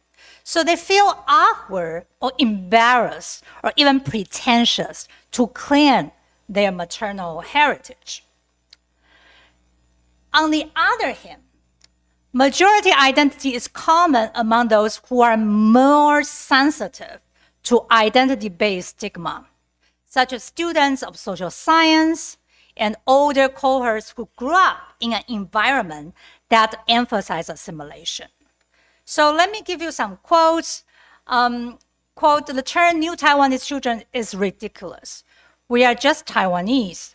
The weirdest thing is that they make us look like we don't understand Chinese, we're just stupid, cannot do math, and babble incoherently, unquote. I'm sure you hear similar stereotypes in South Korea as well, right? And also, so people like them try to assert majority identity as a defensive strategy against racism and negative distinction. And in the second quote, here he say, quote, if we are talking about blood, then sure, I'm Thai and Taiwanese, but geographically, in terms of where I live, I still feel like I am Taiwanese, unquote. So here, this guy of Thai mothers, he's trying to draw a distinction between blood-based, you may call race, and the place-based ethnicity or residence, right? So, and also along a similar line, some of the second generation also trying to include their immigrant mothers into the category of Taiwanese, right? They want to include their mothers of Taiwanese, and then they will emphasize a civic definition of citizenship. For example, in Yuping's case, I'm not going to read the whole quote, but for her, she tried to emphasize that being Taiwanese is defined by citizenship status, social rights, and law binding, right? She said, get the ID card here, enjoy the welfare, and follow the laws here. I am from here, right? So, but there are also people who try to claim a majority identity, but by affirming an ethnic definition of citizenship based on cultural allegiance and political loyalty. And this is particularly common among the Chinese second generation who face geopolitical stigma.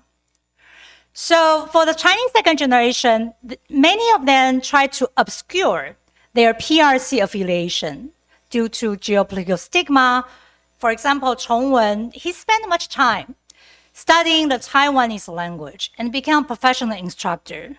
In this quote, he explained why he actively used linguistic performance to showcase his identity and political loyalty. Right? Quote, I think it's necessary to prove that I am Taiwanese. I have heard a lot of negative impression. People say that the children of Chinese spouses are united from. That is, these are fake marriages and their children will wash off the blood. I hope this impression can change because I started to contribute to Taiwanese culture. So let me move on to the second approach, which I call biculturalism. This approach happened mostly to Southeast second generation. Like I mentioned earlier, in the current policy context, they are increasingly able to claim bicultural identity as an option. It is beneficial in particular circumstances, such as when they apply for college, when they do interviews at certain jobs.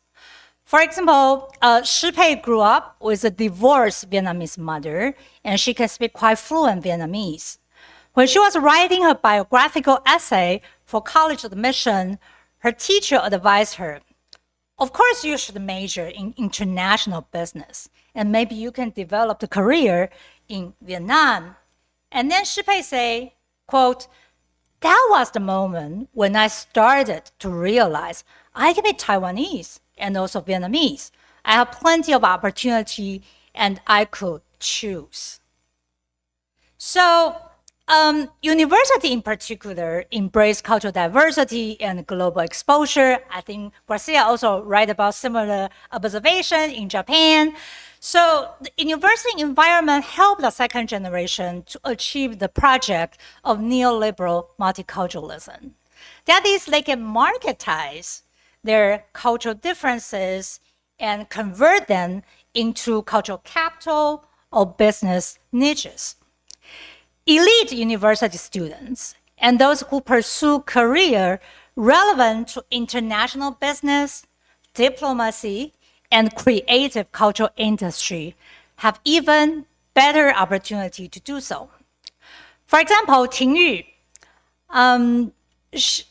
took one class in college that requires students to design social action plan. She proposed to her team to work on the second generation, not because she had passion for it, just because they were out of ideas, right? And to her surprise, they received high praise from the professor and followed by a lot of media attention. Now she is running a social enterprise to sell cultural products related to multicultural awareness. Here she said, quote, when a non-typical second gen appears, I have second gen identity but attend a top university. People react like, wow, I really want to know her, she's so special. No matter how many times I talk about how great my product is, it will never be as persuasive as my identity, unquote. However, some of these second generation children also feel ambivalent about these multicultural dividends and suffer from imposter syndrome in two senses, in terms of status, achievement, or cultural authenticity. In the first case, Ben got an early acceptance by elite university through a special venue reserved for the second generation and other socially disadvantaged students. He became kind of the star in his hometown and appeared in several newspapers. However, he decided to take college entrance exam just to prove that he's adequate compared to his peers. When we interviewed him, he just graduated and stayed home jobless for a few months. Here she said, quote, I always feel like someone who will use my past media record to examine me under the magnifying glass, unquote.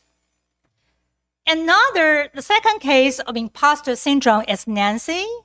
After her parents' divorce, she grew up with her Taiwanese father, so she actually speaks little Vietnamese.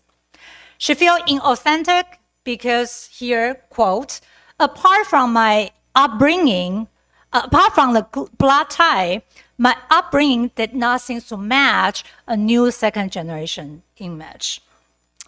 So Nancy is not alone. Most second generation children did not grow up speaking their mother tongue. A survey of 3,000 second gen high school students showed that only 10% of them frequently use the mother tongue at home. And more than 50% of them said they almost never do.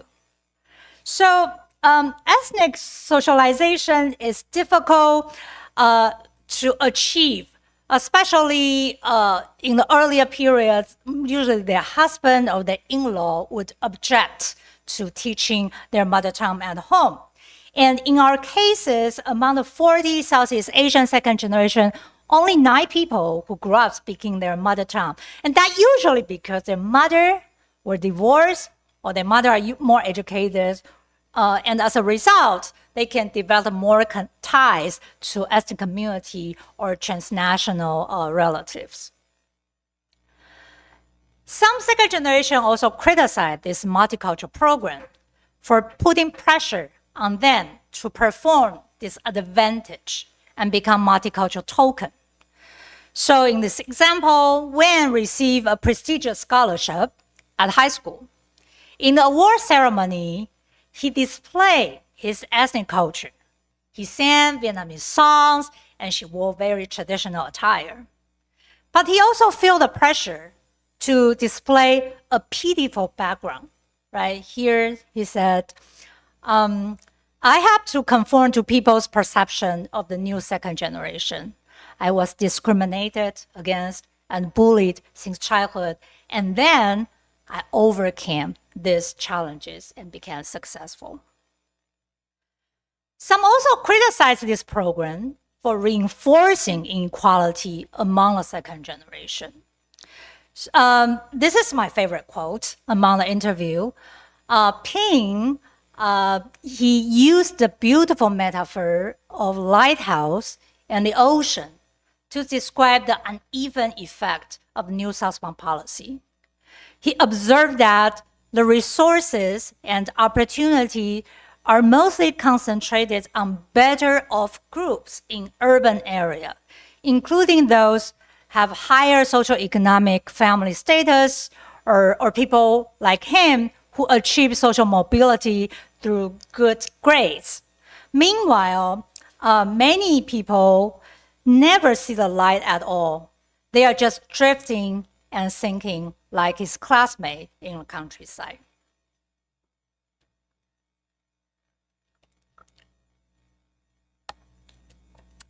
So now let me move on to the third approach of identity work. This is mostly happened to the Chinese second generation.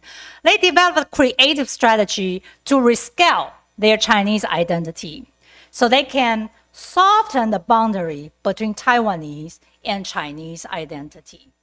And this mostly happened to the Chinese second generation who maintain intimate ties with the relative in China and also among those CSG with higher socioeconomic family status. So they have two ways to do it. One is to, so this quote just shows that, the struggle they face, because as a Chinese second generation, it is very difficult for them to claim a multicultural between Taiwan and China. They will face the criticism or suspicion of political infiltration.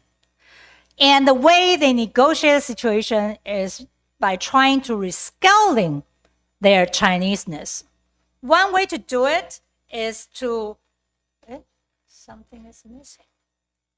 Rescaling down, right? So like example, they will say, I identify more with Fuzhou, not the whole China. They will say, my mother is from Suzhou. Suzhou is not even a part of China. In other words, they highlight the social and the cultural connection and downplay the political and ideological dimension of China. They also try to dissociate the PRC state from mainland Chinese people, which refer to their relatives and childhood memory.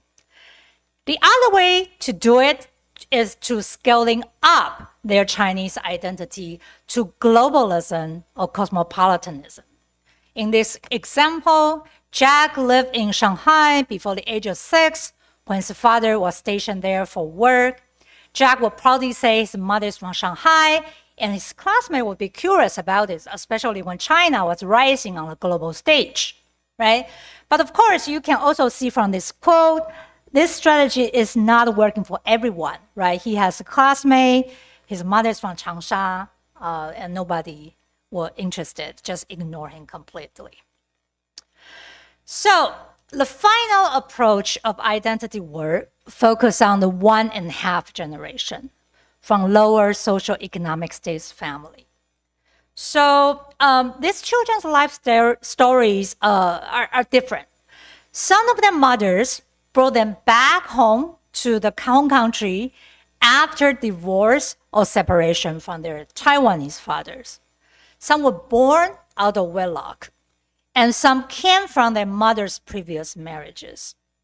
So these children grew up overseas, and they moved later to Taiwan at high school or college to unify with their Taiwanese fathers or immigrant mother who marry the second husband.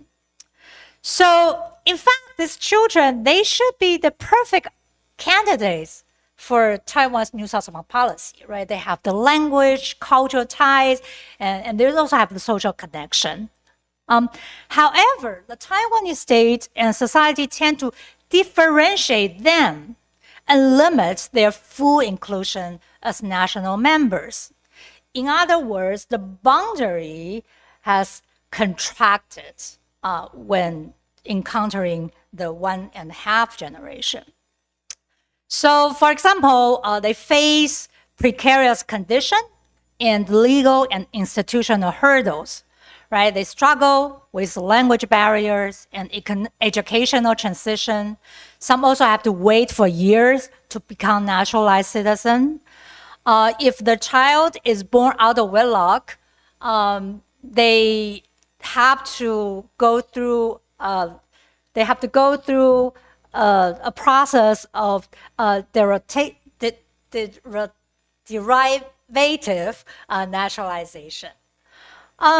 Scholar has, like including Kim Hyung-mi, has talked about, it's important for the children who grew up overseas to retain paternal passport or DNA test as consensual capital or future capital.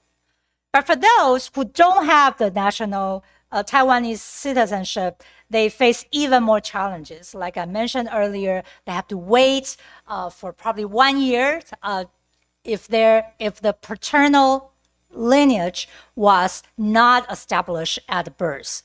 And for children, for PRC children from their mother's previous marriage, they have to face quota control. Like each year, only 300 children or relatives can become naturalized citizenship.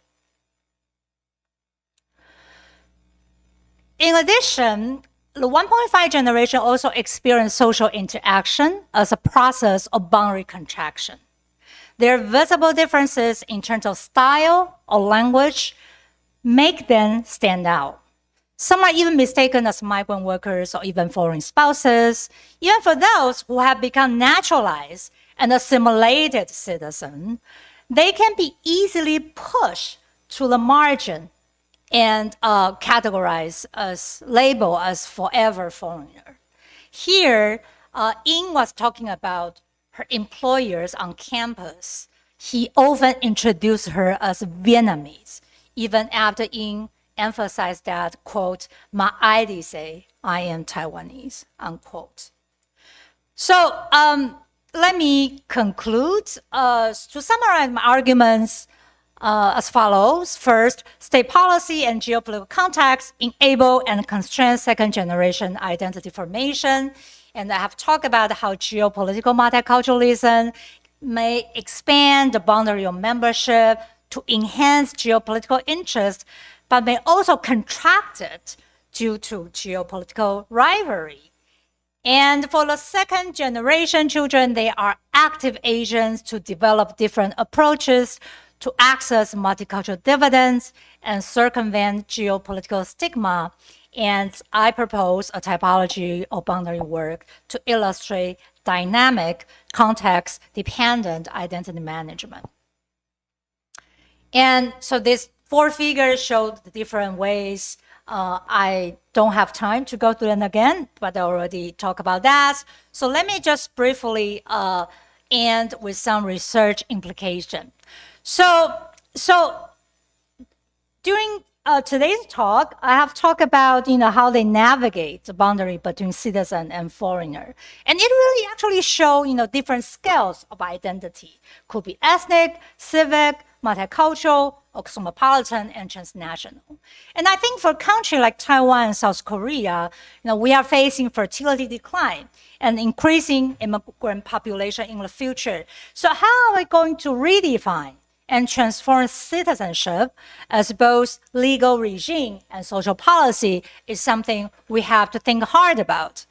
And also, I think the research also pushes us to rethink about multiculturalism. I think a lot of this program kind of assume that cultural heritage can easily transfer across generation, and overlook that immigrant families have very different lived experiences, and we actually need the support, such as ethnic community and transnational connection to make it happen.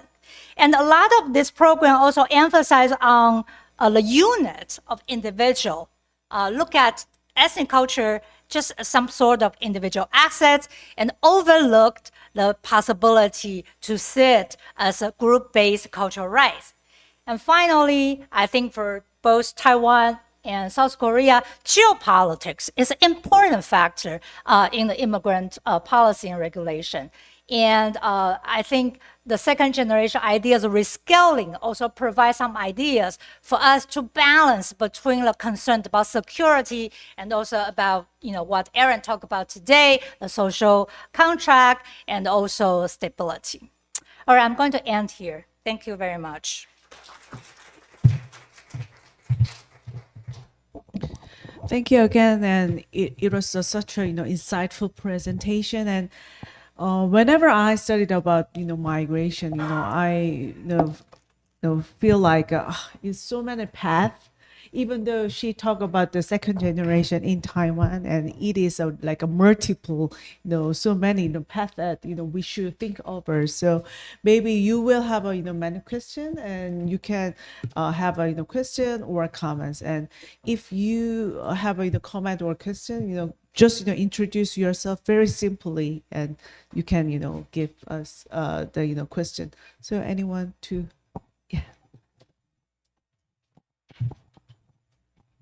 Okay, thank you, Peja, for this inspiring and very timely research, not just for Taiwan.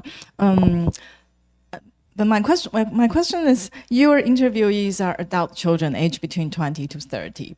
So, I've been thinking, in what way, or is there identity management in any way related to their adolescence or childhood experiences? Like, since when do they adopt any of these approaches to manage their identity, wittingly or not?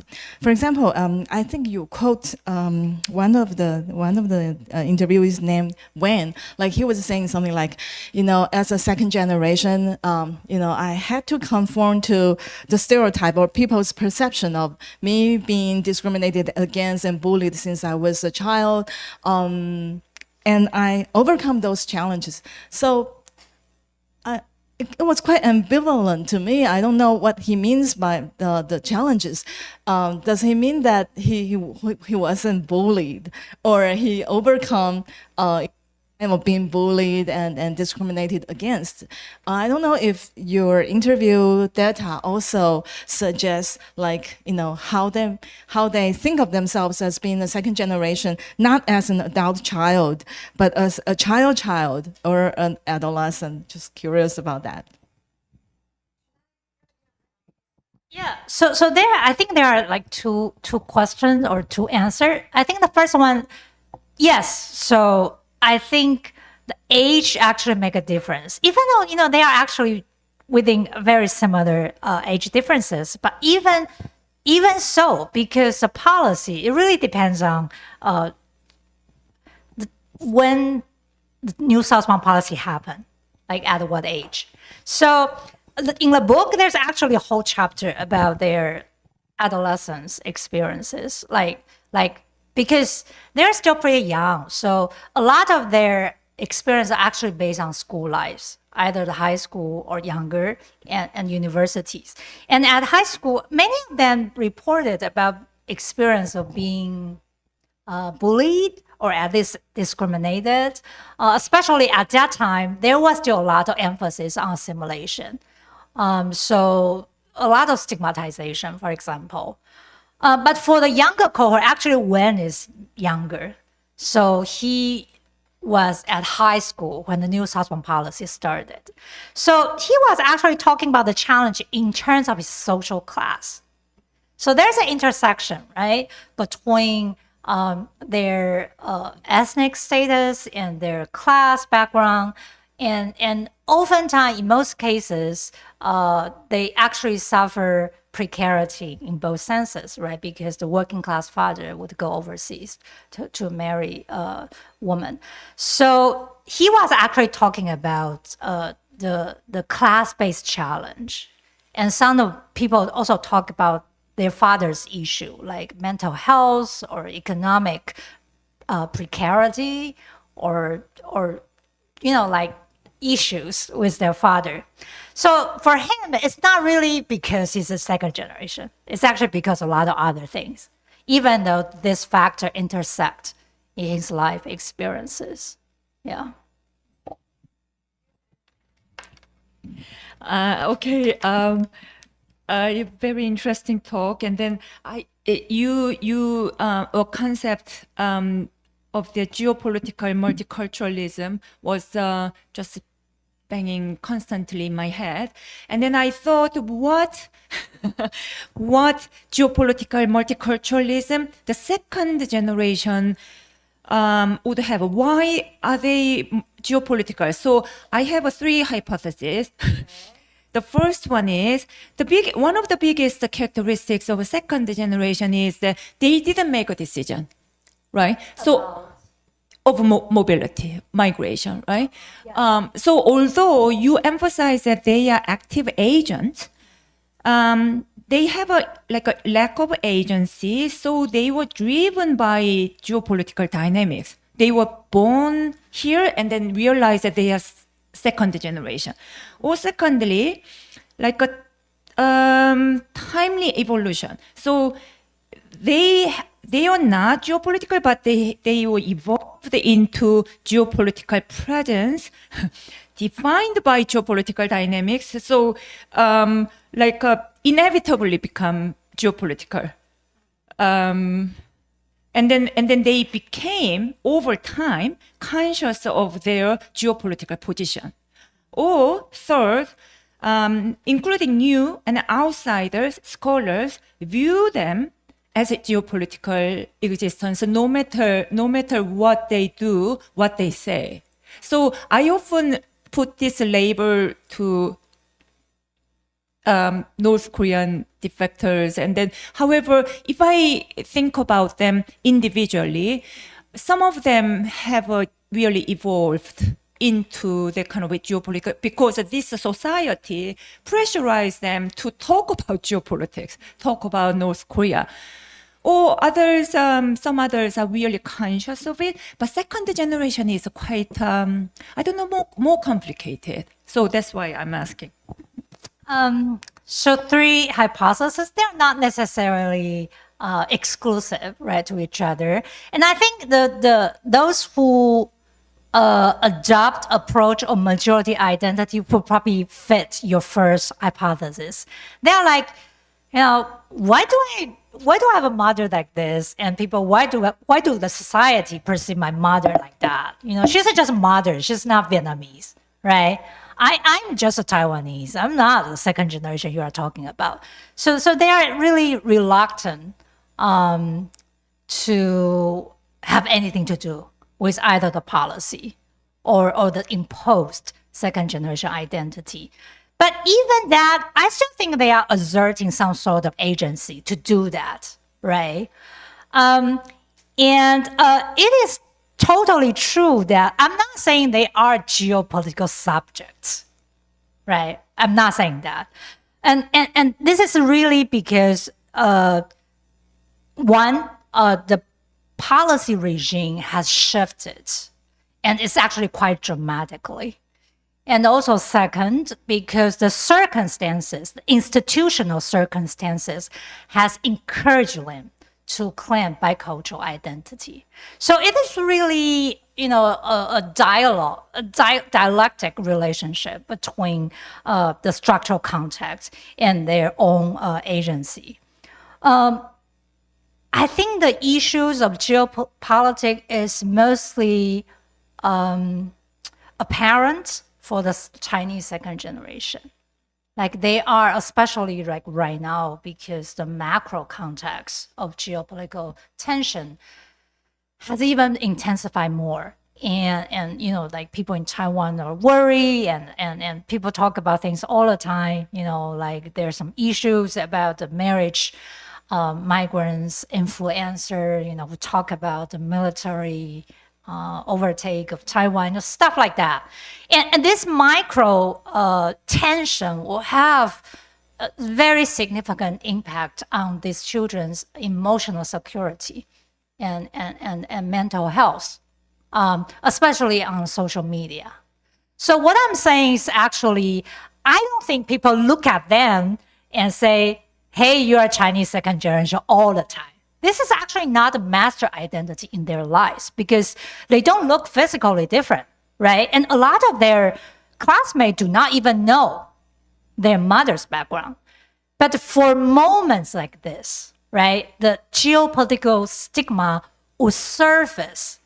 And even though they are not outing their identity, while they look at those negative comments on the social media, they will have this worry and concern if they are implicated. Are they, when they are criticizing China or Chinese, are they saying I am part of that? You know, so it's all this like, you know, like mental back and forth. So it's not necessary. Like that's what I'm saying. Like everyday geopolitics, right? People feel it, experience it, but does not necessarily mean like, you know, their whole life surrounds about it. But in particular politicized moments, such as election or social movements, you know, situation like that, people will experience that tension, especially on social media, unfortunately. Yeah. Well, thank you, Peija. I think your analysis is very rigorous, and you know, listening to you, I think it makes a lot of sense, and especially in the Taiwan context. At the same time, as you understand, I also did kind of similar research in Japan, and I found, as this is a question also I'm thinking, is it because our analytical focus is different that we actually observe different identity types, or is it identity types that you're looking at, or through the identity types you are actually digging into the ethnic boundary making? So what I was saying is that in my observation, for example, the children will talk about they're like global citizens, right? You know, like, or they're mixed. You know, there's a separate identity types from say ethnic-based identity. But in your analysis, it seems like it's really about differentiating ethnic boundaries. Is that your analytical purpose, to see how through their narratives of identity types to look at how these identity types actually differentiate ethnic boundaries or mark ethnic boundaries? Or is it in Taiwan, the new generations are not taking up those labels that are separate from ethnic base or nationality base? Yeah, this is a really good question. Well, in fact, among our informants, some of them also try to, you know, use terminology like global citizen, cosmopolitan, especially those Chinese second generation, right? They try to like scaling up their Chinese connection. But for the Southeast Asian migrants, they may also do that. But I think the major difference between Taiwan and Japan is because Taiwan's government, especially in the New South Wales policy, they have purposively celebrate the connection with Southeast Asia, right? So it's the policy context provides new frameworks that is available for them to reframe their identity, and which is probably not so much available in Japan at this moment. So I think that's my answer. That's very interesting, because in conversation, I think in Japan, the biggest problem is this binary identity marker. It's like Japanese versus foreigner. So there's no middle ground. So people try to create new identities because they cannot fit into or do not want to be fit into either Japanese or foreigner. So in Taiwan, the first category that you mentioned is expansion of this ethnic boundary, the majority identity. Does it mean that that Taiwanese itself has become much more multi-ethnic? That's the purpose of a policy, right? They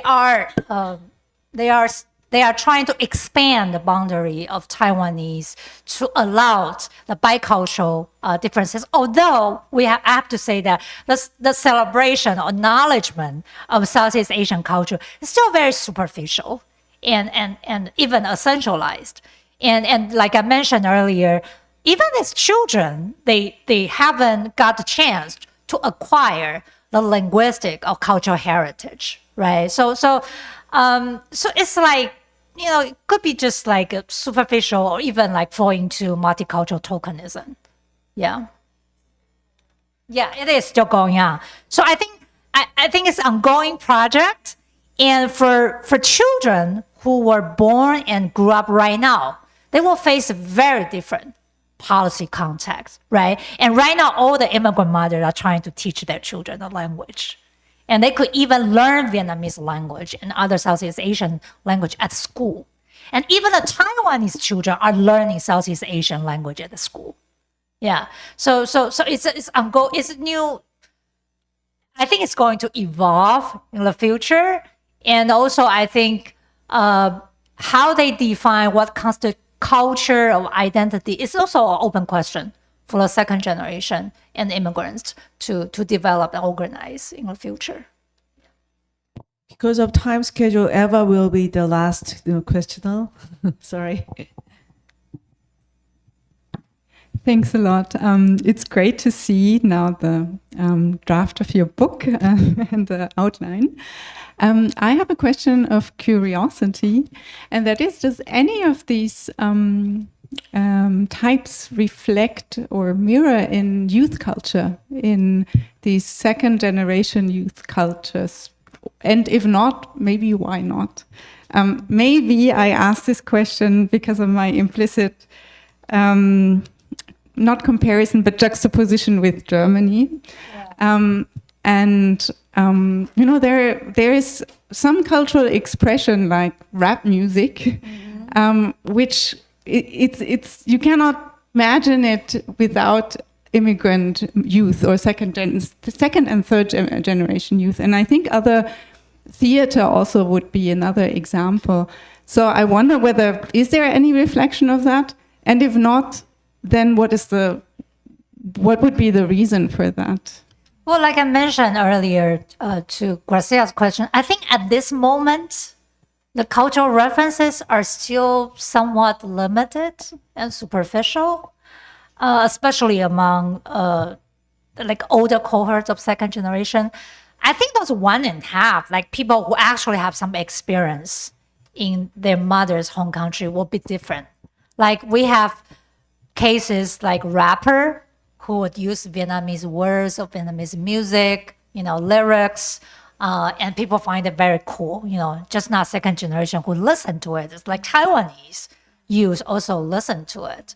So I think it's going to happen in the future, like to incorporate more of the cultural elements and also the transnational connection in the forms of songs and theater and other kinds of cultural forms. I think it's definitely going to happen, but not so much at this moment, I have to say. Yeah. And thank you so much. Maybe we will have a more one night and 2 days, but we should wrap up in this time. And please, give her the big applause. And because of the short timing, and we will start from 3:10.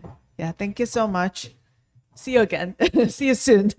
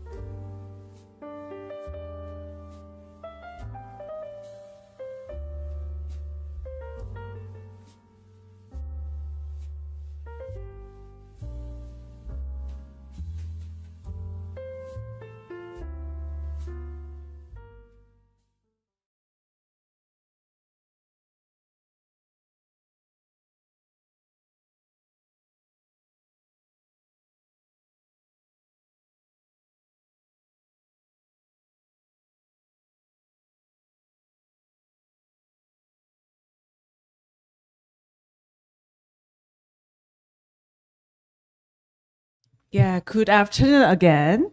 Well, we have a very tight time schedule, so I will just, start our second session. And first presenter is Professor Zhang Yi-Huang from National Taiwan University, Department of Geography.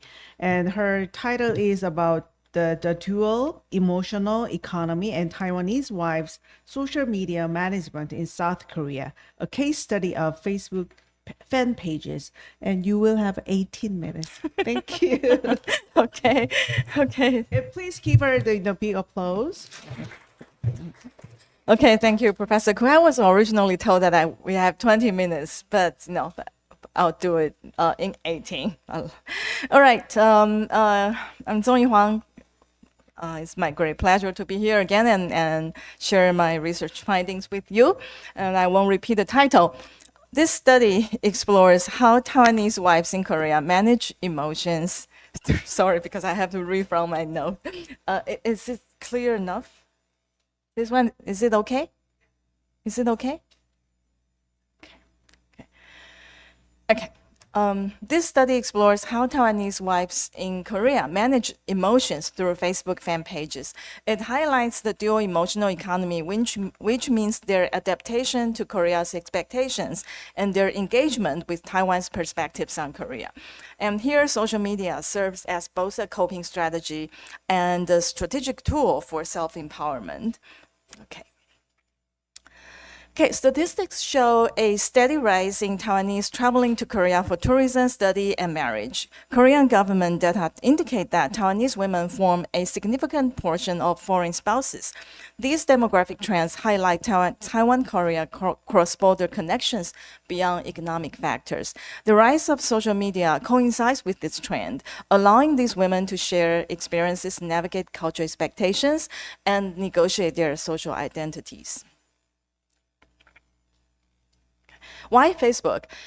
Facebook serves as a key platform due to its long-form content capabilities and interactivity. Unlike Instagram or YouTube, Facebook allows detailed storytelling, making it ideal for sharing marriage migration experiences. It also enables community building among Taiwanese wives in Korea.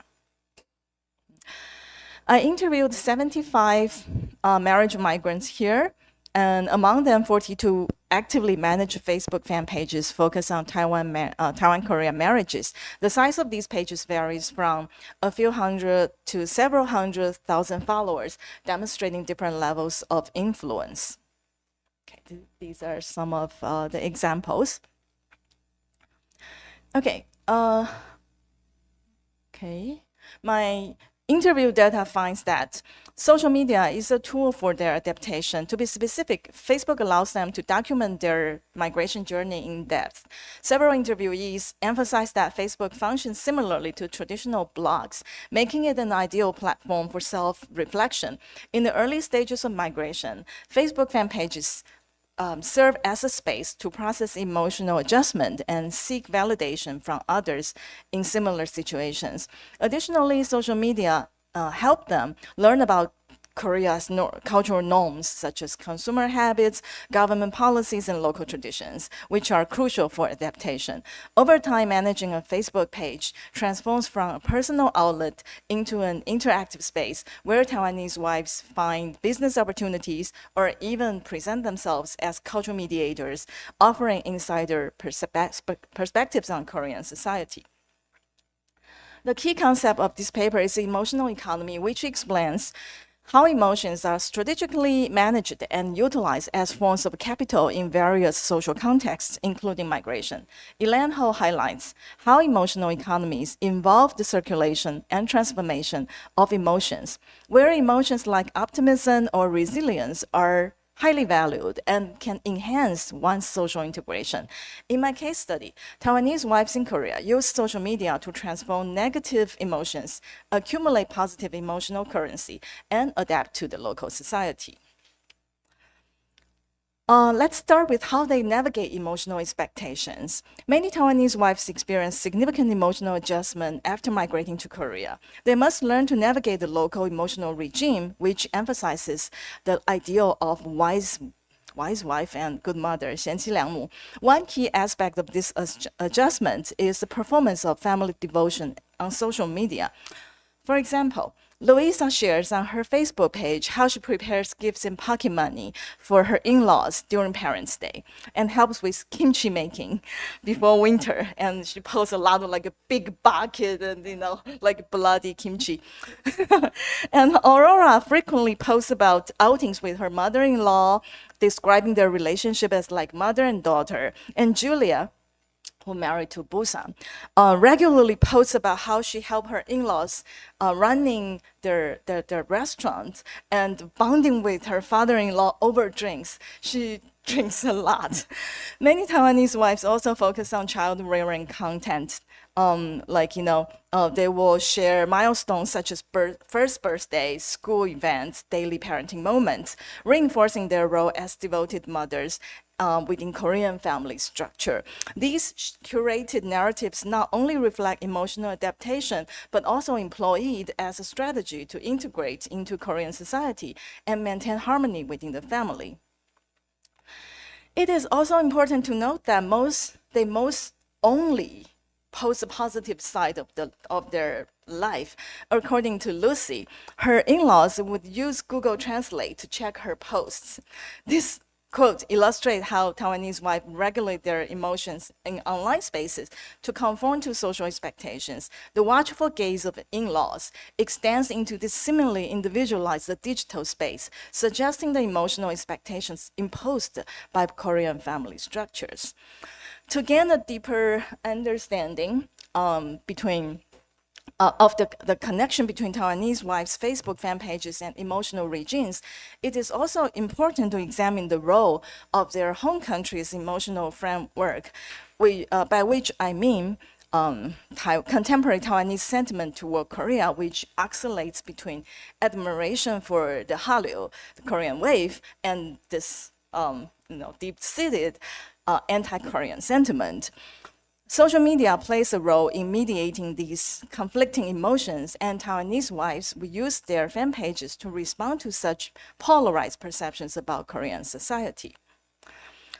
For Taiwanese wives, understanding their fans' Hallyu fascination is key to growing their Facebook fan pages.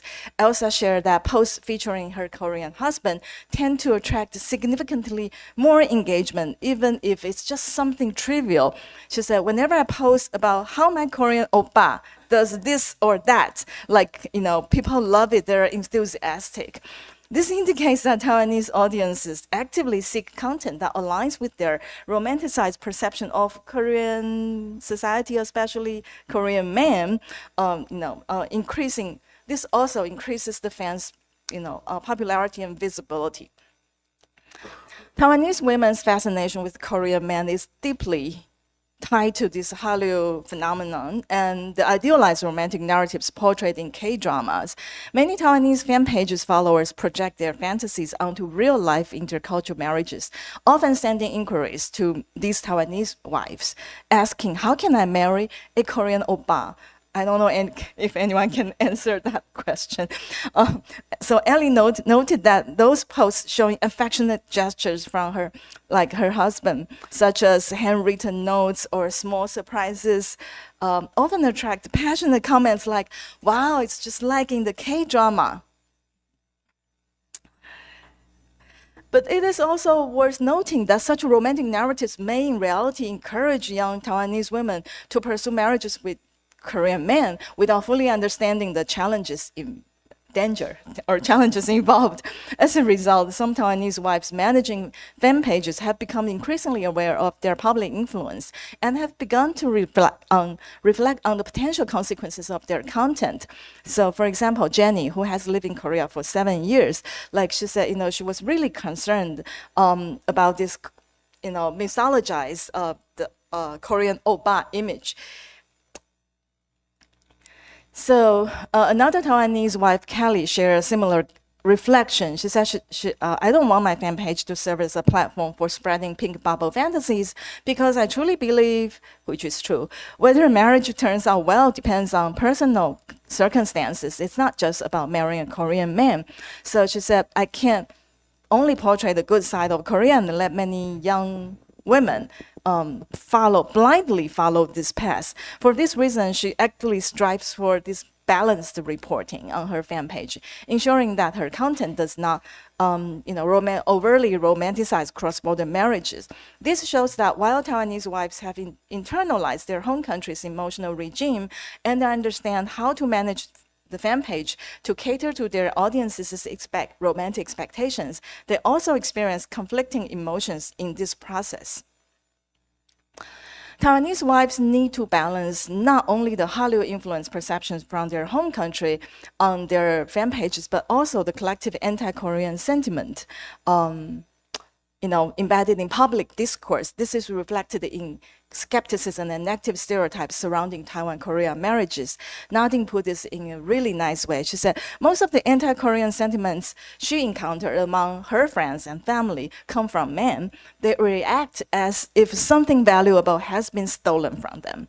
Almost like in ancient times when men from one village would steal women from another village. The men in that village are furious and will do everything to ruin the relationship between the two groups. So her observation highlights how anti-Korean sentiment among Taiwanese men is often rooted in gendered and nationalistic anxieties. This metaphor of a village losing its women suggests a deeper historical and cultural unease about Taiwanese women choosing Korean partners. April's case highlights the hostile attitudes some Taiwanese hold toward Taiwan-Korea marriages.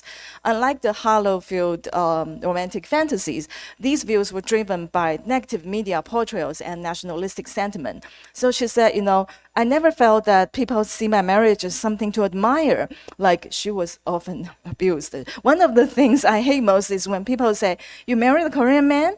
Korean men are all chauvinists, like in Chinese, they are all like chauvinist pigs, So she said in her real life, she faced so many unfair and baseless criticisms, even personal attacks.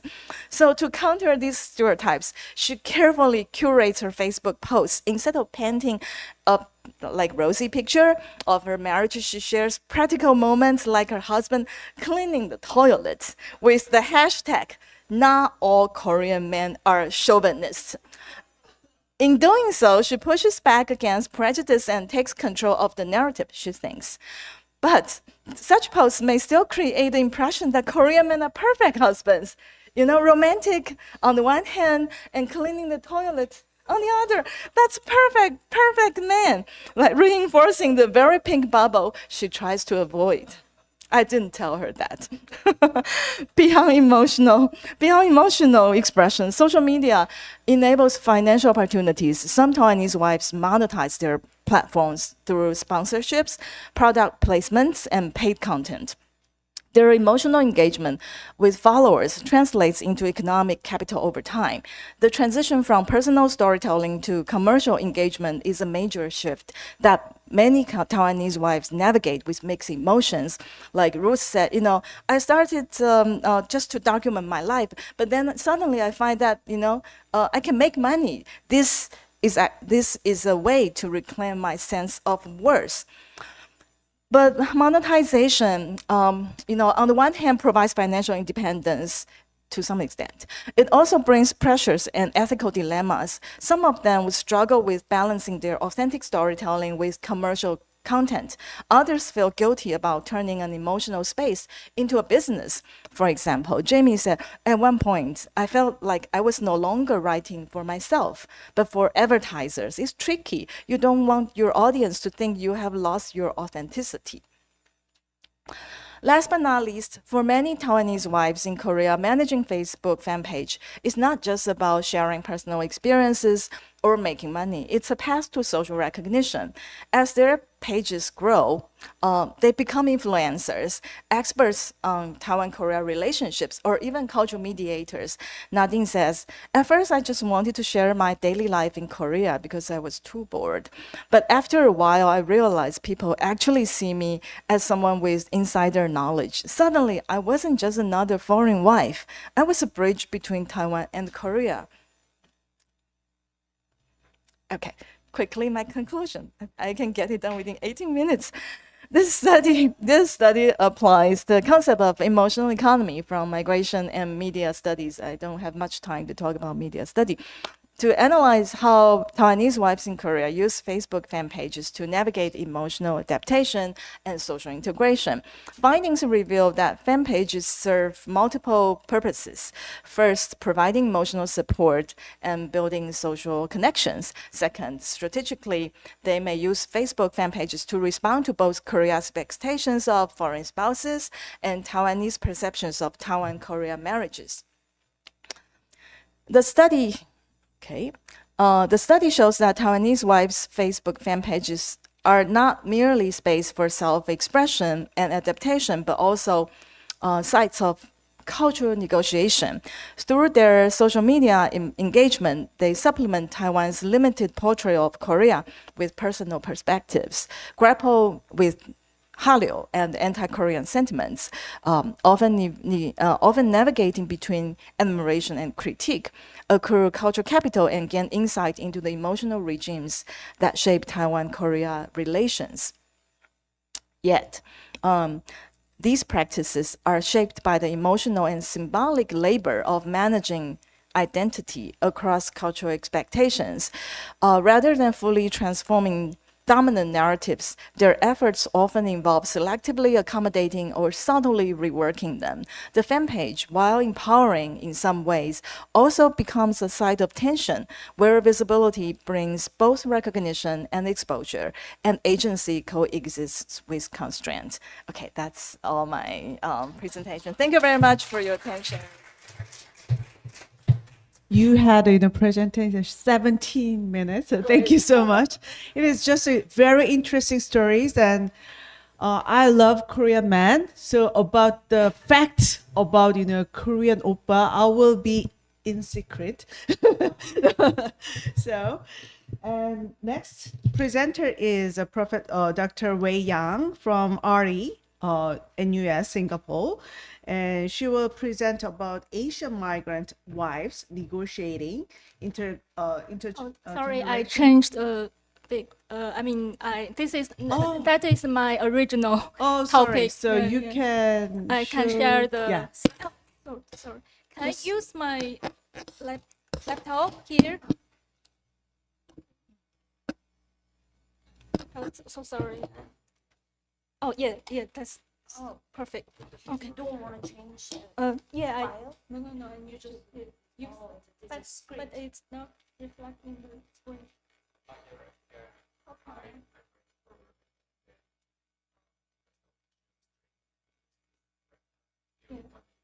No problem. I just want to share the screen with everyone.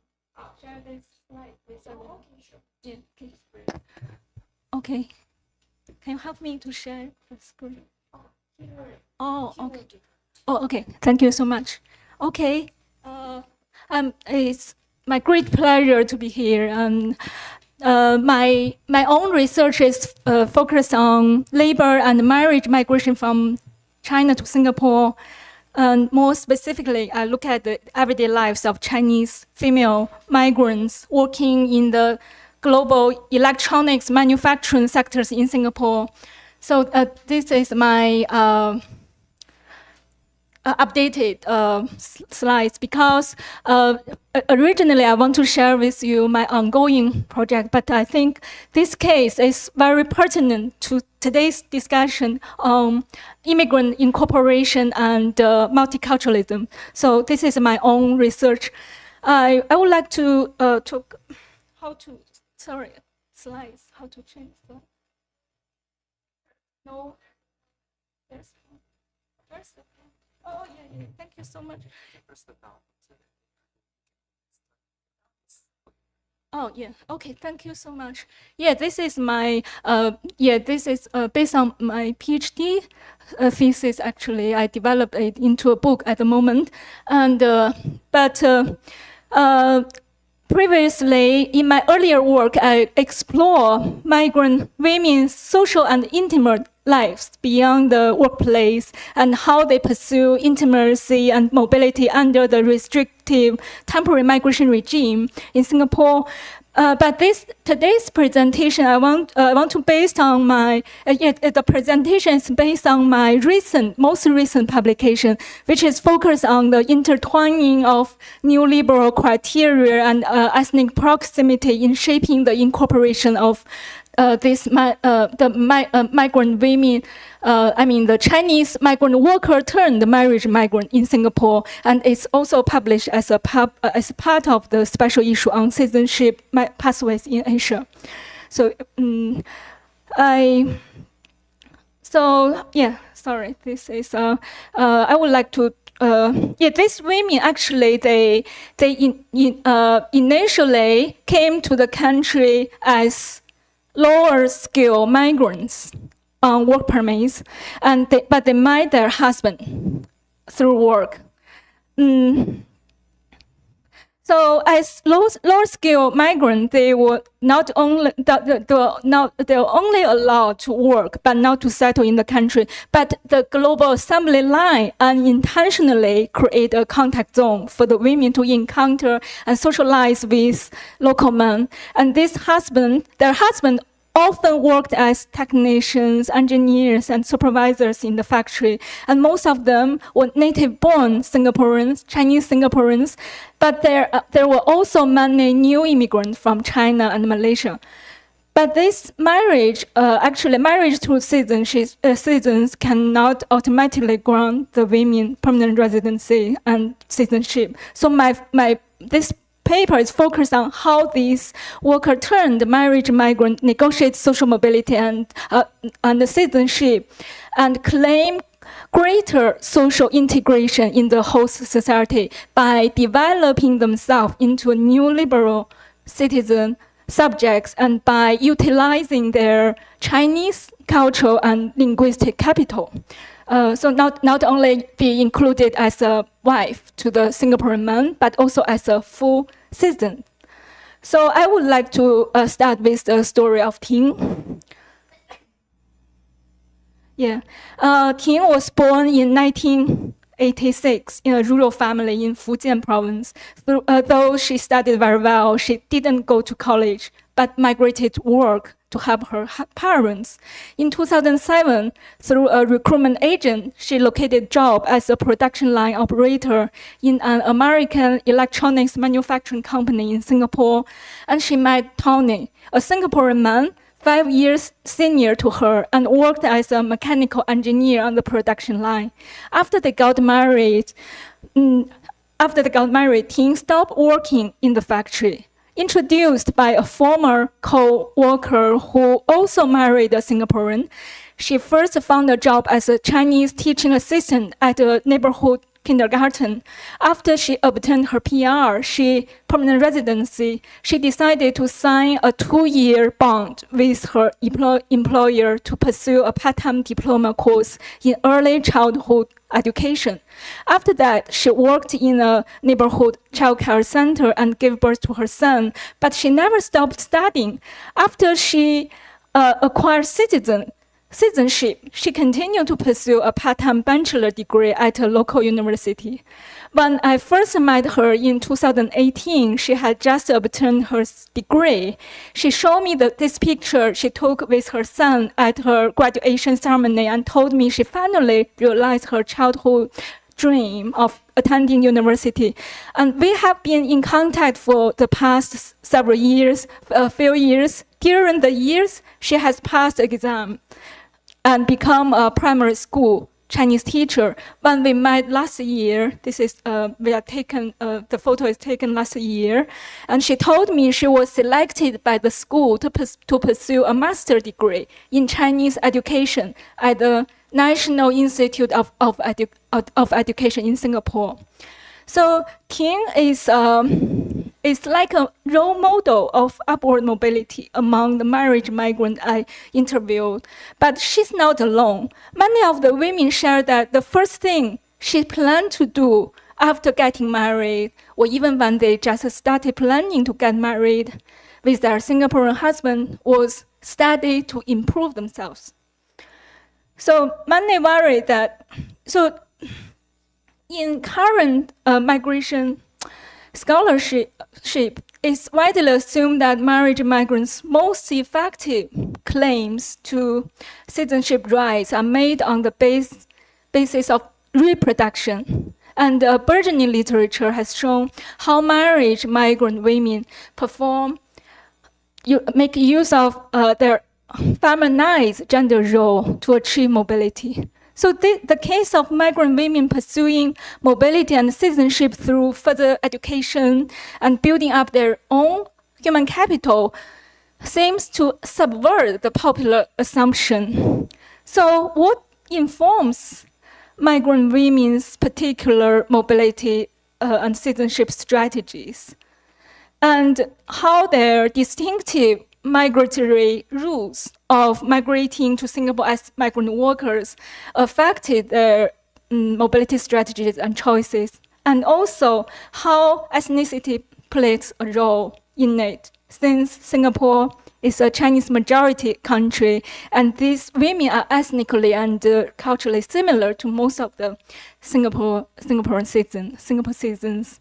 So in what follows, I situate Chinese migrant women's strategies within Singapore's immigration and citizenship regime, which are embedded in its neoliberal governance and its official multiculturalism. So, Singapore shares many similarity dilemmas with other Asian advanced countries, such as low fertility rate and aging population. Its history is deeply intertwined with immigration, and the level of immigration is much higher than other developed Asian countries, and is among the countries with the highest migrant percentage in the world. As of 2024, about 30% of the total population of 6 million are non-residents. So as a country without natural resources, people are regarded as its most important resource for state development. And in the past decade, Singapore has launched numerous national movements, such as this skills filter, to encourage Singaporeans to constantly upgrade skills and secure credentials in order to stay ahead in the shifting global economy. So, and the immigration policy in Singapore is also heavily skill-based and only limited to the highly skilled. And the government's focus on skill and credentials and the neoliberal logic of citizenship acquisition through one's human capital heavily affected the women's mobility and citizenship strategies. But skill and human capital are not the only measure that categorize migrants in Singapore, and the country's immigration regime is also intertwined with its racial politics. While Japan, South Korea, and Taiwan are often assumed to be ethnically homogeneous societies, Singapore, since its independence as a Chinese majority country, the government consciously adopted official multiculturalism as an instrument of social control to manage its ethnic relationship, to create a unified national identity among its very diverse diasporas. So the concept of multiculturalism in Singapore actually refers to this, the so-called CIMO model. So this model is regarded as the fundamental to Singapore's society and identity, and immigration is also regulated through this to maintain the existing ethnic composition of citizen population and to guarantee Chinese continue to be the numerical majority population in Singapore. So, while the multiracial policy may benefit the highly skilled ethnic Chinese migrants, it affects the working class Chinese migrant women indirectly, mainly through the I will talk about later, the ethnic size opportunity structure in the labor market, also through co-ethnic marriages, since many of their spouses are new Chinese immigrants who came to Singapore as highly skilled migrants. So in what follows, I forgot to share.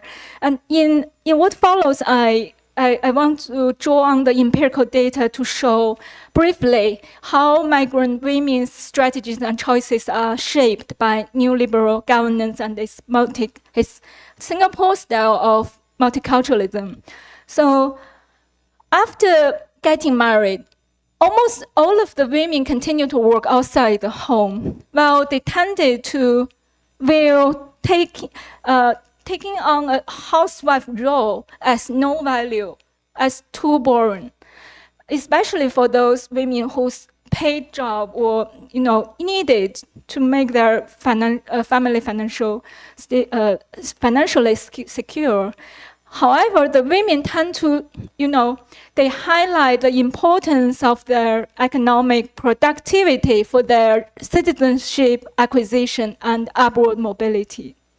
So Wen's husband was initially reluctant to let her go out for work after getting married. He thought this could demonstrate that he was unable to support the family on his own and will have a negative effect on her PR application, since he was the sponsor of her application. However, Wen opposed her husband's rationale. She believed that her PR acquisition, permanent residency, and citizenship acquisition was based on her own economic contribution, and a stable job of her own would be helpful. So as many other, I heard a lot of people talk like this. She said, the Singapore government does not support idle people. 新加坡不养闲人. And another woman, Xia, wanted to change to a stable job before considering getting pregnant. But she said, I don't think I can find a better job in Singapore if I have no qualification. So apart from subscribing to a neoliberal morality, the ethnic size opportunity structure in the labor market of the Chinese majority society also motivated the women to negotiate, to upgrade themselves, to acquire specific types of skill that can allow them to be recognized. So the skills and qualifications they acquired were normally associated with their ethnic cultural identity. Through reskilling, most of them secure jobs that value and recognize their Chinese cultural and linguistic capital, such as Chinese language teachers and other Chinese-speaking jobs in the services sectors, or jobs catering to the needs of the rapidly increasing number of Chinese customers, tourists in Singapore, such as casino dealers or beauticians. And many of my informants chose to work as preschool Chinese language teacher after marriage, as the childcare sector in Singapore has been facing labor shortage of mother tongue language teachers. This is also related to shaped by Singapore's efforts to promote its bilingual education, especially with the rise of China into a global power. So the bilingual policy means every student, Singaporean child is required to learn a mother tongue language associated with their ethnic identity in addition to English. So the bilingual policy also encouraged and empowered the migrant women's, they make their own their efforts to pass down their ethnic culture and language to their own children. So So, sorry, I was told I only have 15 minutes, so I shortened my slides. So I just go to directly to the to recap. So this paper shifted attention from the role of the state in incorporating marriage migrant to migrant women's strategies, highlighting migrant women as active agents in decision-making processes. And while my paper focuses on migrants' bottom-up strategies, it also offers a glimpse into how Singapore, as an immigration country with a majority Chinese population, regulates and assimilates or incorporates these co-ethnic or but unskilled migrant women into the host society. But I focus on the women's agency and strategy also because the role of the Singapore state in incorporating these co-ethnic but unskilled migrant women into the society is unclear and ambiguous. So there are no specific policies to demonstrate that the state explicitly engages this co-ethnic migrants. But I only find the clue from the official multiculturalism, the CMIO scheme. And so the paper also advances the current literature on marriage migrant incorporation in Asia beyond the family domain, because most of the existing studies are looking at focusing on the familial incorporation and the reproductive-centered incorporation of marriage migrant, because most of the marriage migrant in the studies entered the country as foreign spouses, and their post-migration life centers around the family. But this case provide it's a distinctive case study. So I want to using their experiences to engage with today's discussion, and also to contribute to the theorizing of the Asian mode of immigrant incorporation. And if I have only how many?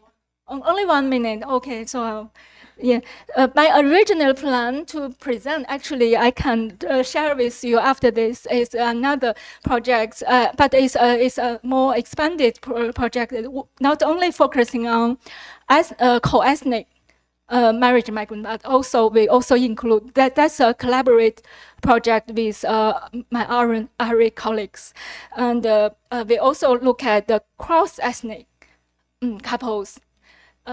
But they also show how the CIMO scheme shapes the incorporation of migrant wives from different ethnic and cultural background, especially those who do not fit into the CIMO scheme. Yeah, I hope I can share something with you when I finish the work. Thank you so much.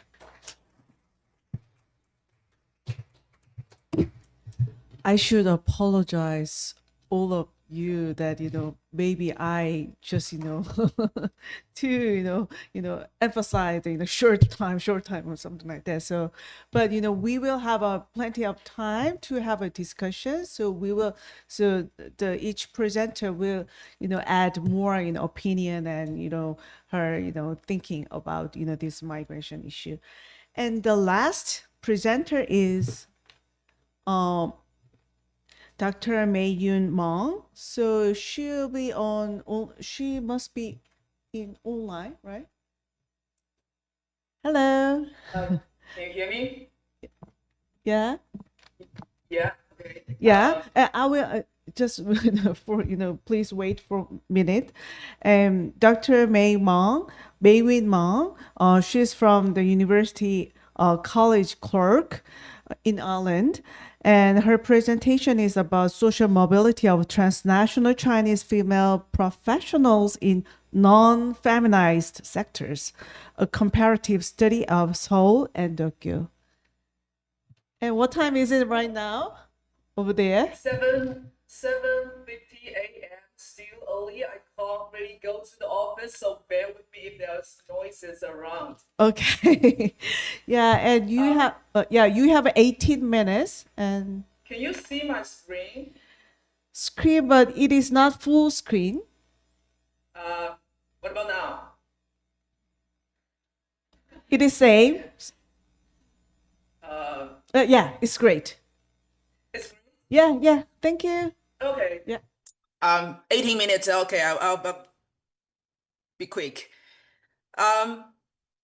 Thank you for having me. Thank you for also accommodating my request to present remotely. Thank you for introducing my title as well. I don't really have time to introduce my project, but you can find details on the bottom left. Our project called MIG-MOPS. It's a European Research Council funded project. And my project is actually within 7 sub projects across the globe. And today's talk is actually based on a working paper co-authored with Professor Gracia Liu-Ferrer.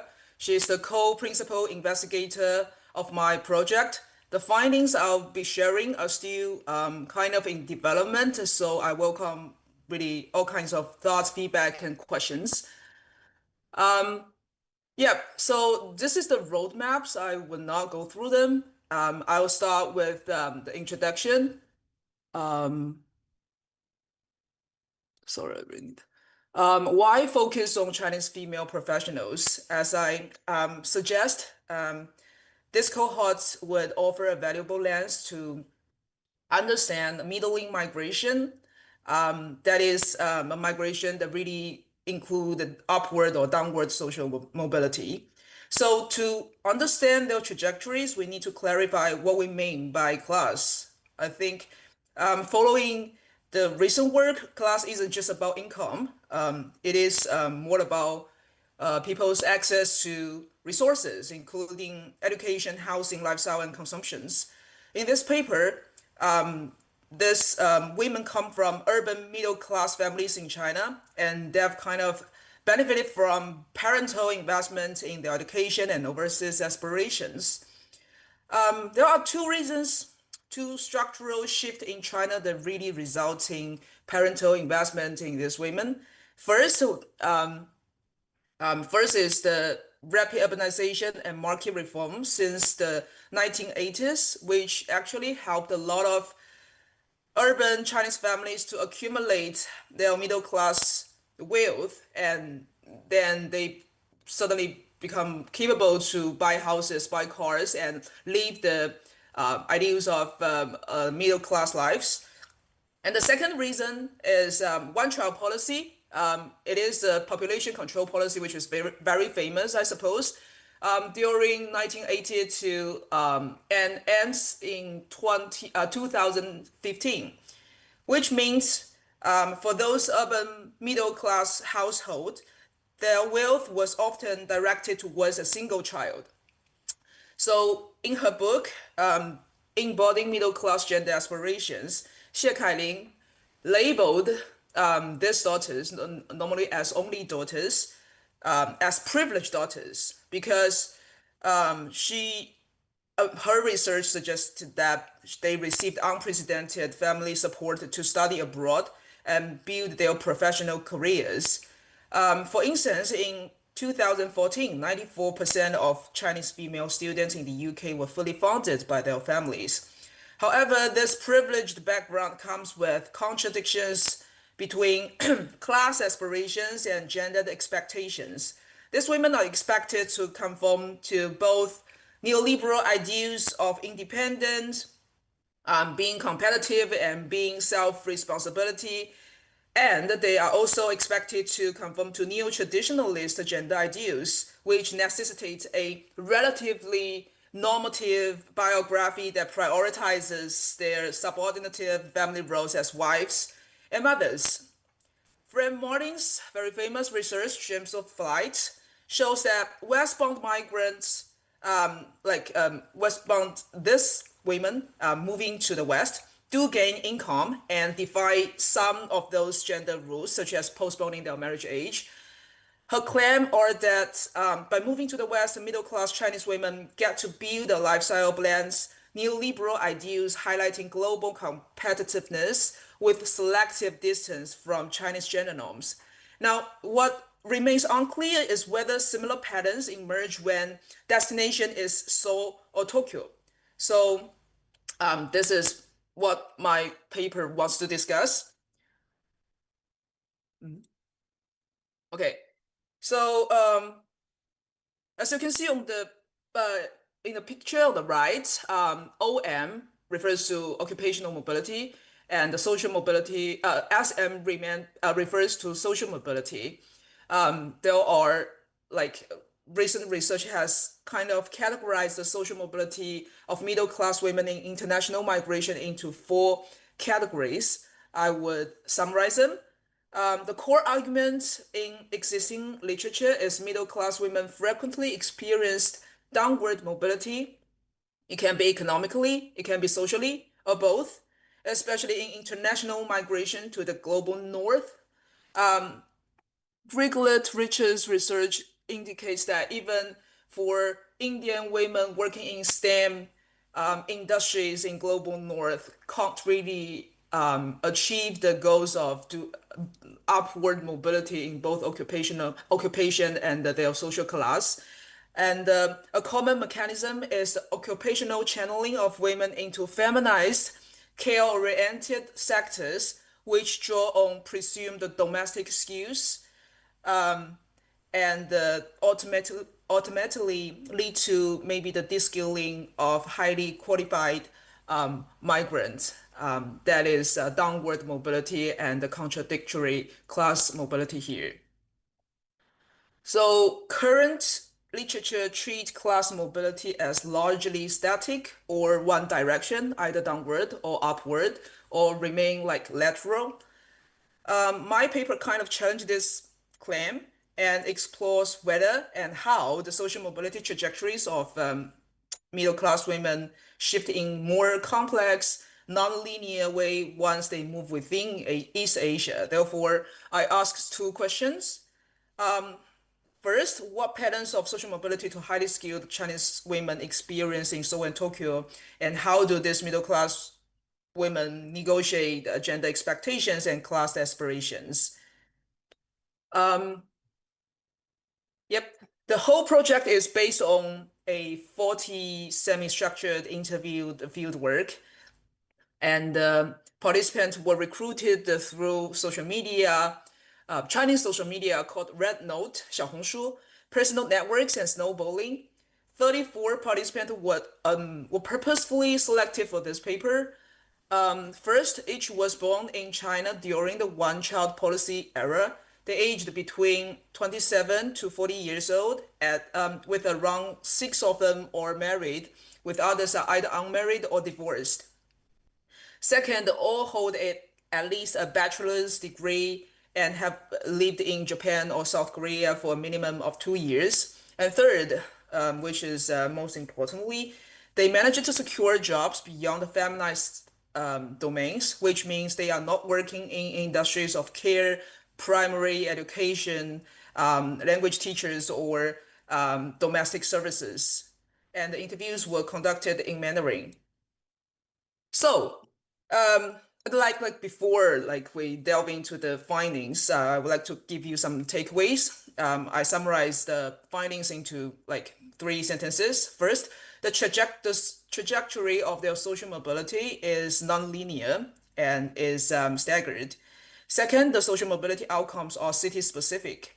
And third, these women faced racialized and gendered barriers to future upward mobility.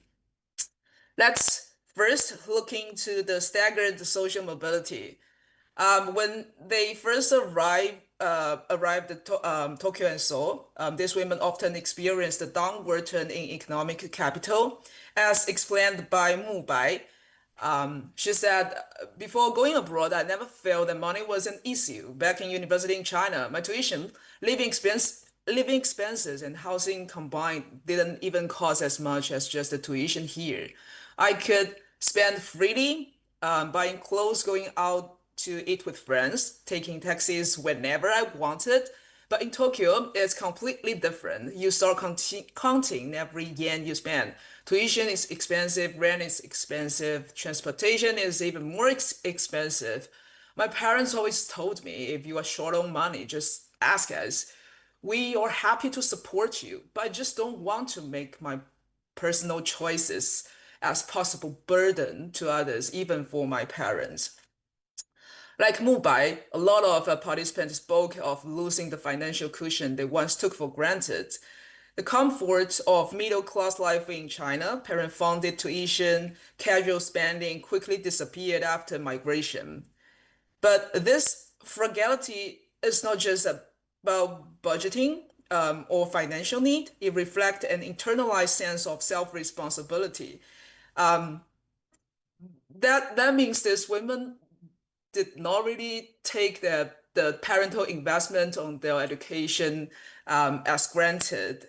These women were socializing to what some scholars would call neoliberal filial ideals. They are expected to excel, go abroad, and most importantly, according to their perception, they are going to repay parental investment through being financial independent.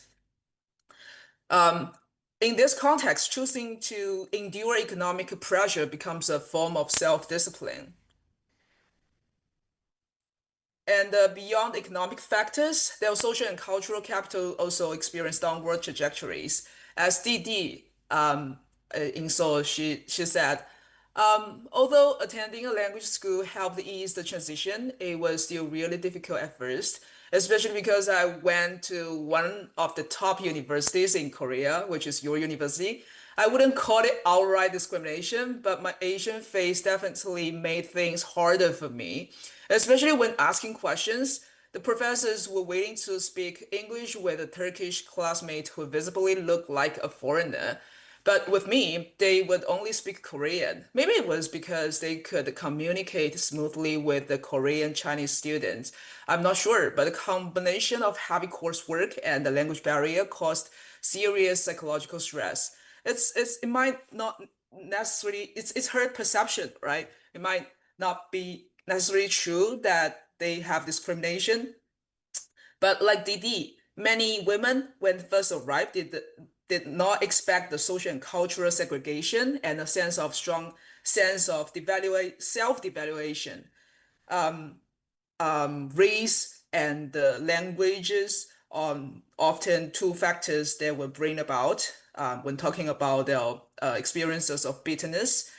The result is a state of ambient marginalization and an erosion of social and cultural capital.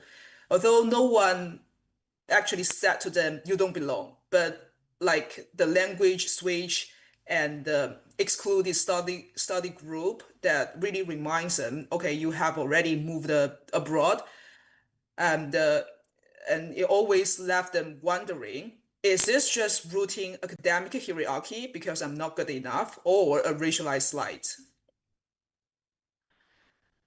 However, their stories do not end with downward mobility. Over time, many of these women begin to recover economically and occupationally, especially after securing stable employment in the local labor market. As Lulu, a marketing analysis in Tokyo reflect, honestly, maybe my English skills got me in the door initially, but what's more crucial is how well you localize your abilities with the company. I can't beat native English speakers in fluency, but I speak better English than my Japanese colleagues, and I relate better with both native speakers and local Japanese. That's my advantages. A lot of women in my research share the sense of irreplaceability in the workplace, including examples such as being the only one to link the Chinese and Korean markets or bridge Japanese firms with English-speaking clients. Their Asian face and foreign status, once a key barriers for them, became a new form of occupational capital and helped them to find the occupational niche. However, this rebound is not universal. Several participants noted that many of their Chinese peers, faced with similar financial and psychological pressures, chose to drop out of programs or return to China shortly after graduation. In contrast, these women, in my study, are kind of survivors of downward mobility. There is deeply tied to a gendered middle class ideal of neoliberal self-responsibility. Across interviews, a recurring strategy for coping was that many called 靠自己, a deep-seated belief that in relying solely on oneself. This model isn't just about financial independence. It echoes what other researchers also found as where women are taught to endure hardship with less complaints and prove their worth through competence and perseverance. Didi, again, here shared her story of recovery. She joked that her career only improved after she used up all 24 free university psychology counseling sessions, not because of language classes, but because having to describe her pain in Korea to the counselor, she improved her Korean skills. This process of translating emotion into productivity echoes many participants' experience and further address the middle class ideal of neoliberal self-responsibility. So, having bounced back economically or survived, many women go on to rebuild social and cultural capital, and they do so in two main registers. First is what they call 活出自己, living on their own term. Take PP as example. She works during the daytime and on weekends. She transformed into the lead singer of an all-Chinese women rock band. The lyrics, written in Chinese, directly critique patriarchy and the fetishization of women,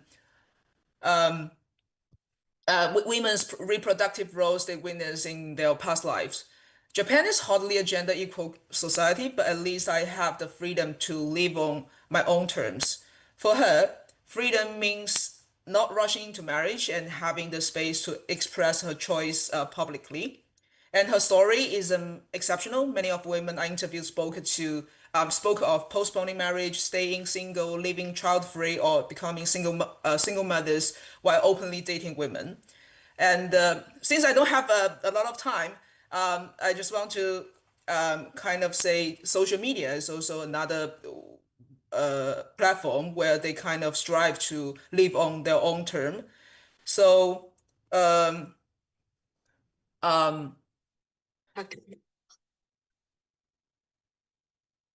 yeah.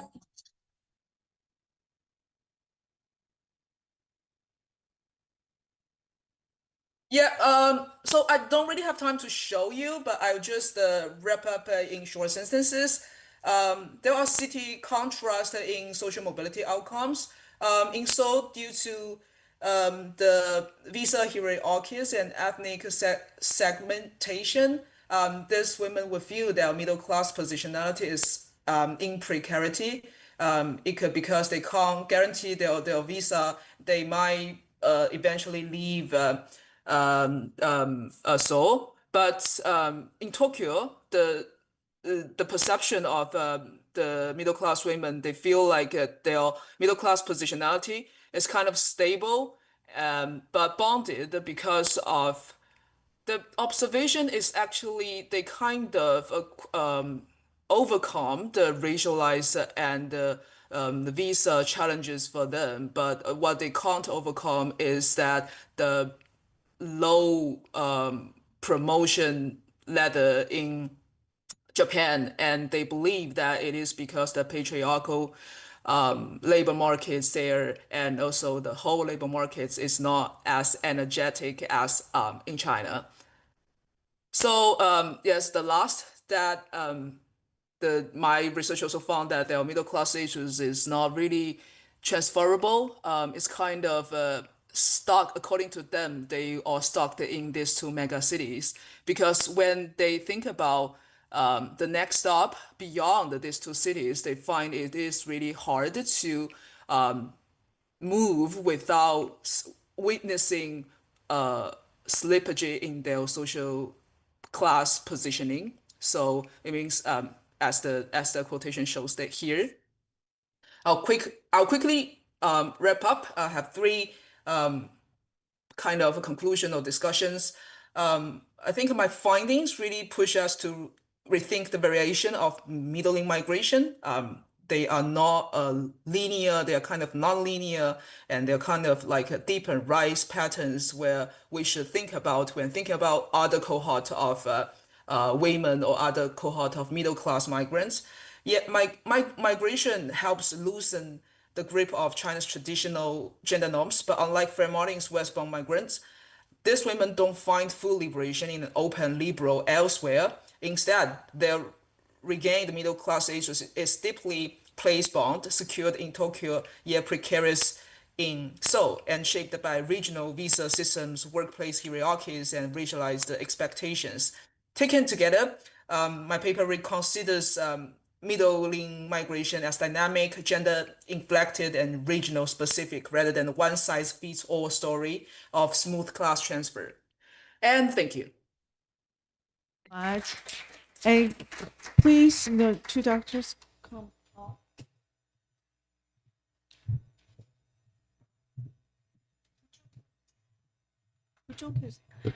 up. Actually, we have only 10 minutes, but may I steal some, 10 minutes from the coffee break? So we will wrap up until 4:20, and as like the morning session, I will have the question and comments first, and then each one will have like a 3 minutes answers. So any questions?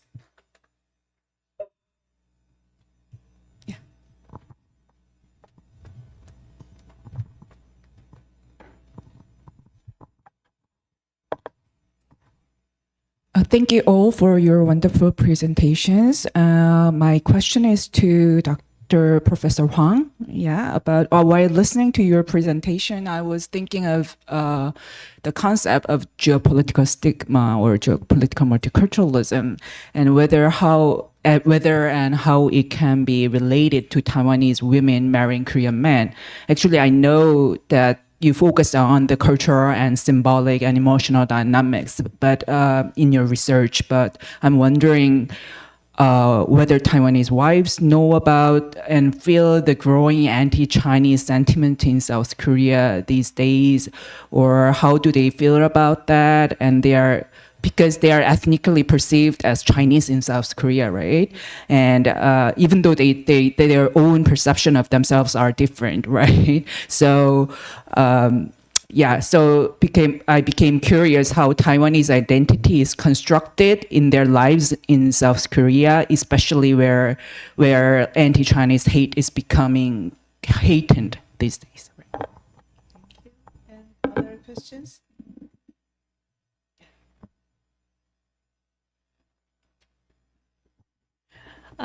I really enjoy the presentations, especially like marriage migrants, very different, landscapes. It's fascinating. And then my question is goes to both. And then one is Michelle, you talked about social media, right? As a kind of a tool of emotional economy, and then social media, it demonstrates really highlighted or mediated, even manufactured image of a reality, right? And then I think that their fan page activities, of course, their posts and stories influence the receiver's perception, but in turn, their fan page activities would influence or reshape their views their views about themselves, lifestyle, or emotional economy. And then I would like to hear more about it. And the way I found it very interesting that you mentioned that one of the interviewees said, talked about Singaporean taste expectation. Yeah, they don't, the state doesn't like either workers, lazy workers. Yeah, so. I do. Yeah. Yes. So could you elaborate it? I think it's very interesting. Why the state's expectation is intervening the self empowerment and then self what you say? Yes, in your word, self development. So And other questions? Yeah.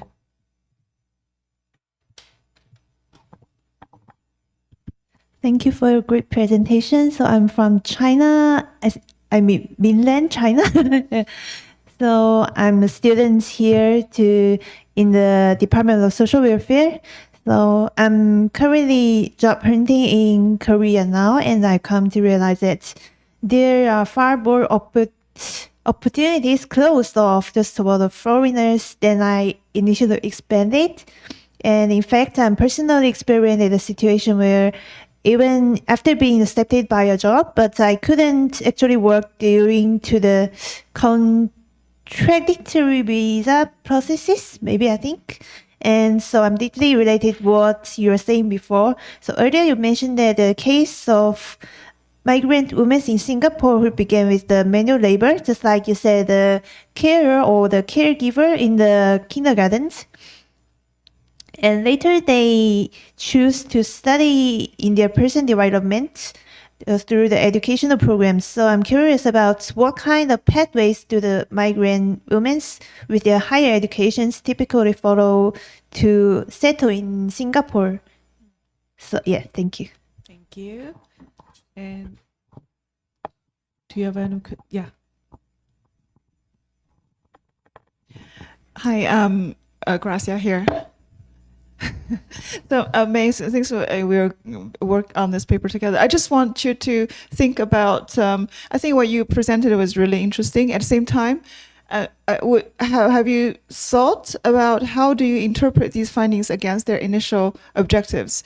Because you're talking about middle class women's migration, but why do they want to migrate to begin with? Is sustaining middle class social positions or social upward mobilities their goals? So how? I think it would be good to think their mobility trajectories against their initial objectives. So do you have any kind of comments on this? And Dr. Chang.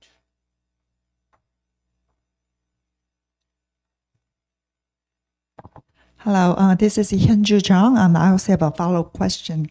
Continue to gracias to Dr. May Meng.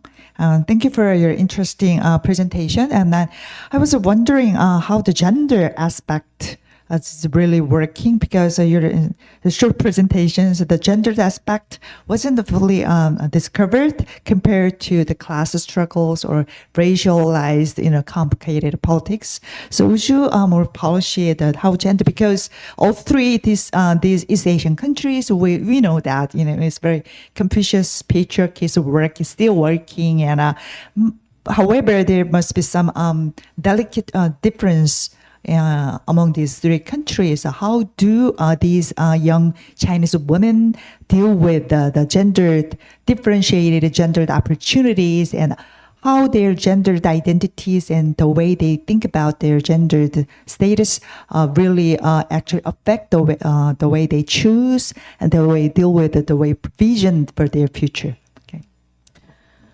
And any other question or comments? And I have a very simple two question to Dr. Meng, and I wondered one language, one language these Chinese, the female workers use in China, in Japan and Korea. So maybe it could be Korean or it could be Japanese, or it could be Chinese or English. So I wondered. And the second question is you said that these Chinese women they likely losing their, China gender norms, and they confront another, like a gender norms in Korea and Japan. So I wonder that which one will be better. I don't know, because, I wonder how about, China, gender norm, maybe it might be, better than in Korea. I don't know. So if you know that, you can answer it. And yeah. So we are time to have I'm very sorry to give the very last 3 minutes fully. 5 minutes. It's okay. Yeah. Probably won't take 3 minutes. Okay, thank you for the first question on geopolitics and Taiwan-Korea marriage. Yes, I think most of my interviewees are highly aware of this anti-China tension in South Korea.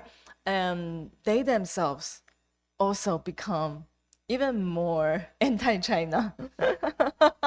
so it's like they would seize every opportunity to differentiate like Chinese from Taiwanese, and they would like educate their in-laws and everyone, like, or school, that their kids, school teachers, that they are Taiwanese, and they will also try to teach their children Taiwanese, not Mandarin. So yes, I think this is the problem with this ethnic entanglement with Chinese being Taiwanese marriage migrants in a foreign country. But I think the lesser discussed part is that they also utilize the Chinese social media network to gather information. So so they also make friends with like Chinese mothers. Like individually, they can be friends, but collectively they will show that this we side with Korean, like and we are like the real anti-China fighters. So I think it's complicated, but it becomes it's getting worse.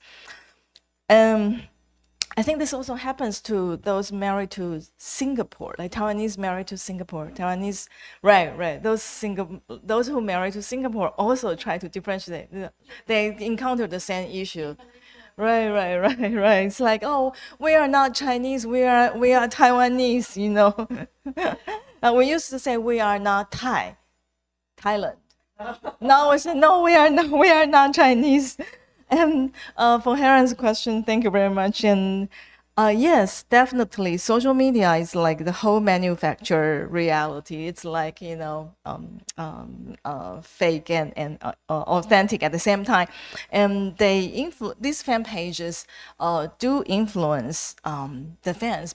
I started this project because I was curious, because those who married to Singapore, they don't have fan pages.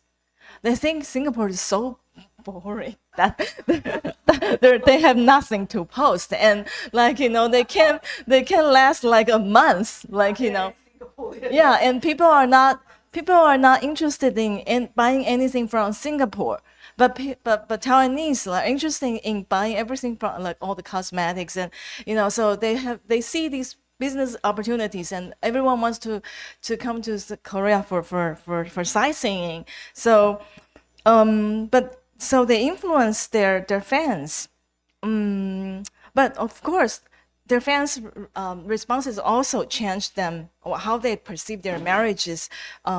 Like as I mentioned in the presentation, many of them start to think of their public responsibility, like how I educate those young followers, because they know most of their followers are young female.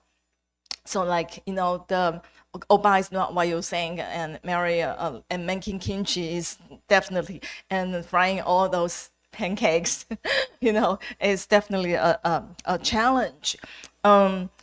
So I think they are aware of the influence of social media and their social responsibility. So I think that's the most important thing, that they change how they perceive their marriages, both private and public, in a sense. Okay, I think I used up 3 minutes.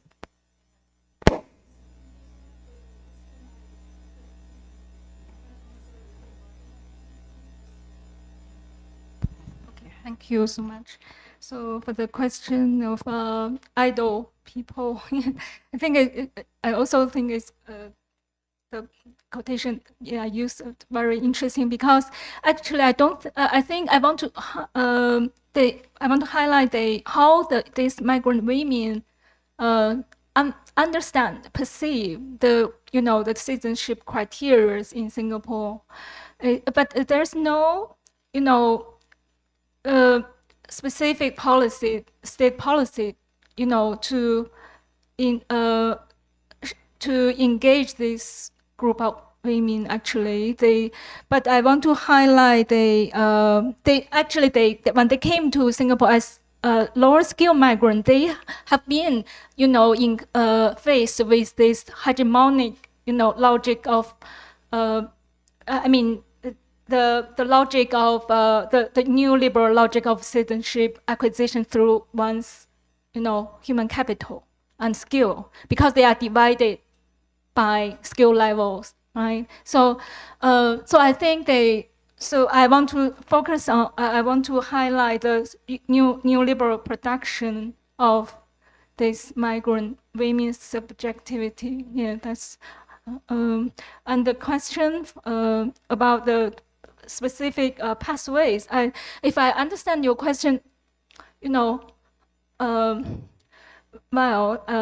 think I don't think there's a specific particular pathways for these women, but they want to carve out some pathways, through skill, so-called self-development. It means acquiring qualifications and upgrading skills, and but I can see there's a ethnic size, like I don't have a accurate word for this. It's like an opportunity structure for these women in this Chinese majority society, because there's a strong demand for labor in certain areas, certain sectors, such as the childcare sector.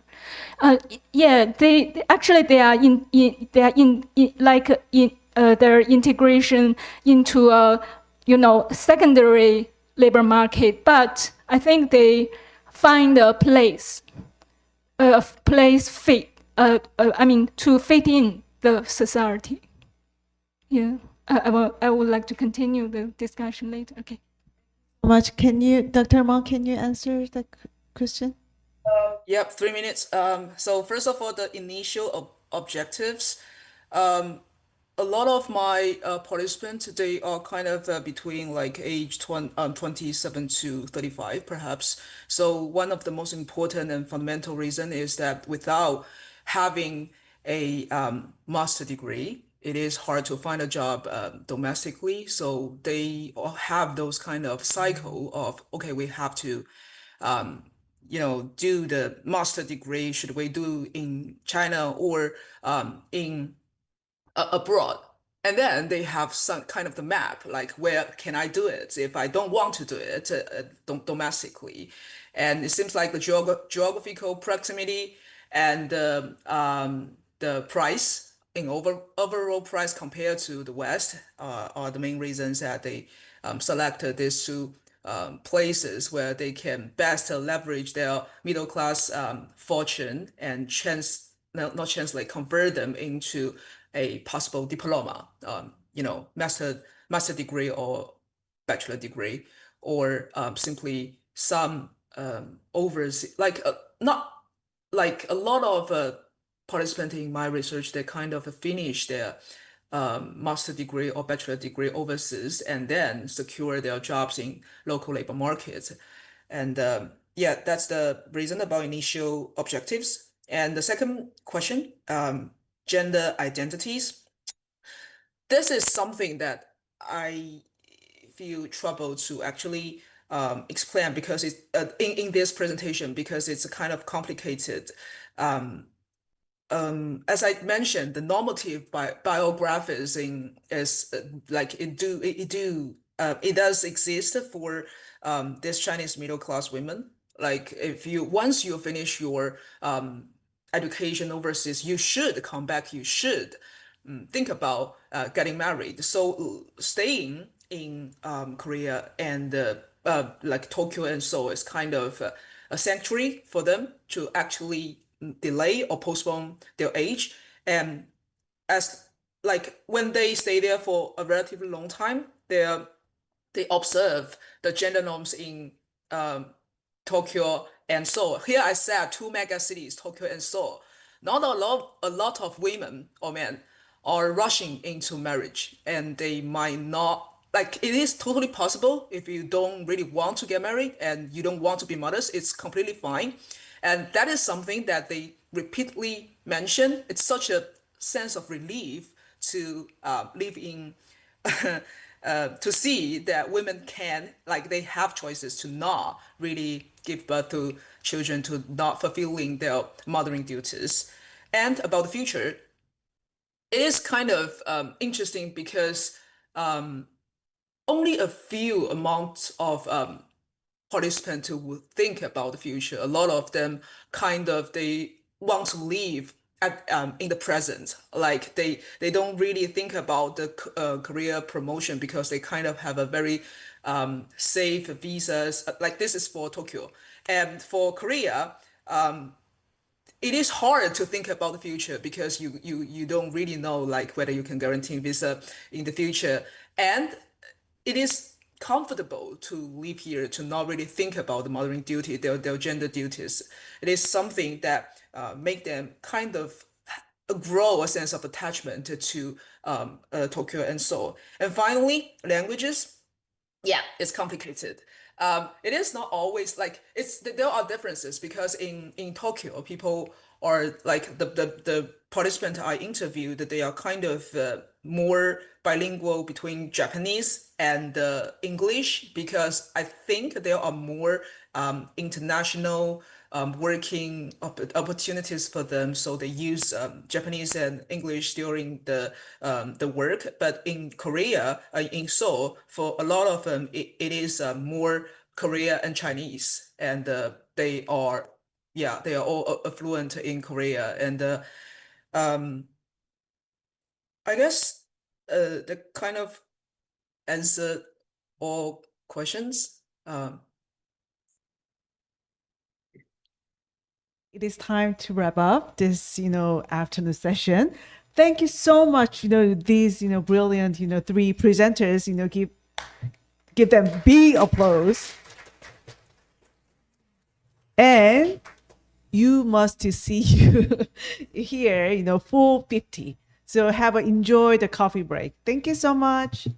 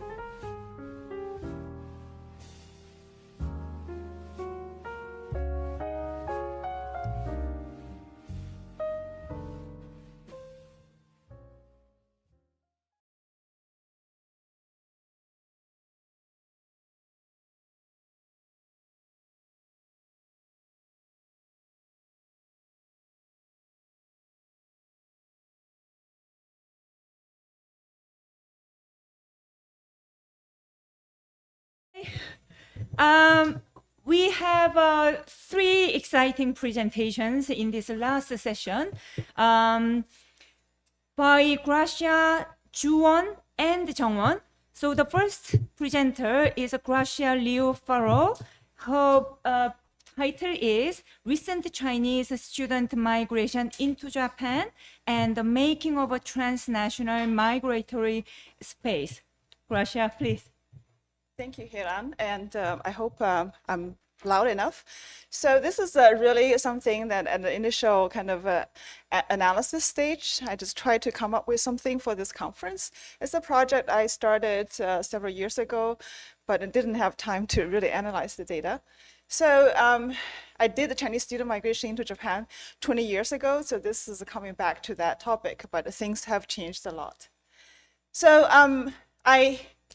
I've been studying this, and you can see that Chinese students have been consistently, the biggest, basically, the student population in Japan, and other than during COVID, and I just came back immediately. So the Chinese student migration into Japan, we can see there's a timeline, and this is an overview. So it started in mid-1980s when China, it's several years after China's economic reform, and that economic disparity happened, and also Chinese government started issuing passports to private citizens starting from 1984. And then Japan, on the other hand, had 100,000 international student plan by Nakasone, Prime Minister Nakasone, to internationalize Japan. So at the same time, Japan realized that it needs to, it foreseen that most of students will be from Asia. So they, at the same time, they allowed international students to work 20 hours a week. So all these part-time work legalization led to this sort of typical education plus labor migration trend from China to Japan, actually now also from every other country to Japan. And but at the same time, China has experienced a lot of changes in these decades. From in early 2000 to 2010s, China actually started from the turn of the 20th century, expanded Chinese higher education, and in 2008, Japan issued a 200,000 student plan, international student plan, and at the same time, this first decade of 21st century, there's the economic position between China and Japan have shifted. China became the second largest economy, while Japan kind of started, declining. Actually, the GDP declined consistently after 2000. So the student profiles coming to Japan changed, it continued to change, actually. There was some continuity, but also more diversified. And starting from late 2010s and up to now, on the one hand, Japan's aggravating aging population demographic crisis called for more labor imports, such they try to retain more international students on the labor market. For example, 2016, they had this government plan to retain 50% of international students on the labor market. At the same time, they allowed they expanded the permissible students to stay. So like vocational school graduates could also stay in Japan. And on the other hand, for the Chinese students, this labor market involution, as well as the lifestyle kind of considerations, made many students come to Japan seeking for different kinds of opportunities in life. And it also became a family strategies for some of the parents who actually want to come to Japan. I will come back to this later. And during the lockdown during COVID time in China, a lot of Chinese students also are discussing this the run, it's a 润学, which is a theory of a run or theory of a fleet or study of fleeting. They try to escape from China. So we can see there's a kind of evolving, diversifying student trend into Japan, juxtaposed against this changing context, both in terms of economic gaps, discrepancies, developments, as well as political and social transformations. So this is not my deliberate or ambitious kind of conceptualization. When I look at how much is this trend, or how big this trend is between China and Japan, and how persistent it is, I feel like there is this transnational migratory space as a shaping between China and Japan. And so this is just a very empirically grounded concept to capture the persistent, flexible, and evolving cross-border mobilities between the countries. And basically, it's a high frequency, high volume, and low threshold, multiple channels. And also, there's a presence of institutional and infrastructural support of this mobility, and also sustained social and cultural linkages as really accumulative. So I think, I see this transnational migratory space between China and Japan. This is generated from this case. So I don't know if it's generalizable, but it's just some concept I feel that captures this mobility trend. And it's to be differentiated from the kind of concepts like migration corridors, which is Jürgen Kahlen's concept, but that's a kind of analytical framework to see how mobilities take place between these two countries. And a migration infrastructure, which indicates the mechanisms of the actors involved in facilitating migration. Or transnational social space is another kind of empirical kind of concept to capture the continuity of social life between two countries. So these are different. Mine is just empirical kind of observation that distilled a little bit into kind of a concept. And I will explain how this migratory space is being shaped. So the recent patterns of student migration, first of all, it's a kind of a continuity from the previous one, is degree seeking. However, as Youngwon's paper also mentioned, this concept of 提升, upgrading your credentials are very strong in China, which includes both in terms of degrees and also institutional prestige, the ranking. And also family migration. Parents really want to use children's education as a path for their family transplanting. They want to come to Japan to retire. So now Japan has a lot of English medium degree programs like super global universities, so students can go into educational institutions directly, and also traditional one Chinese Japanese language academies to university or graduate schools. And they have a lot of parental, financial, and emotional backing. This is very different from previous cohorts. Chinese students now almost don't work. They just try to upgrade their degrees. And also it's supported by the education migration industry. There's Chinese students oriented cram schools for testing preparations. But a lot of students are not really academically or mentally prepared for such a kind of pressure. So there are a lot of complaints. By the way, the data actually was based on 50 interviews with Chinese students of all kinds, and also interviews with 5 language schools. The other pattern is a migration-oriented study abroad. This is also kind of a continuity, but also qualitatively changed. So motivation is oftentimes has to do with a lifestyle change, and also try to escape Chinese kind of political social environment, the running. One thing is that China's, the jobs, the same kind of jobs in China do not necessarily pay less than Japan. Some of the technical jobs actually are more highly paid in China than in Japan. But students come to Japan so that they can lie flat. They care a lot about Japan's job security. So in order to come to Japan to escape this sort of more involuted labor market, the juan has become a verb. Basically, in China, the involuting has become a verb in China. Everything is a juan, competitiveness, compete, all that sort of thing now is a juan. So they see Japan labor market and higher education as of lower thresholds for entering, and which actually probably is true because because demographic composition is much easier to enter Japan's higher education as well as labor market.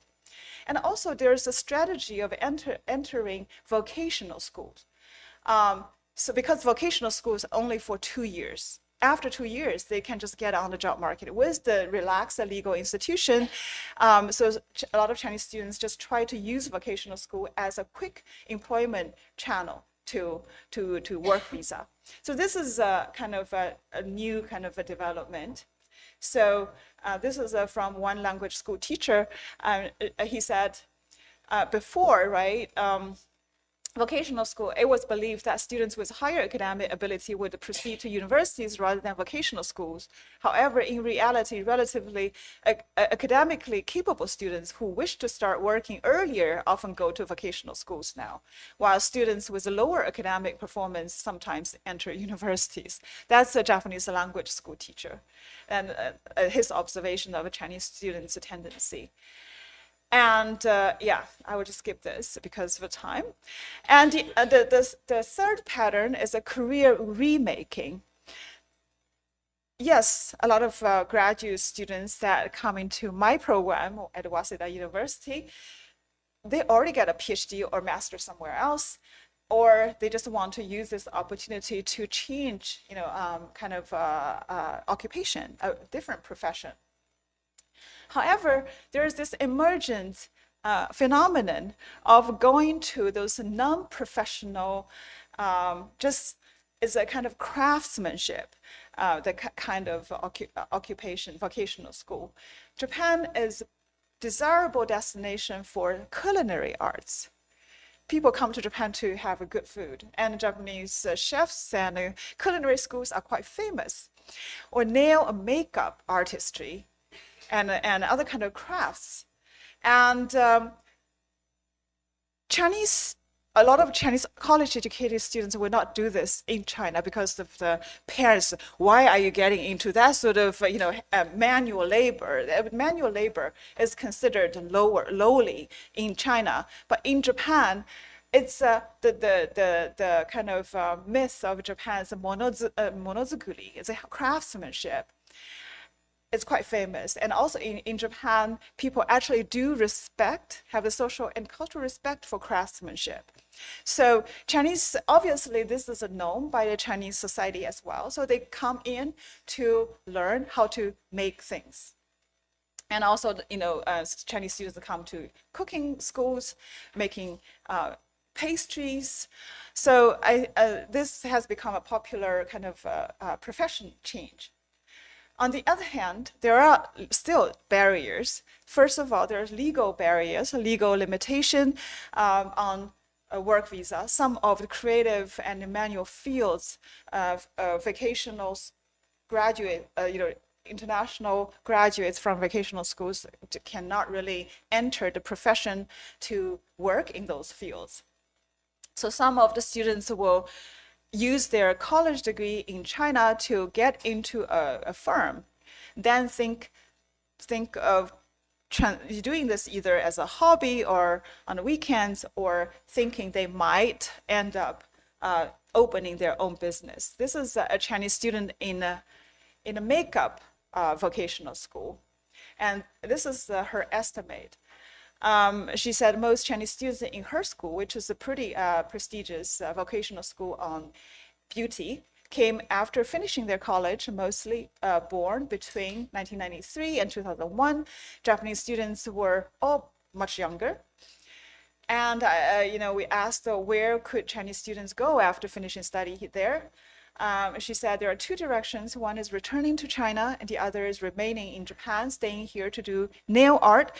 And so she decided she would only do nail art on the side, but she wanted to open a nail salon in the future, so she could get business visa. So we can see there are different kinds of motivations and new patterns of motivation. So what supports this kind of flows, and how is this kind of transnational migratory space actually is being supported? On the one hand, as I mentioned, there's just government policy and also higher education reform in Japan. So you have expansion of international student quotas. 300,000 by 2020 is already achieved. Now, Kishida last year increased to 400,000, and also increasing in English medium programs. A lot of new programs being kind of set up in universities, and there are also increasing this migration and employment linkages because the government wants to encourage this sort of labor market entry. The Japan revitalization strategy I mentioned, 2016, targeted 50% retention rate. The second mechanism is really education migration industry. This is a part of the infrastructure. First of all, there's huge education migration industry catering to Chinese students study abroad, and in Japan, and also to Japan as well. Those education consultancy for Japan-bound students actually now don't charge that much. It's so cheap because they get kickbacks from language schools. So students, the threshold is extremely low. The application and the timing and the school choices, and also as a graduate school faculty member, we get a lot of admissions. I don't trust the research plans that are written by the students because the consultancies will write research plans for them. So this is such a flourishing in industry, making entering even graduate programs very, very easy. Language school now is a parking lot to get a visa and so get a legal foothold in Japan, because a lot of Chinese students will not think language schools in Japan provide enough test-taking skills. So cram schools, as I mentioned, if you go to my university near Takanababa, there's huge amount of cram schools for Chinese students who want to go to elite universities. And also, a lot of those cram schools are run by former Chinese students, including some of my former graduates. And also increasingly specialized. So you have a lot of Chinese students come for arts, for science, for different kinds of things. It's a really big economy. The other thing is social media. I think, as some of you have really already mentioned, it's a huge informal infrastructure. Look at this wonderful term, transnational peer consultancy. Guess who gives me that? ChatGPT. I was looking for something else. I was looking at, who has talked about transnational migratory space? And then, as like migration industry, I was searching. Sometimes I use ChatGPT to search for something, which now I realize half of the times is just hallucinating. And it hallucinated my own publication in 2022 with this title, Transnational Peer Consultancy, which I never wrote. And I said, wow, transnational peer consultancy is exactly something I wanted to talk about. So ChatGPT, I give credit to ChatGPT. Even though it's not reliable, it's quite creative when it comes to creating jargons. So Chinese students use Xiaohongshu, WeChat, and QQ, and they have a lot of vernacular guidance and emotional reassurance for other people. People do use those things a lot for not kind of testimony by like language schools, but their own experience sharing. So I think that's a pretty powerful kind of tool to facilitate this sort of transnational migration. So I think the digital media platform is certainly something that's very much used. So the conclusion, I think the student mobility from China to Japan is evolving, and it's a continuous, but it's also changing, transforming. And Japan still has this enduring attractiveness, but at the same time, it has increased accessibility. So studying in Japan has become routinized. People actually do have a kind of hop back and forth. Sometimes students graduated and look for a job in both China and Japan, see which job actually comes first, and which some students will go to China, work for half a year and said, 太卷了, it's like too competitive, and then take the job in Japan. And so the motivations are diversified, and there's also infrastructure that's embedded in this sort of mobility. And with all these conditions, I think, at least between China and Japan, there's a transnational migratory space that's being shaped. Thank you. Thank you, Gracia. Next, Juwon's talk will be a nice follow-up because she's going to talk about the education-labor migration nexus. So in Asia, a case of international students in South Korea. So these students are working. Yeah, okay, thank you.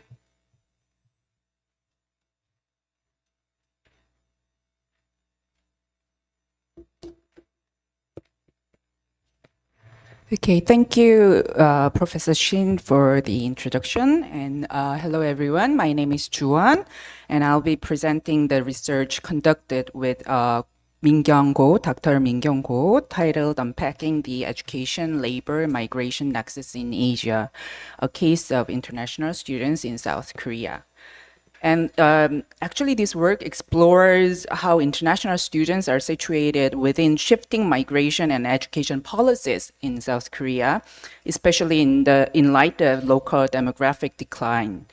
Actually, Dr. Go has been working on this topic much longer than I have, but today I will be the one presenting. So my own research has been focusing on the intersection of race, mobility, and citizenship And for some time now, I've been conducting action research on the conflicts surrounding the construction of Daegu Islamic Mosque. And it was through this project actually that I became increasingly interested in international students, especially because I encountered a wide range of science and engineering Muslim students during my fieldwork. Until then, I actually, because I'm in sociology department, I had mostly taught students in the humanities and social sciences. So I was struck by how different the pathways and backgrounds of graduate students in STEM fields were in South Korea. And this led me to recognize the need to contextualize these differences within the broader framework of South Korea's migration and education policies. That concludes my brief remark on personal research motivations, and I will now briefly move on to the broader, outline the broader context of the study. Yes, globally, the number of international students has continued to grow, rising from 4.3 million in 2013 to 6.9 million by the year 2022. And according to IIE statistics, South Korea ranked 8th among destination countries for international students in 2024, surpassing China and Japan. And while traditional English-speaking countries such as the United States, Canada, the United Kingdom, and Australia held the top positions, followed by several European countries, the South Korea secured the 8th spot here. And this graph shows the trend in the number of international students in the United States from 1949 to 2024. And as you can see here, here, I don't know how to point this, but sorry.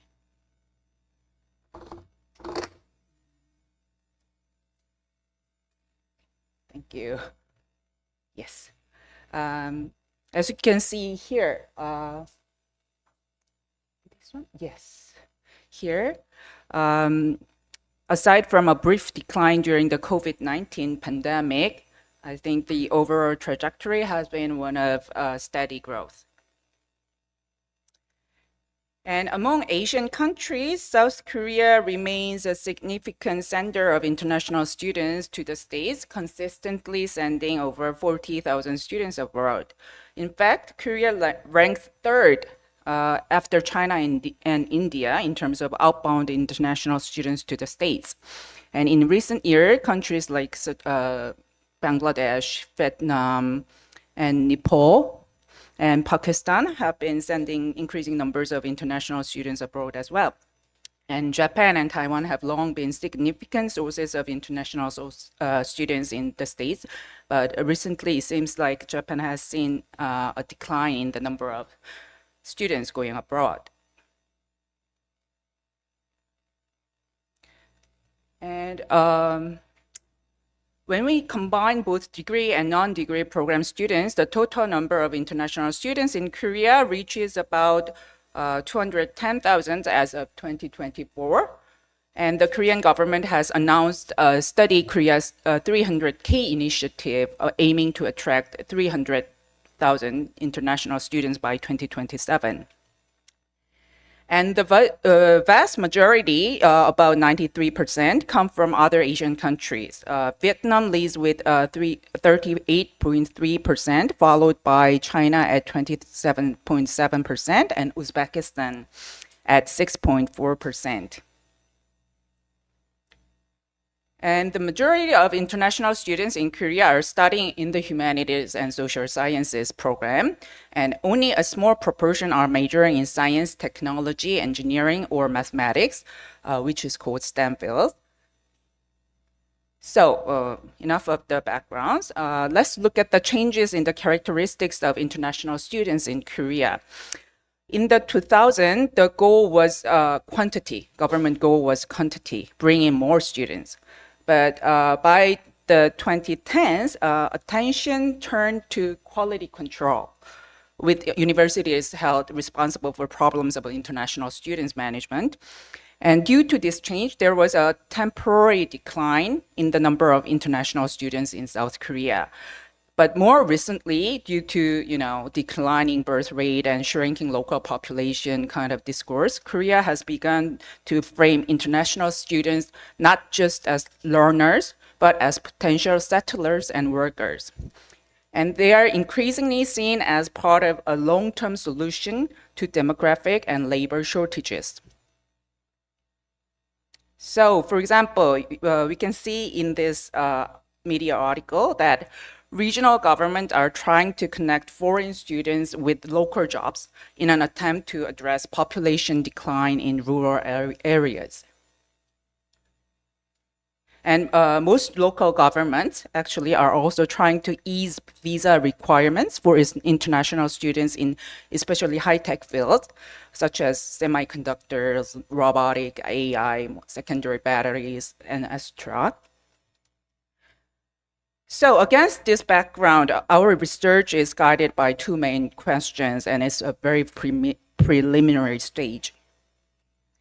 The first one is amid shifting global patterns of international student mobilities and ongoing social transformation in Korea, how do government and university policies shape the attraction and management of international students? And in what ways do these forces construct and position them within Korean society? And the second one is, how does the discourse of population decline and local extinction reframe their positionality in Korean society? Okay.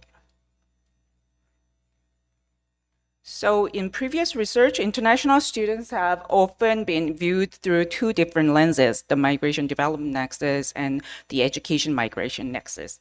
First, the migration development nexus sees them as agent of knowledge transfer expected to contribute to building human capital and help establish transnational networks. As such, they are often viewed as key agents in promoting mutual development between both countries.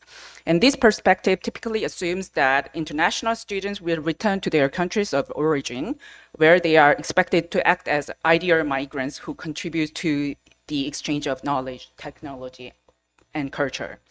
And their mobility is frequently framed within the broader discourse of brain drain or brain circulation, reflecting the dual potential for both loss and gain in global talent dynamics. And the second one, the education migration nexus, actually highlights the multiple pathways international students may pursue after graduation. Some return to their home countries, while others extend their stay in the host country for reasons such as employment, applying for permanent residency, or pursuing further studies in a third country. And increasingly, international students are viewed as a pipeline for skilled migrants. Faced with aging population and shortages of skilled labor in many Asian countries seek migrants who can actually integrate quickly into the labor market and pose minimal strain on national welfare systems. So in this context, international students are framed as desirable and optimized workers, already educated, culturally adapted, and ready to contribute economically. The education work migration nexus, as discussed by Tran et al., a very recent work, emphasized the ongoing journey international students undertake as they navigate the process of becoming in pursuit of their desired futures after graduation. Tran et al. Observed that an increasing number of students who opt to work post-graduation cannot be explained by the traditional viewpoint of the stay-return paradigm in international education. They argue that the student mobility and migration trajectories are becoming more varied, moving beyond the conventional and linear educational migration nexus. So this educational work migration nexus focuses on the element of work which has emerged to become an integral component in the education migration relationship.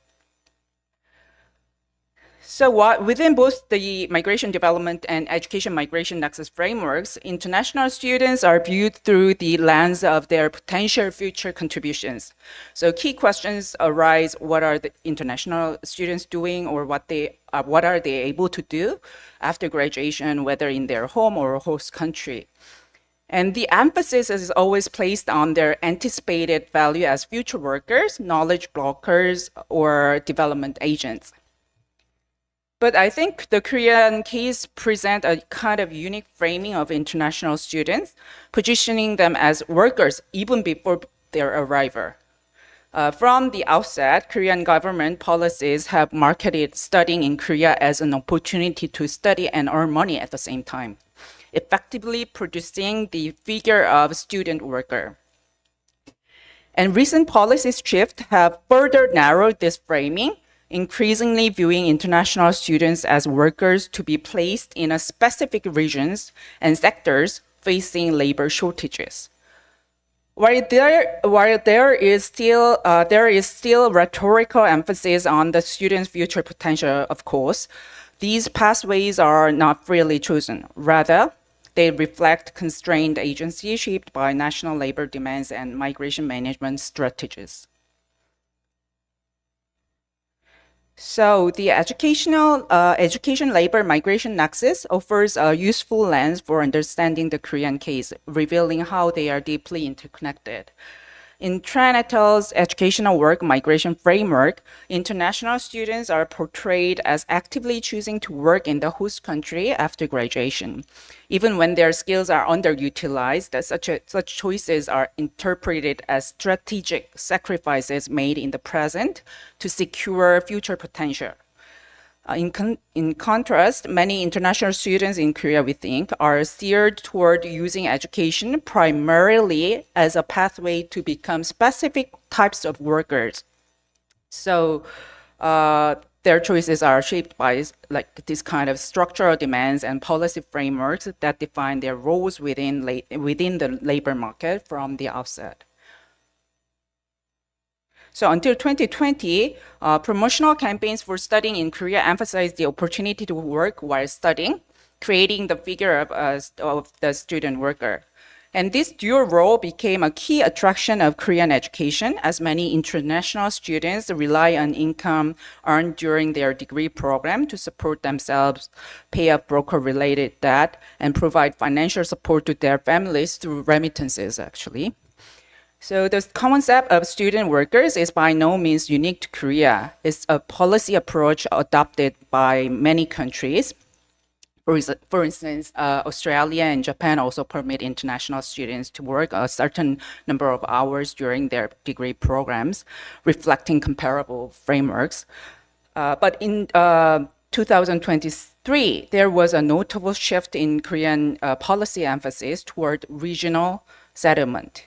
The method changed to you can settle in regional areas, positioning international students as potential saviors of population declining regions.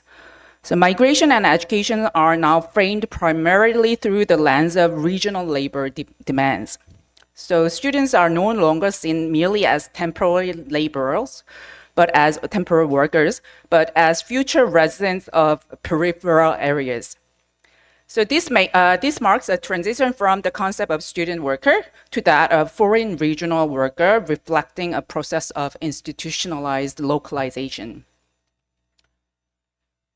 So, yes.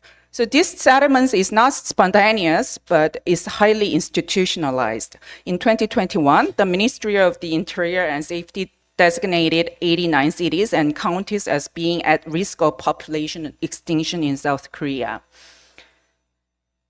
So universities in these areas are now collaborating with local governments and industries to attract students.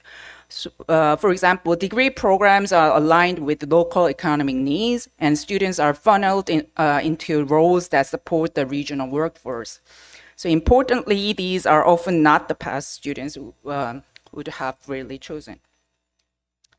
Yeah, this map shows the 89 cities, counties, and districts designated as population extinction risk areas in Korea. And you can see in this map. The spatial distribution clearly contrasts with the capital region, okay, and highlighting the sharp divide between metropolitan and non-metropolitan areas in South Korea. Yeah, so the result is a stratified system, I would say. At the top, we have high caliber talent in STEM field, often PhD or master's students who are offered fast-tracked residency and even naturalization. But this is a very small minority. Most international students, especially those in the humanities and social science, are guided into roles in small to medium-sized enterprises, especially in regional areas, often avoided by Korean graduates. So despite a strong desire for long-term settlements, students in the humanities and social sciences are largely excluded from these migration and employment pathways. And recently, emerging policies have proposed expanding the use of international students as care workers to help fill growing labor gaps in the welfare sector. So these create what we call trapped mobilities. A mix of incentives and restrictions reinforces this push. For example, international students enrolled in universities outside metropolitan areas are allowed to invite their parents to Korea as seasonal workers, but only for 3 to 8 months, and strictly within the agriculture or fishery sectors in the same region as the student's university. So one of the most striking policy instruments is the F2R regional talent visa, specifically designed for international students in designated areas. This visa requires a mandatory 5-year residency in the assigned region, with failure to comply resulting in visa revocation. So while framed as a pathway for regional talent, the policy raises question about how much agency students truly have in shaping their futures there. The term regional talent actually carries starkly different meanings depending on one's nationality. For example, for Korean nationals, being designated as regional talent often comes with preferential access to metropolitan opportunities, such as special admissions pathways into universities in Seoul, effectively serving as a fast track to the center. In contrast, for international students, the same label implies containment rather than mobility. Framed as solution to regional labor shortages, regional talent in this context becomes a long-term obligation to remain in the periphery rather than a stepping stone toward broader integration or opportunities. Sorry, I will wrapping up. So at a structural level in this picture, government initiatives such as the Study Korea 300K project aim to attract international students and transform them into productive workers who eventually settle in Korea. However, international students are trapped as tools to revitalize declining regions without being fully included in the policy framework that support true long-term integration. So these are conclusion slides. So I will just briefly go on there. First, we found that Korea is increasingly outsourcing its national challenges. So as I told you, Korea relied on migrant population for a long time, including migrant workers, marriage migrant, and now international students, and even their parents, in order to address demographic and labor issues that were once in the domain of direct state intervention. And the last one is there is a double bind. I would say there is a double bind. While students are framed as heroes of regional survivor, their agency is tightly constrained, and their paths are not chosen but kind of prescribed. So that's there lies a problem. So thank you very much for your attention, and I look forward to your thoughts and feedbacks. Thank you. Thank you. Okay, the next Jungwon's talk is also very nice follow-up, or because Juwon discussed the population decline as one of the strongest drivers of this education, labor, migration nexus. And then Jungwon She was the first one who showed up here and then spoke, and then her presentation is the last one. Her topic is public perceptions of immigration amid demographic shifts, youth versus older generations in South Korea. Thank you. Finally, we are here. I'm the last presenter. Yes. I'm Youngwon here from Seoul National University Asia Center. So today I'm going to talk about the research exploring how Koreans perceived the expansion of immigration, and also the factors actually influencing these perception, and most importantly, the differences in attitude between the younger generation and older generation.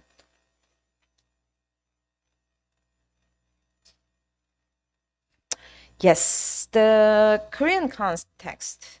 As all know, South Korea is facing very significant demographic crisis. So we are showing the extremely low birth rate as TFR in 2024 recorded at the 0.65, and consequently the population is rapidly aging, and now we have two factors together lead to the decreasing working age population, and also we have problem in the labor shortage in the rural area too. So to address this population crisis, South Korean government and the society now are actively discussing about the expansion of immigration. Now, actually, we think the immigration policy as a key measure to tackle these population issues and regional decline. In consequence, we have seen a significant surge in the number of immigrants to South Korea recently, so increasing from 57,800 in 2022 to 87,100 in 2023. Actually, this represents an increase of over 50%, making South Korea the country with the second highest immigration growth rate among the OECD countries. So government is also reforming its foreign workforce policies too. However, despite the push for immigration, the current policies still largely focused on the importing low-skilled laborers. So we know that we still believe that we need more systematic and integrated approach to social integration between the native residents and the immigrants. So consequently, the public opinion on the immigration expansion in South Korea is still mixed. Another factor interests me is the political conservative trend among younger generation. Like the advanced democracies, so a noticeable trend toward the political conservatism among South Korea younger generation, particularly those in their 20s and 30s, has emerged. The right side of the chart actually shows the exit poll result from the South Korea's recent presidential election, which took place 3 days ago. So the blue color represents the support for the Lee Jae-myung. Now he is the president. At that time, he was candidate from the Democratic Party. And the red represents Kim Moon-soo, the candidate from the Conservative People Power Party. And the orange color represents Lee Jun-seok as a candidate from the new, another conservative party. So like other advanced democracies, South Korea is characterized by the two-party system with a major conservative party and a major progressive party. The Lee Jun-seok used to belong to major conservative party. Now he made a new conservative far right conservative party, and he actually gained a lot of significant support among the younger voters by challenging the traditional policies aims at the protecting social minorities such as women and people with disabilities. As you see in the chart, support for Lee Jae-myung, represented in the blue, so is relatively low among voters in their 20s and 30s, while support for Lee Jun-seok, Lee Jun-seok is much higher in these age group. So this political shift actually correlated with negative attitude toward immigrants with this group too.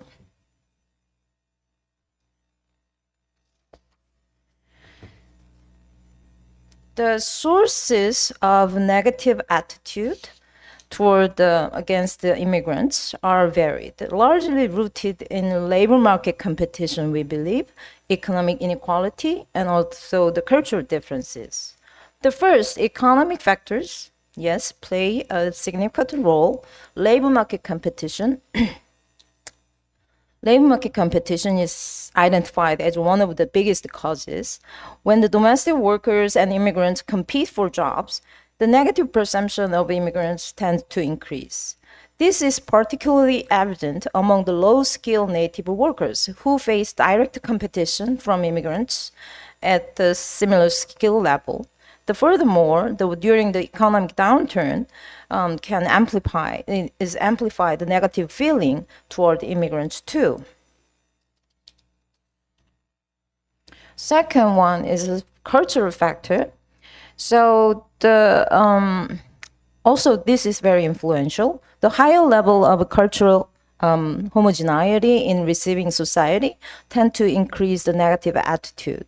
So greater difference between the native and the immigrants in language, lifestyle, or values make mutual understanding harder, leading to increased social distances. So previous research actually suggests that the limited contact with foreigner can reinforce this kind of stereotype. Conversely, increased contact and interaction with the foreigners or immigrants are seen as a way to deepen the mutual understanding and reduce the negative attitude. We will see this is true in our analysis later. And the last one is a social demographic factor, so education, gender, age, income, and region of origin kind of thing. So generally, the higher level of education are associated with the lower level of anti-immigrant sentiment. But we will see it is true with this sample. Okay, so research sample. The finding I will discuss are based on this public opinion survey on immigrants in Korean society. This survey was conducted by the Korea Broadcasting Service production office, conducted from October 18 to 24. There's 1,000 Korean adults. So I actually we collected 10,000 adults, Korean adults, for study, and I divided this group two groups to see the generational differences. So sample was divided. So 310 respondents were young adults aged 30 or younger, and the 690 were members of the older generation aged over 30. Okay, so research question. I have three research questions. What are the Koreans' most recent perception regarding of expansion of immigration in the era of demographic crisis? And the second one is, what factors influence perceptions of immigration expansion?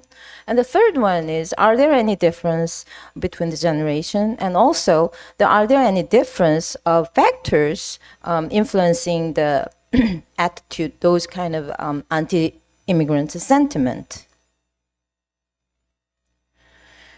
So these are the variable I'm used in my analysis.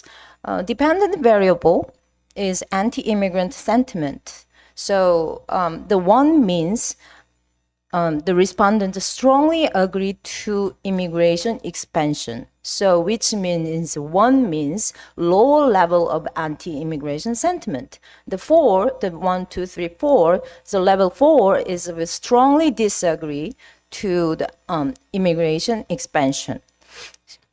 The control variable, so I put all the kinds of socioeconomic variables, gender, age, education, income, and the marital status, having children, and the political ideology too.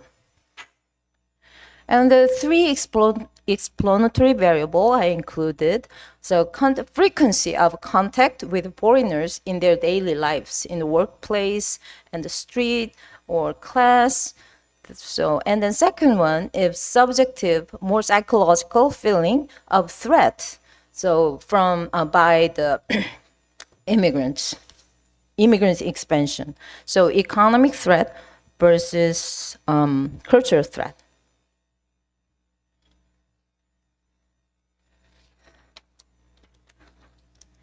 Yes, the third one is welfare gap.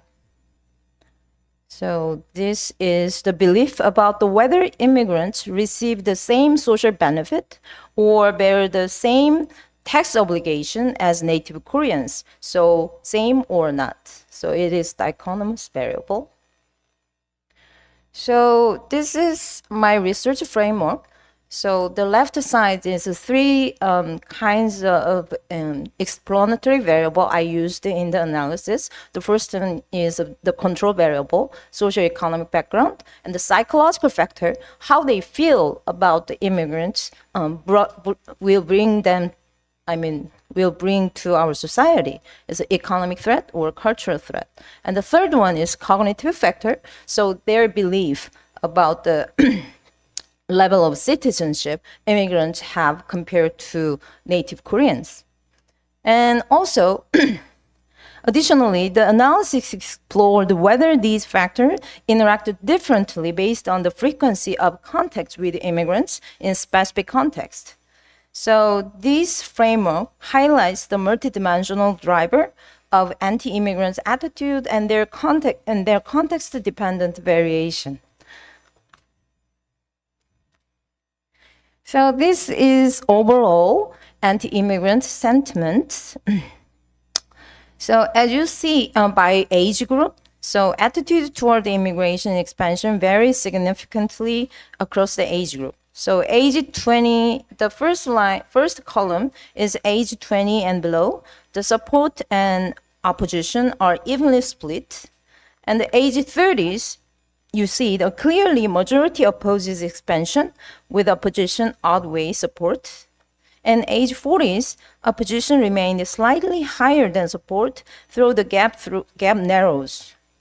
Over 50s, support becomes dominant with a significantly higher approval rate compared to younger cohort.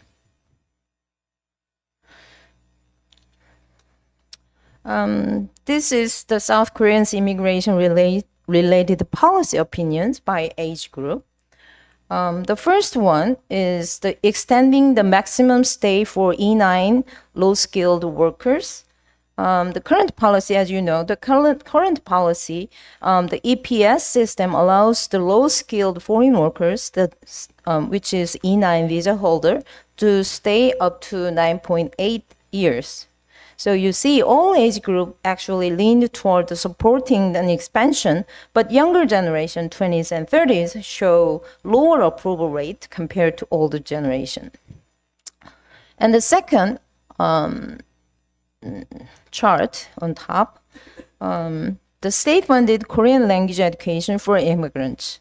So you see the similar pattern to the first issue. The younger demographics express the greater skepticism about using public fund for language problem. And the third, the left chart on bottom, need for multicultural education for Korean. So most age groups strongly agree the necessity of multicultural education. But you see the pattern is a younger generation. Approval rate is a little bit lower than older generation. And the fourth one is the state funding for multicultural education program. So it is kind of divided view showed in the chart. So young adults actually exhibit lower support, with those in their 30s more likely to oppose the funding. So older generation, but prioritize this program to address social cohesion and the rapidly amid this rapidly diversifying population. So this chart is analysis regression analysis result. So those left column, that shows the factors influencing the anti-immigrant sentiment, opposition to expansion of immigration. And the first two columns, I did three regression analysis with the different population. The first column is I run the same regression analysis for entire general population, and the second column shows the regression analysis with a younger generation under 30, and the third column, last column, shows the analysis result of older generation. As you see.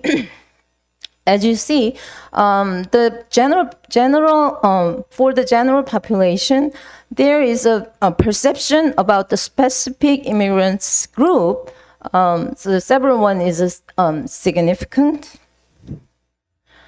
And for example, the migrant workers and the marriage migrant, and the Korean Chinese, and Yemenis refugee, and the foreigners on the media kind of thing, and also the cultural threat is also significant. And finally, the interaction term is also significant. However, the younger generation, all the perception about a specific group doesn't matter. It's only the perception about the Korean co-ethnic, the Korean Chinese is significant, and also the foreigners on media too. And the third analysis result shows the regression result with the older generation. As you see, the most of independent variable significant in the first population is also significant in this analysis. But however, you will see the significance of the Korean Chinese is disappeared. So Korean Chinese, the perception about the Korean Chinese is important, is about only with the younger generation. So I see the result comparison by groups. So as you see, the perception of the migrant workers as a total population significant, marriage migrant significant, Korean Chinese significant, the Yemenis refugees significant, the people on media, foreigners on media is significant, cultural threat is significant, welfare gap is significant, but in younger generation, only the perception about the Korean Chinese are significantly impact on the anti-immigrant sentiment, and also with the perception of the foreigners on the media. And also, although all the generation analysis result is the perception of Korean Chinese is effect was disappeared. So also another important part is the interaction effect. Is how you feel about which you fare against immigration is actually matter when you contact with foreigners. For example, if you feel about the cultural threat, the left y-axis actually the level of anti-immigrant sentiment, and the x-axis is the frequency of you contact with foreigners. So you never contact with the cultural threat, your level is anti-immigrant sentiment a little bit lower. But how you frequently contact with foreigners with the cultural threat, your anti-sentiment, immigrant sentiment is a little higher. But if you have economic threat, you actually interacted with foreigners a lot, your actually anti-immigrant sentiment is lower. So let me explain about my analysis finding. So entire sample, there are various factors such as favorability toward the individual immigrant group and the cultural threat and the welfare gap between immigrants and native residents and the frequency of contact influence preference toward the immigration expansion. But with the younger generation, only perception of ethnic Koreans and the perception of immigrants appearing in the media influenced the anti-immigration sentiment. In their sample with the older generation, all influencing factors are same as in the overall sample, but the perception of ethnic Koreans do not influence attitude toward immigration expansion. So the number 4 is about the interaction term. In both overall sample and the sample with the older generation, group actually perceive the cultural threat exhibit a little higher opposition to immigration expansion as they contact with immigrants increase. This effect is more significant in the sample with age 30 and older than in the overall sample. So, however, those who perceive the economic threat showed much lower level of anti-immigrant sentiment as their contact increase. So, young people actually tend to have lower favorability toward most immigration policies, the immigrant groups. However, they recognize the necessity of immigration. To improve young generation's perception, it is necessary to feature positive foreign guests on YouTube or public broadcasting. So the middle-aged and older adults highly value the necessity of benefit of immigration and are positive about the government spending on immigration. Among the middle-aged and older adults who do feel of a cultural threat tend to have a more negative perception the more they interact with immigrants. But people with economic threat tend to have a less negative perception the more they contact. Thank you.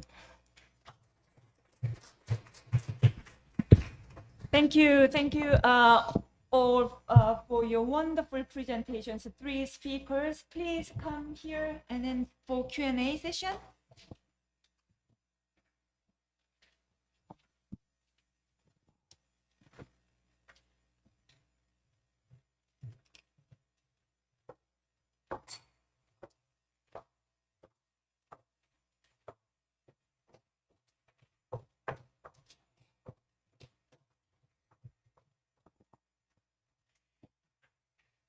Actually, before this session, I thought, I'm so tired. And then now, listening to these exciting talks, and then, I'm like widely awake. I hope this, this feeling is common in this room. Do you have any question? Yes, please.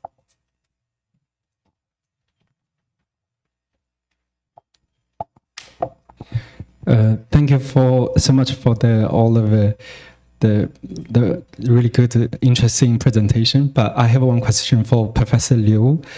My name is Ko Xin, and I'm currently doing my master's studies in anthropology at the Seoul National University, and I'm also a Chinese student.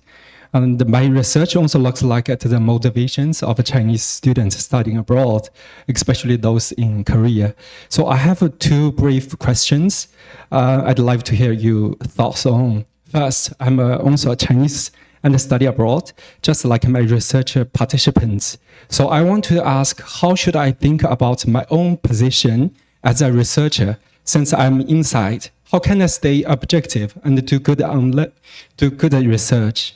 The second, my study looks at the Chinese students who come to Korea to expert involution, 内卷. It's important to describe de-involution, 脱内卷. But I also need a strong theory to explain it. Could you please share your ideas on what series would be best help me to explaining 脱离内卷 more deeply? Thank you so much. Okay, we will collect questions first. Right. Yes, Gracia and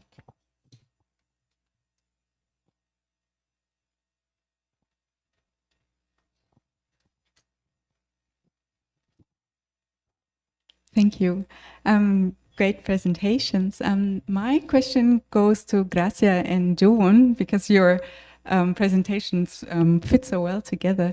And that is, in what ways does competition among destination countries play a role for policymakers in this whole international student mobility policies?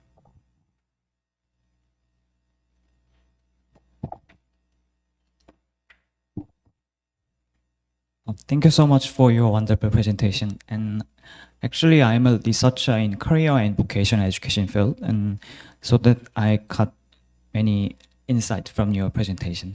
Actually, majority of international students in Korea are in humanities and social sciences, but the local governments and the industry would like to attract in the manufacture and agriculture industries, so that might be mismatch between like students' motivations and major and even possible future career.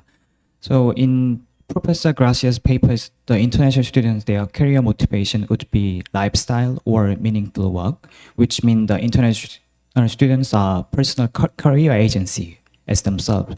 So what would be the main challenges when university provide career counseling or career education for international students in education labor migration nexus in Japan and Korea too?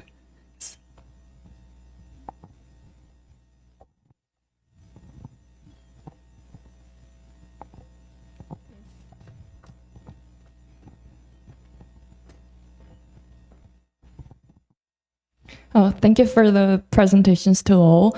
My question goes to Youngwon actually. I am a graduate student of sociology at SNU, and I'm also in the visitor group, so Hwasong Immigration Detention Center.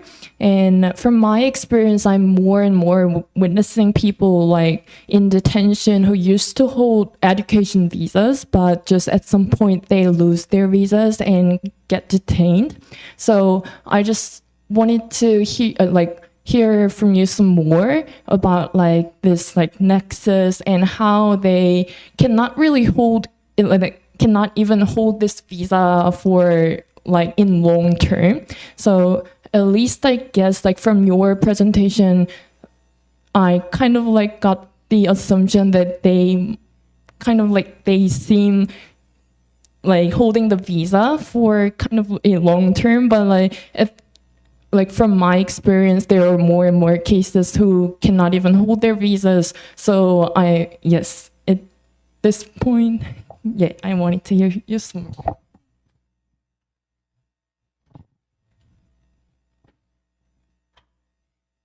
any other questions?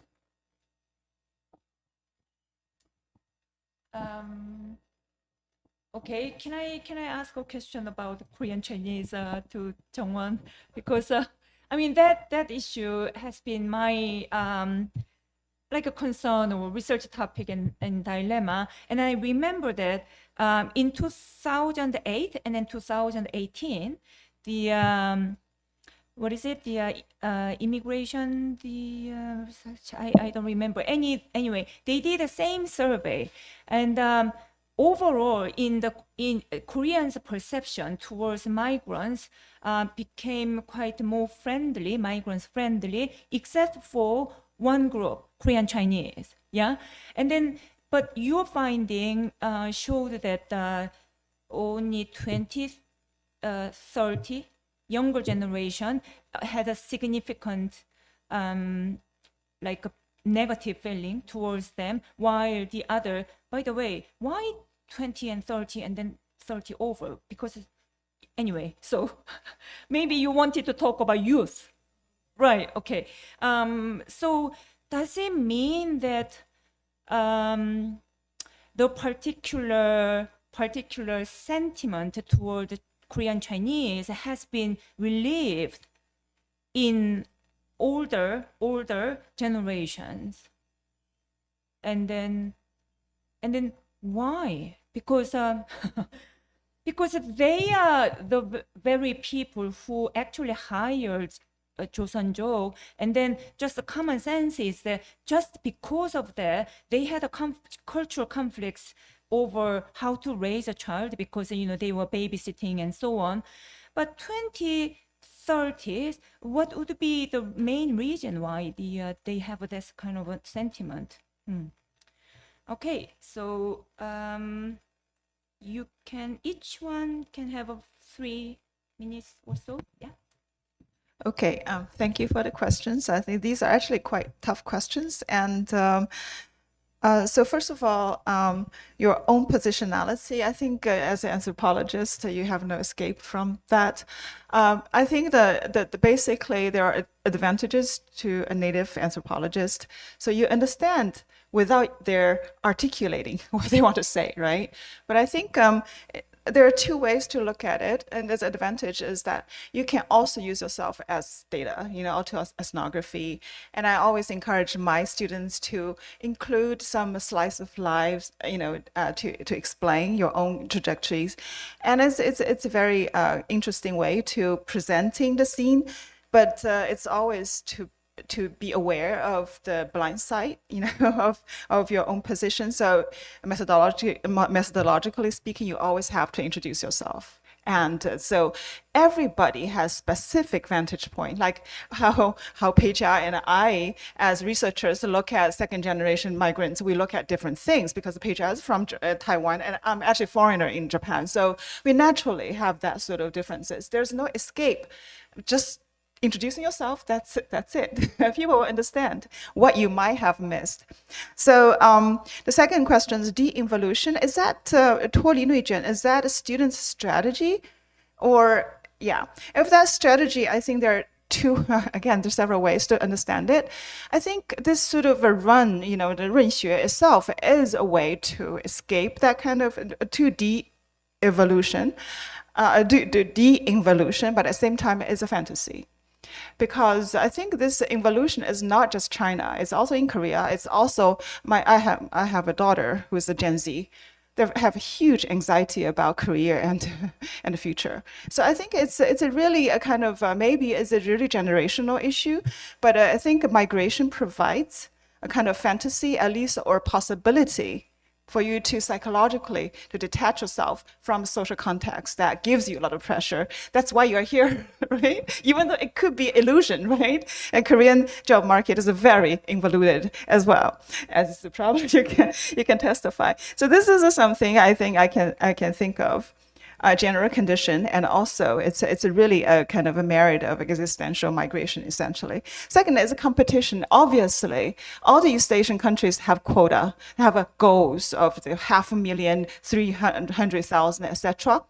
But I think that they are actually not really discussing. They realize they're competing, like Japan thinks that they are competing with other countries, but mostly in terms of labor migrants.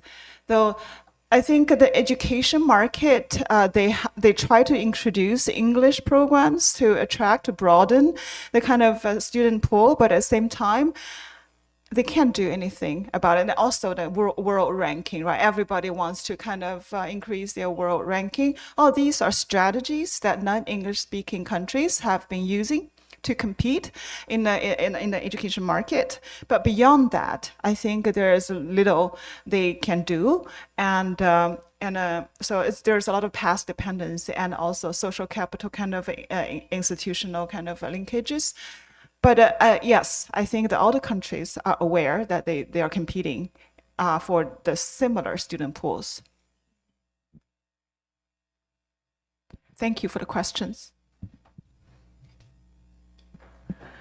Okay, thank you for the questions. Actually, first I would say that as we are actually developing our research, we've started focusing on government educational and migration policies. So I haven't talked much about micro practices of international students or, major structures, infrastructures such as education migration industry or regional businesses or university restructuring and all that. So I think which should be factored in order to draw the entire picture. So I would say that first. And I actually echoed with Gracia about the competition among countries. Like, you know, it's very hectic, I think, and there's nothing much they can do about it. So Korea is probably thinking of competing with Japan, other countries, but still it's not like they have certain strategies or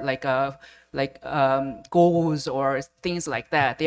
They are more like trying to, you know, increase their global ranking and, you know, as she said, like providing English programs, but still there's a mismatch and all that. And also, but I got curious about you mentioned in your presentation about you said Chinese students don't work these days in Japan. Probably like it depends, but still, but I found many Chinese students, and not just Chinese students, many international students studying while working, especially in regional universities. So I think maybe like things are different in Seoul or other metropolitan cities, but so this kind of class dimension and the country's policy to attract certain migrants, certain international student migrants.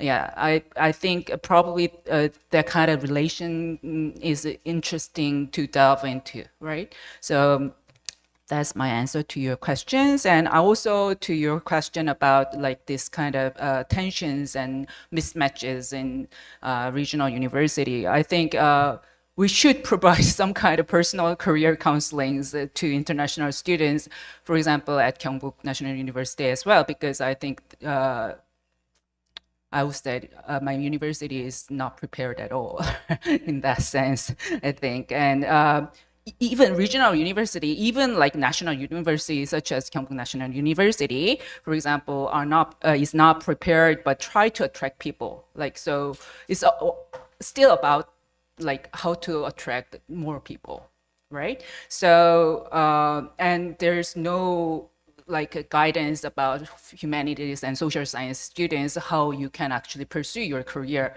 after your graduation. So I think it's very problematic. So, and we should actually work on that too. And about the question about detention and detainees and like people who got rid of their visas and all that, I think because I didn't do proper empirical research on that, so it's like my just conjecture, but I think I found that there is a huge informational gaps between these kind of government visa policies and actually everyday knowledge about international students, about how to actually keep their visas and renew their visas and the way to navigate this kind of visa system and all that. So I found that there is a kind of mismatch and informational gap there. And also, I think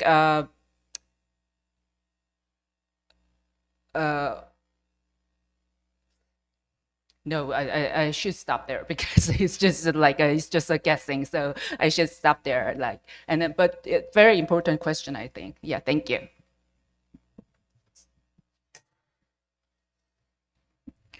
Thank you for the questions. So you ask about why young people have negative feeling or the prejudice or racial discrimination against the Korean ethnic.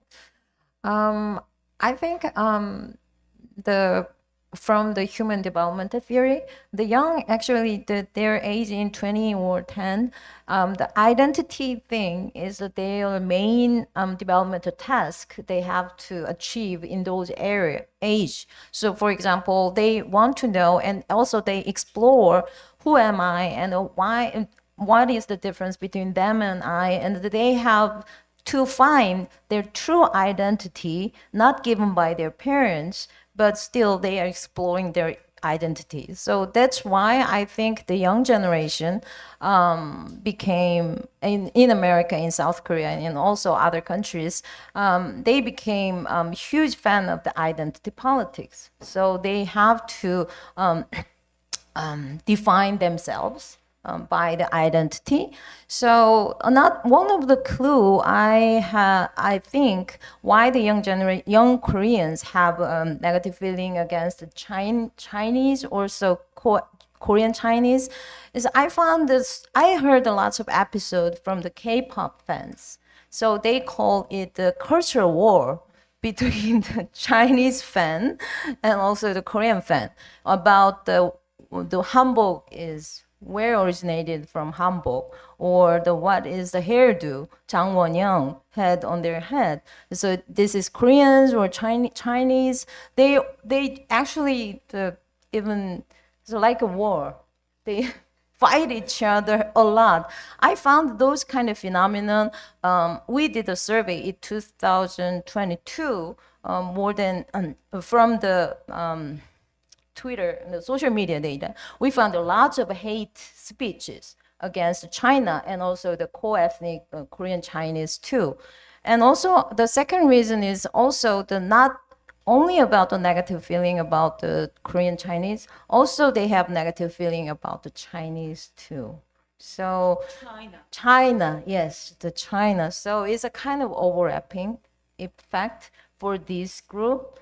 So I really think we're trying to tackle this anti-immigrant sentiment. We have to differentiate this, what kind of threat they have. And so they have cultural threat. We don't have to push them into the multiracial environment without any intervention.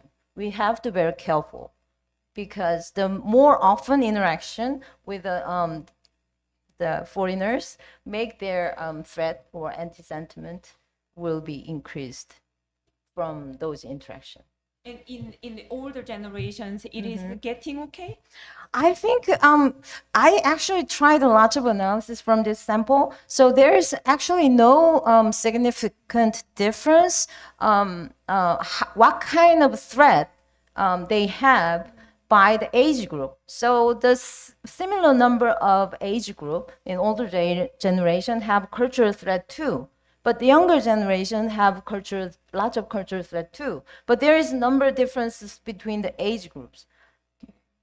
Because Korean Chinese migrants, Joseonjong migrants are the biggest group of migrants. They are more than 60%. Yeah. So except for that, they are friendly with other migrants. It doesn't make sense because it's their majority, right? So yes, that's the background for those who are not familiar with the numbers statistics. Okay, this is it. Thank you so much for your time, energy, and patience. And then we will move on to the closing remarks and eating.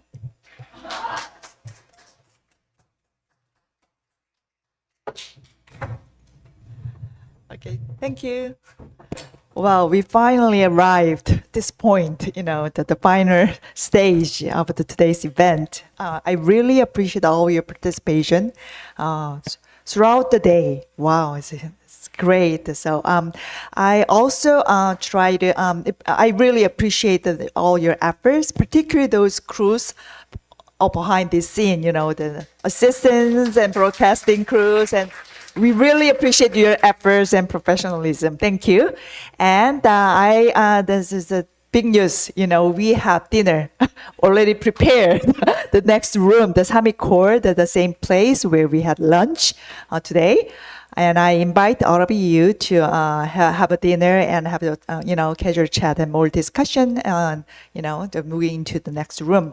Okay, thank you again. Probably we will have next joint migration workshop in Taipei. Maybe. I hope so. Okay, so we're going to announce our next conference as the plan is under confirmed. So please, thank you for your interest. And we also found very, the very issues that really actually as very similar issues that really go through all these Asian countries. So the Asian context really matters, particularly in the migration study. We also found some differences, divergent issues and details and systems. So it's leaving more research for future to all of you. So thank you for your participation, and please sustaining and your interest in the study of migration, and also pay attention to our upcoming event provided by our center. Thank you for your interest, attention. Thank you.